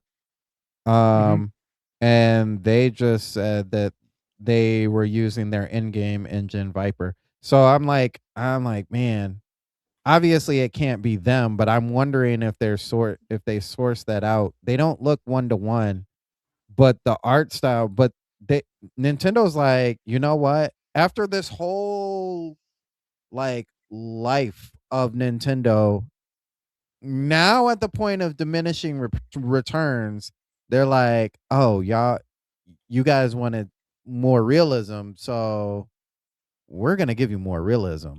And this is like the second game after Star Fox that we're seeing like that change. Both N64 games too, which is interesting. Yeah. So it's like, whoa, wait a minute. And you know, this is for me and GameBird. I don't know. This is for Stash and Prime. But if you're gonna give me this game and it's gonna look like this, please don't play with my heart. Drop Majora's Mask as well and do the same thing. Please, Oh, please, man. please. Yeah. Do you okay? So I'm so happy because that was going to be my last question before we wrap this up, and I want everyone to answer Prime's question. So after we all answer Prime's question, let's all give our honest opinion. Do we think Majora's Mask is not just a possibility, but actually a realistic possibility? Of course, anything. You want an answer to that? After, but yes, I do, because anything could be a possibility. But realistically, as friend, as I almost said friends, not as friends, as fans who've followed this company, our whole lives, do we realistically think that's possible? But first, we all gotta ask Prime's question or answer Prime's question. Okay, well then answer my question, GameBird. I stand by with what I said earlier. This isn't the art style that I would have personally chosen. Like if the choice was mine, I would have chosen something a little bit more timeless. And I think, the one that I pitched in previous shows of trying to capture the magic of the concept art for the game would have been a really cool to see. That being said, this really the whole tapestry part's absolutely gorgeous. Love that whole tapestry scene. This little snippet I think looks really, really good. I'm excited to see more. I hope with the realism that it doesn't lose some of the whimsical fantasy that you get in Zelda. I still want to get some of the vibrant, but we just haven't seen enough. I want this game to look very colorful and magical, but also super dark and gritty at times, because we all know Ocarina of Time gets pretty damn dark and disturbing, especially deep down in that well and in that shadow temple. But the little snippet we see of young Link, I think, is beautiful, and I'm really excited to see more. May have not been my first choice, but I think it's a damn good choice. So I'll say that. Okay. Stash. Thoughts on the art direction? Yeah, I'm good with the art direction, and I'll also say that we haven't seen enough. Yep. We're not even close. So I don't think anyone should come to any conclusion at this point. And I really don't even think you should be leaning in any direction. You should just literally say, wow, we've seen a very short snippet. Let's see what the game actually looks like. Guys, have you yet visualized, based on this art style, what these, because you all know how iconic each boss is in this game. The boss design, like just from a conceptual design in Ocarina of Time, is phenomenal. It's S tier. Bongo Bongo, Queen Goma, Phantom Ganon, phenomenal boss, like just artistically boss design. They're gonna I'm make so Gwen hyped Rova to look see. hot. I am so excited to see what the the great fairies, man. Yeah. Anyways, I'm so excited to see what some of these bosses look like realized in this modern engine. Is going to be unbelievable. Prime, what are your thoughts though on the art style? Well, look, even though Stash like no one should buy it too far in one way or another, this or that. Dude, I love what I saw. I'm all the way in. Yeah, obviously, I don't know what it's going to look like in the rest of the game and how it's going to hold up. And maybe there's some drawbacks to what they're doing, or maybe some of the character designs I don't like. But what we saw, that little tiny snippet, which, look, I'm going to be honest, the trailer feels like we were watching the beginning of the game. Like we were being like shown actual footage from the game, kind of cut up special for the trailer. And that was going to be our transition into taking over Link in his room, like we know at the beginning of the game. So I do believe that's pretty much what the game looks like. And that's because, their cutscenes, in Nintendo history are pretty much the same as the in-game graphics. They always have been. So I have no reason to think that that's not what the game actually looks like. It's coming out this year. It's not like it's suddenly going to get a drastic overhaul between this reveal and, 4 months from now or 5 months from now when it's in our hands. And we're probably playing at PAX. Like that's one thing that was crossing my mind earlier today. I was like, oh my gosh, I'm going to probably be hands-on with this before the game even comes out. And that is so freaking, yes. Like, I didn't get to do that with Tears of the Kingdom because like they didn't have E3 anymore or any preview events like this. And now, hey, I get to do it again for another Zelda game. That's going to be so exciting. Whatever else, Dustbloods, I assume, and whatever else they end up wanting to show off there, whatever's coming out September on forward. But yeah, I'm just really excited. I think that this art direction is everything I always wanted it to be, which is why I was kind of emotional at the end of my video today. I legitimately am living the timeline of what I want, which I never thought would ever exist. Because I like nothing ever caters exactly to what you want. None of us get everything we want. No, I'm not saying I have everything I want out of life. But in this particular case, in my lifetime, I'm getting to see some things from the Legend of Zelda that I never thought I would. And that is awesome. Now to transition to GameBird's follow-up question about Yeah. Majora's Mask. We could make it just a quick yes or no too. Yeah. To the Majora's time. Mask thing. Well, to that I say no shit. Majora's Mask was like made by reusing assets. You think they put in money into this to make these fucking assets, and they're like, oh yeah, we have a freebie game we can make that we don't have to invest $100 million to make because we already have 90% of the assets. Should we make that game, or do we just not like free money? Or do we not like free money? Like, yeah, wait. Like, they're not going to release it till like after the next big 3D Zelda game comes out in 2028 or whatever. They're going to space it out. But I mean, the game might be fucking done in like 2 years. You know, Just wait for that 40th Direct where they do the full gameplay reveal, and then they do. But that's not all. After, look forward to Majora's Mask. Oh my god.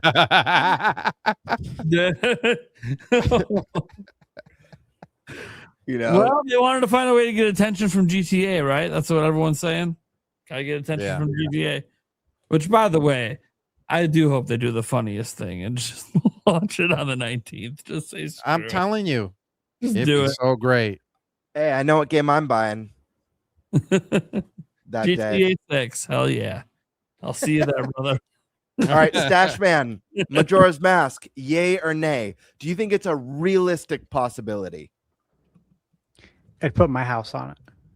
Damn! Oh, wow. You guys are gonna give me. I'm I gonna would. need a new. I'm gonna need a clean diaper. I would. In a heartbeat, I'd put my house on it. Well, I think I'd be they're taking sitting bets pretty on- after that. They're taking bets on Kalashi or whatever the fuck right now for it. Here we go. Guarantee it. Guarantee there's a prop bet on there right now. You think? Probably. Sandstorm. Yeah. There's prop bets Yay or on nay? everything. Man, come on now. To my favorite game of all time, they Ocarina better of Time do it. remake used to be a prop bet on there. They better do it. And just like how they do Ocarina of Time, if they're gonna expand the worlds out, they better expand Majora's Mask out too. Like, it's the first and only time that we've got to play as other races in Zelda outside of Hyrule Warriors. Come on, man. Like, let me just Yeah, guys. swim. Let me just swim. I gotta say, the mask is off in this one. My vote is yay. I was not. I wasn't a yay. I was a very hopium yay. Mm-hmm. But when Stash put a lean on his home Yeah, he put a whole lean on his home for Majora's Mask, in public. I'm all in. Stash has been many a times. I'll call him Nintendamus. You know, so if Stash is willing to put a lean on his home, I'm all in. Yay, my friends. Yay. Hey, I gotta ask though, Nate, was that really a prop bet about Ocarina of Time? Yeah. So there is a get rich quick scheme out there. Holy crap. Oh, wow. I mean, am I allowed to go make bets with stuff on I know? Well, yeah, better be careful insider trading there. I gotta say I got insider information. I'll go make bets. Yeah, you probably can't make bets on any of this shit. And because I am unless you work in government, of course. Yeah, unless you work for the government. Exactly. good. We're trying to get that exception card quick. Old Nancy. Oh god. All right, GameBird, answer your own question about Majora's Mask. I answered yay. The mask is off. I said once Stash was willing to put a lean on his home, That's it. I'm all in. Yeah. I'm all in. Same for Sandstorm, I assume. Yeah, absolutely, man. Absolutely. All right. Let's go ahead and get to the Q&A. Your guys' statements. You guys can still super chat them in while we're still live. Joey Pitt says, bring Conker's Bad Fur Day to NSO. Yes. Hell yeah. Absolutely. Super The Money facts. Brawler. Wow, on time. There's a first for everything. I know. Mm-hmm. I looked at the time and I was like, I'm just going to hit go live because it's 8 o'clock. And sure as shit, it just worked out. There's also a last for everything, so don't get used to it. Yeah. And Eric isn't here. You might be seeing the problem. When he's here, it's 100% we're late. It's got nothing to do with him, but whatever. Actually, sometimes it does. Sometimes he'll be sitting right next to me, sitting there playing the Switch 2. I'm getting ready for the show. I'm like, hey, man, we're live in like 3 minutes. He's like, oh, yeah, I should probably hook my camera up and maybe get my lights set. Yeah, you think we're live in 3 minutes. It was Jimzo. Yesterday, I bought the deluxe edition of Dragon Ball Sparking Zero from the eShop. I'm so excited for Liza P, Star Fox Remake, and Fortune's Weave and Kingdom Hearts 4. Hell yeah. Lots of great stuff coming. Also, you can now wishlist Ocarina of Time in the eShop. Hopefully not for $80. That's the thing we didn't touch on today. How you guys feeling about that $80 Fire Emblem? Oh yeah, that comp. I already gave my anything because I'll be pre-ordering at Walmart. So yeah, I'm not paying $80. I'll tell you that. But maybe it's to help Amazon with their. To be fair, though, 3 Houses had 3 full campaigns. You basically got 3 games for the price of 1. If this game follows suit and they're obviously not doing the multiple releases like Pokemon. Fire Emblem is shifted away from that. If this game has 3 campaigns or 2 campaigns, you're getting more than your money's worth. Even at it's 80. Probably going to be, in my opinion, it's going to be each of those characters that they talked about. They're going to have their own campaign, so you're going to continuously play that game. Yep. And it's not like Pokemon where there's subtle changes. There's 3 endings, 3 different stories, 3 different main characters. In 3 Houses, you have completely different parties based on who you choose. You're getting an insane experience for that price. So if it's like that, it's worth it. Just saying. Yeah. All right. Like the Chomp says, happy that the Unks, Old Heads, and Geezers got Ocarina of Time. I'm also happy for my children who are going to get to play it for the first time. Facts. Mm-hmm. Reaper. Was the WTF game Kingdom Hearts 4 the Direct? Nope. Reese Riley has come out publicly to say his game has not been revealed yet. Jorge. I believe Nintendo usually shows 3 to 4 new first-party games per Direct, so this was no different. I can understand that it's been 9 months since the last Direct, but Nintendo seems disciplined in what they show.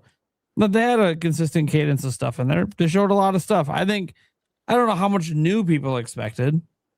We knew what most of the lineup was the rest of the year. We only needed a couple announcements, and we got 3 announcements, and one of them was for 2027, so. Yeah. It's about what I expected. I think this is the sad part about leaks too, is for a lot of people, it sucks the hype. Obviously a lot of people have been talking about Ocarina of Time, but when Nate the Hate came out and said that he's heard it's cut real and it's coming this year, when people see it, if you're not like super hardcore like we are for that game, a lot of people just see it like, yeah, I already knew that. You know what I mean? And that's just the unfortunate side of leaks in general. The same goes for Star Fox. Meanwhile, I knew all about the leaks, and I'm like crying. Yep. But you're hardcore. Leaks don't ruin my hype, but they just make me. Oh, man. All right. To my brother. Hey, guys. Just letting you all know, I'm always having a blast with this show. It's the highlight of my week. I love it, and I'm still a big supporter. But hey, I have to have less super chats for a while. I got to save up for the 30 games coming out. Back. Oh, so you're partaking in September, I see. It's an expensive year, man. That's 1 month. Just 1 month's a problem. Thank you so much. Admiral Brawler also bring back NFL Blitz, NBA Jam, NHL hits. Got to keep it going. One more for him saying they should add a dirt biking for Excite Bike. There you go. To Sports Resort. Joycey Jace here. She's hyped. Ocarina of Time remake is real. Love y'all. I remember when Joycey asked on the podcast, when she asked me specifically several times, but I thought it was actually coming in real. Joycey, I told you the truth the whole time. All right. Tomorrow, I think Welcome Tour should be free for NSO members. I think a lot of us agree with that. Wind Demand. In the Ocarina of Time remake, imagine if we get previously cut content like the unicorn fountains or the brand new cutscenes like Ganondorf destroying Castletown. Yeah, all possible. I will say something to that. So I think out of just real quickly, sorry, just out of a lot of the Zelda games, in this game in particular, you don't really see Ganondorf actually doing evil stuff. Like most of the stuff that he does has already happened in between the 7 years, and then usually you're just playing catch up to what. Yeah, you hear about it. Yeah, you don't ever actually see it. So like, is Ganondorf evil? He's justifiably evil, I will say that. But he's never had that like presence of like, yo, you're a bad guy. You know what I mean? So I would like to see a lot of that. Like what was said, I'd like to see him destroy Hyrule. I'd like to see people run in, or he like bring in monsters and just start killing people off, or however that looks. Him putting curses on the Deku tree. I want to see these things so we can justifiably be like, yo, yeah, he may be trying to help out his people, but nah, he's not going about it the right way. He's actually a bad guy. It's almost like they have this moment in the game where he kidnaps Princess Zelda right in front of you. Mm-hmm. Well, he chases after her, but you never actually see that. Like, you never actually see him. It's almost like right after that shortly after that, you pull a sword, and then the 7 years happens, and he left. Spoiler happens. Yeah. Dude, it feels weird. I gotta start talking about that as a spoiler again, because it's gonna be a new game for people this year. But right. It's also kind of cool that I get to talk about that as a spoiler again. Like, there's gonna be people about to be introduced to one of the greatest moments in gaming for the first time, and I can't wait. Can't wait. You think you could still? Do you think you'll still be able to deflect energy balls with the jar? Probably. I hope so. I think it'll be so fun. They got to keep all the jank in. You got to at least keep some of the jank in. Just make it an Easter egg. I love that. Yeah. Yeah, it only works if you beat the game at least one time, and then they let you just do it every time. Who gives a shit? All right. All right. Tap the backlog gifted a member. Thank you. Demonic Brawler. All Switch 2 editions should be free. Yep, we had a similar super chat like that earlier. Dust Bloods is Switch 2 exclusive. Yes, it is. Yep. Demonic Brawler says game chat would be better if it wasn't friends only. I think it's a way for Nintendo to kind of protect themselves a little bit. Mm-hmm. Making sure you actually know the people that you're voice chatting with. So I don't know. Demonic Brawler says Ocarina of Time remake is actually happening. Yes, it is. Wind Demand. I think Virtual Boy should be ranked higher. I got the cheaper cardboard and 3D Wario Land, 3D Pinball, Mario Clash. They're addicting. There you go. We got a new big Virtual Boy fan. Warren Bowman's DC channel says, hope Nintendo doesn't have more than 10 $80 games over the whole Switch 2 life. It should only be their heavy hitters. Fortune's Weave. Why? Don't push it, Nintendo. Yeah, I don't agree with it being 80. I'm not going to spend 80 on it either. But it is unfortunate that I have to do that pre-order thing or buy it digitally. Like it kind of sucks that I can't just walk in a store for MSRP and get it for $70 anytime I want. Yeah, it's unfortunate. I would love, that's the thing I would love to have Nintendo actually asked about an interview is why did they think that Fortune's Weave is worth 80, but then Mario Tennis is worth 70? What makes Fortune's Weave such a bigger deal compared to Mario Tennis when historically Mario Tennis has actually sold more? I think it goes back to, again, if there's 3 full campaigns in it, or 4 main characters in that trailer. What if there's 4 full-fledged campaigns in that then game? give me that answer. Yeah. No, I agree. I think the messaging could be better there. I agree. I mean that collector's edition sold out instantly for the $120. Yeah, and they did the thing too where they hid the price again after the show. Yeah, like we gotta stop that stuff. Now the collector's editions, whatever, that's always gonna be something that's short, sweet, sells out. But anyways, again, I'm still gonna buy it, guys, because I was willing to spend 70 when I can get it for 70, but it sucks. Joy CD says Ocarina of Time is real. Did you get that? No, yes. God, please don't change that, Nintendo. Please leave it where everybody spamming through it keeps repeating it. Please. You got to keep it for old time's sake. Got to do it. Jorge, that Ocarina of Time remake teaser was basically Nintendo fans' Final Fantasy VII remake teaser from E3 2015. I still have my gold N64 cart of Ocarina of Time.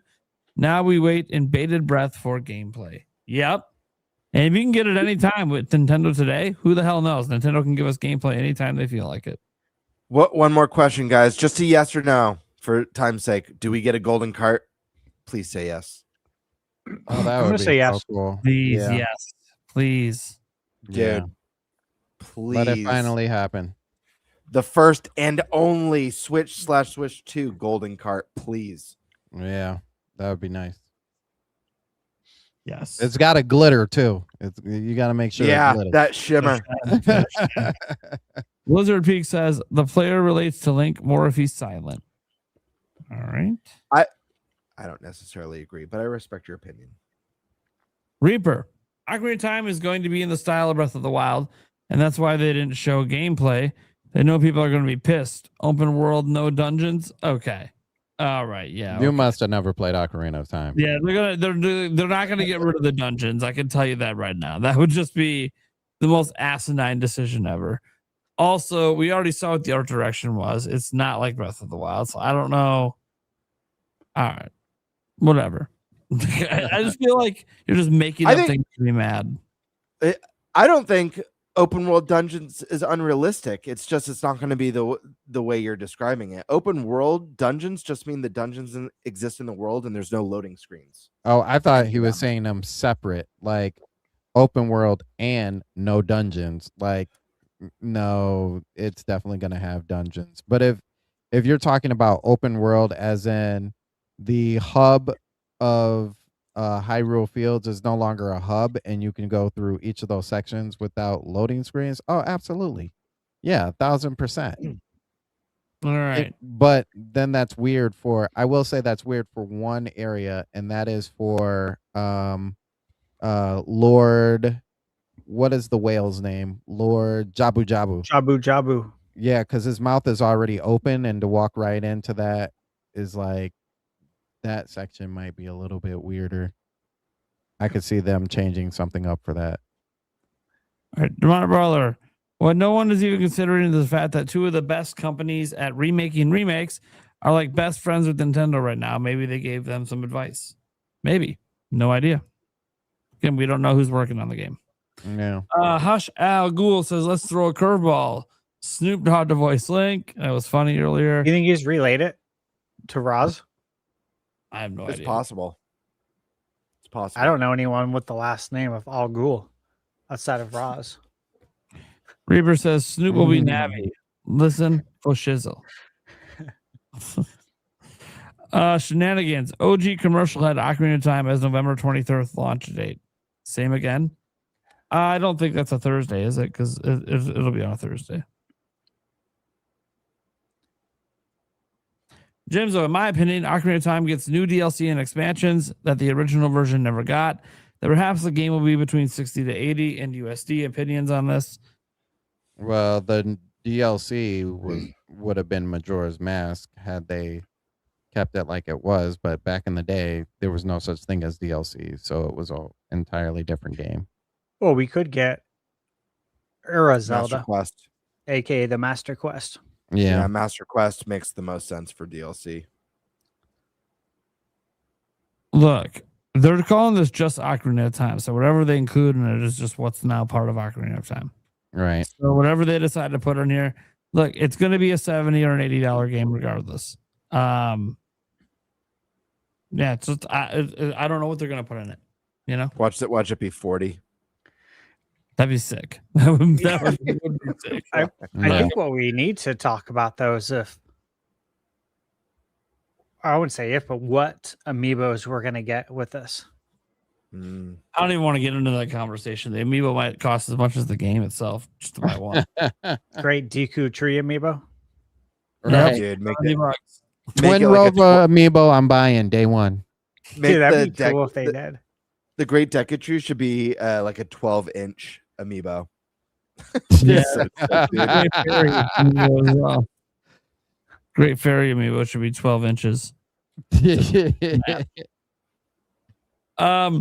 Waffle Bioful Ploy says a plumbered Kingdom Heart game or a numbered Kingdom Heart game. Plumbered. A numbered Kingdom Heart game. Being on Nintendo day one is huge. They usually get the side games while PlayStation gets the numbered games. Yeah, I think that was the whole point. They wanted to make a statement. Want to make a statement. We're here. We're day one and we're committed to Switch 2. That's the statement Square Enix made. Same statement Capcom's been making as well. The Japanese devs are on board.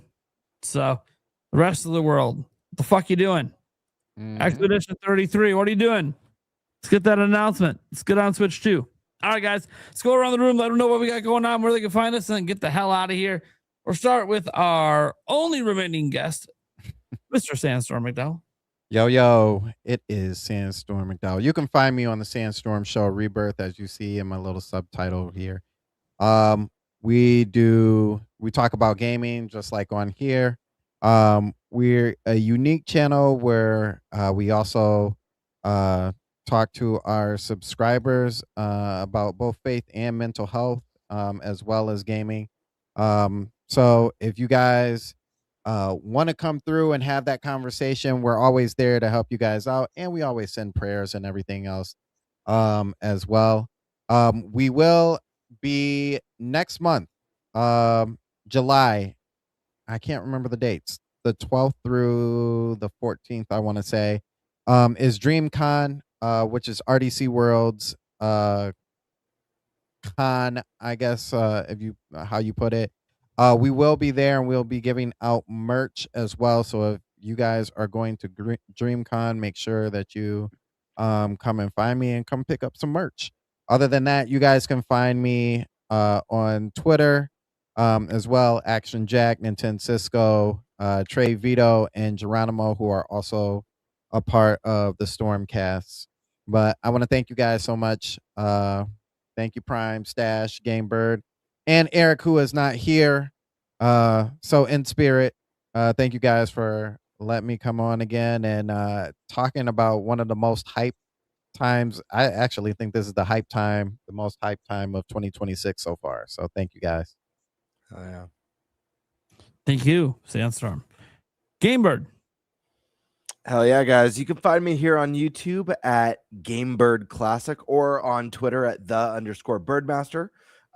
Tuesday night, I will be doing my GameBird live stream, so definitely tune in for that. Should be a fun time. Last show, I got pied in the face at the end of it, and that was an exciting time. I've been super busy, man, from hospital visits to new career opportunities. It's been all over the place for me. But what an exciting time. Definitely keep your eyes peeled for some Ocarina of Time discussions on the channel. Maybe even getting some people together for a full, now that it's official, Ocarina of Time wish list collab video. I don't know. I haven't talked to anyone yet about it, but I do think that would be a fun one to do. And I'll be sure to be keeping you guys entertained that way. All right. Stash. You can find me on YouTube at ThunderStash Gaming. And I got a lot I'm working on. Obviously, I just got back from Summer Game Fest. Played a ton of games, insane amount. I got footage for all of them. Converted all the footage yesterday and today. So I'm going to start working on getting those videos out. So stay tuned to my channel for tons of Summer Game Fest content, tons of gameplay for games that aren't out and don't have demos. Could only play them there. So should be pretty cool. I'm excited to show you guys. Awesome. All right, guys. Well, I'm Nintendo Prime. I got your daily news videos over here.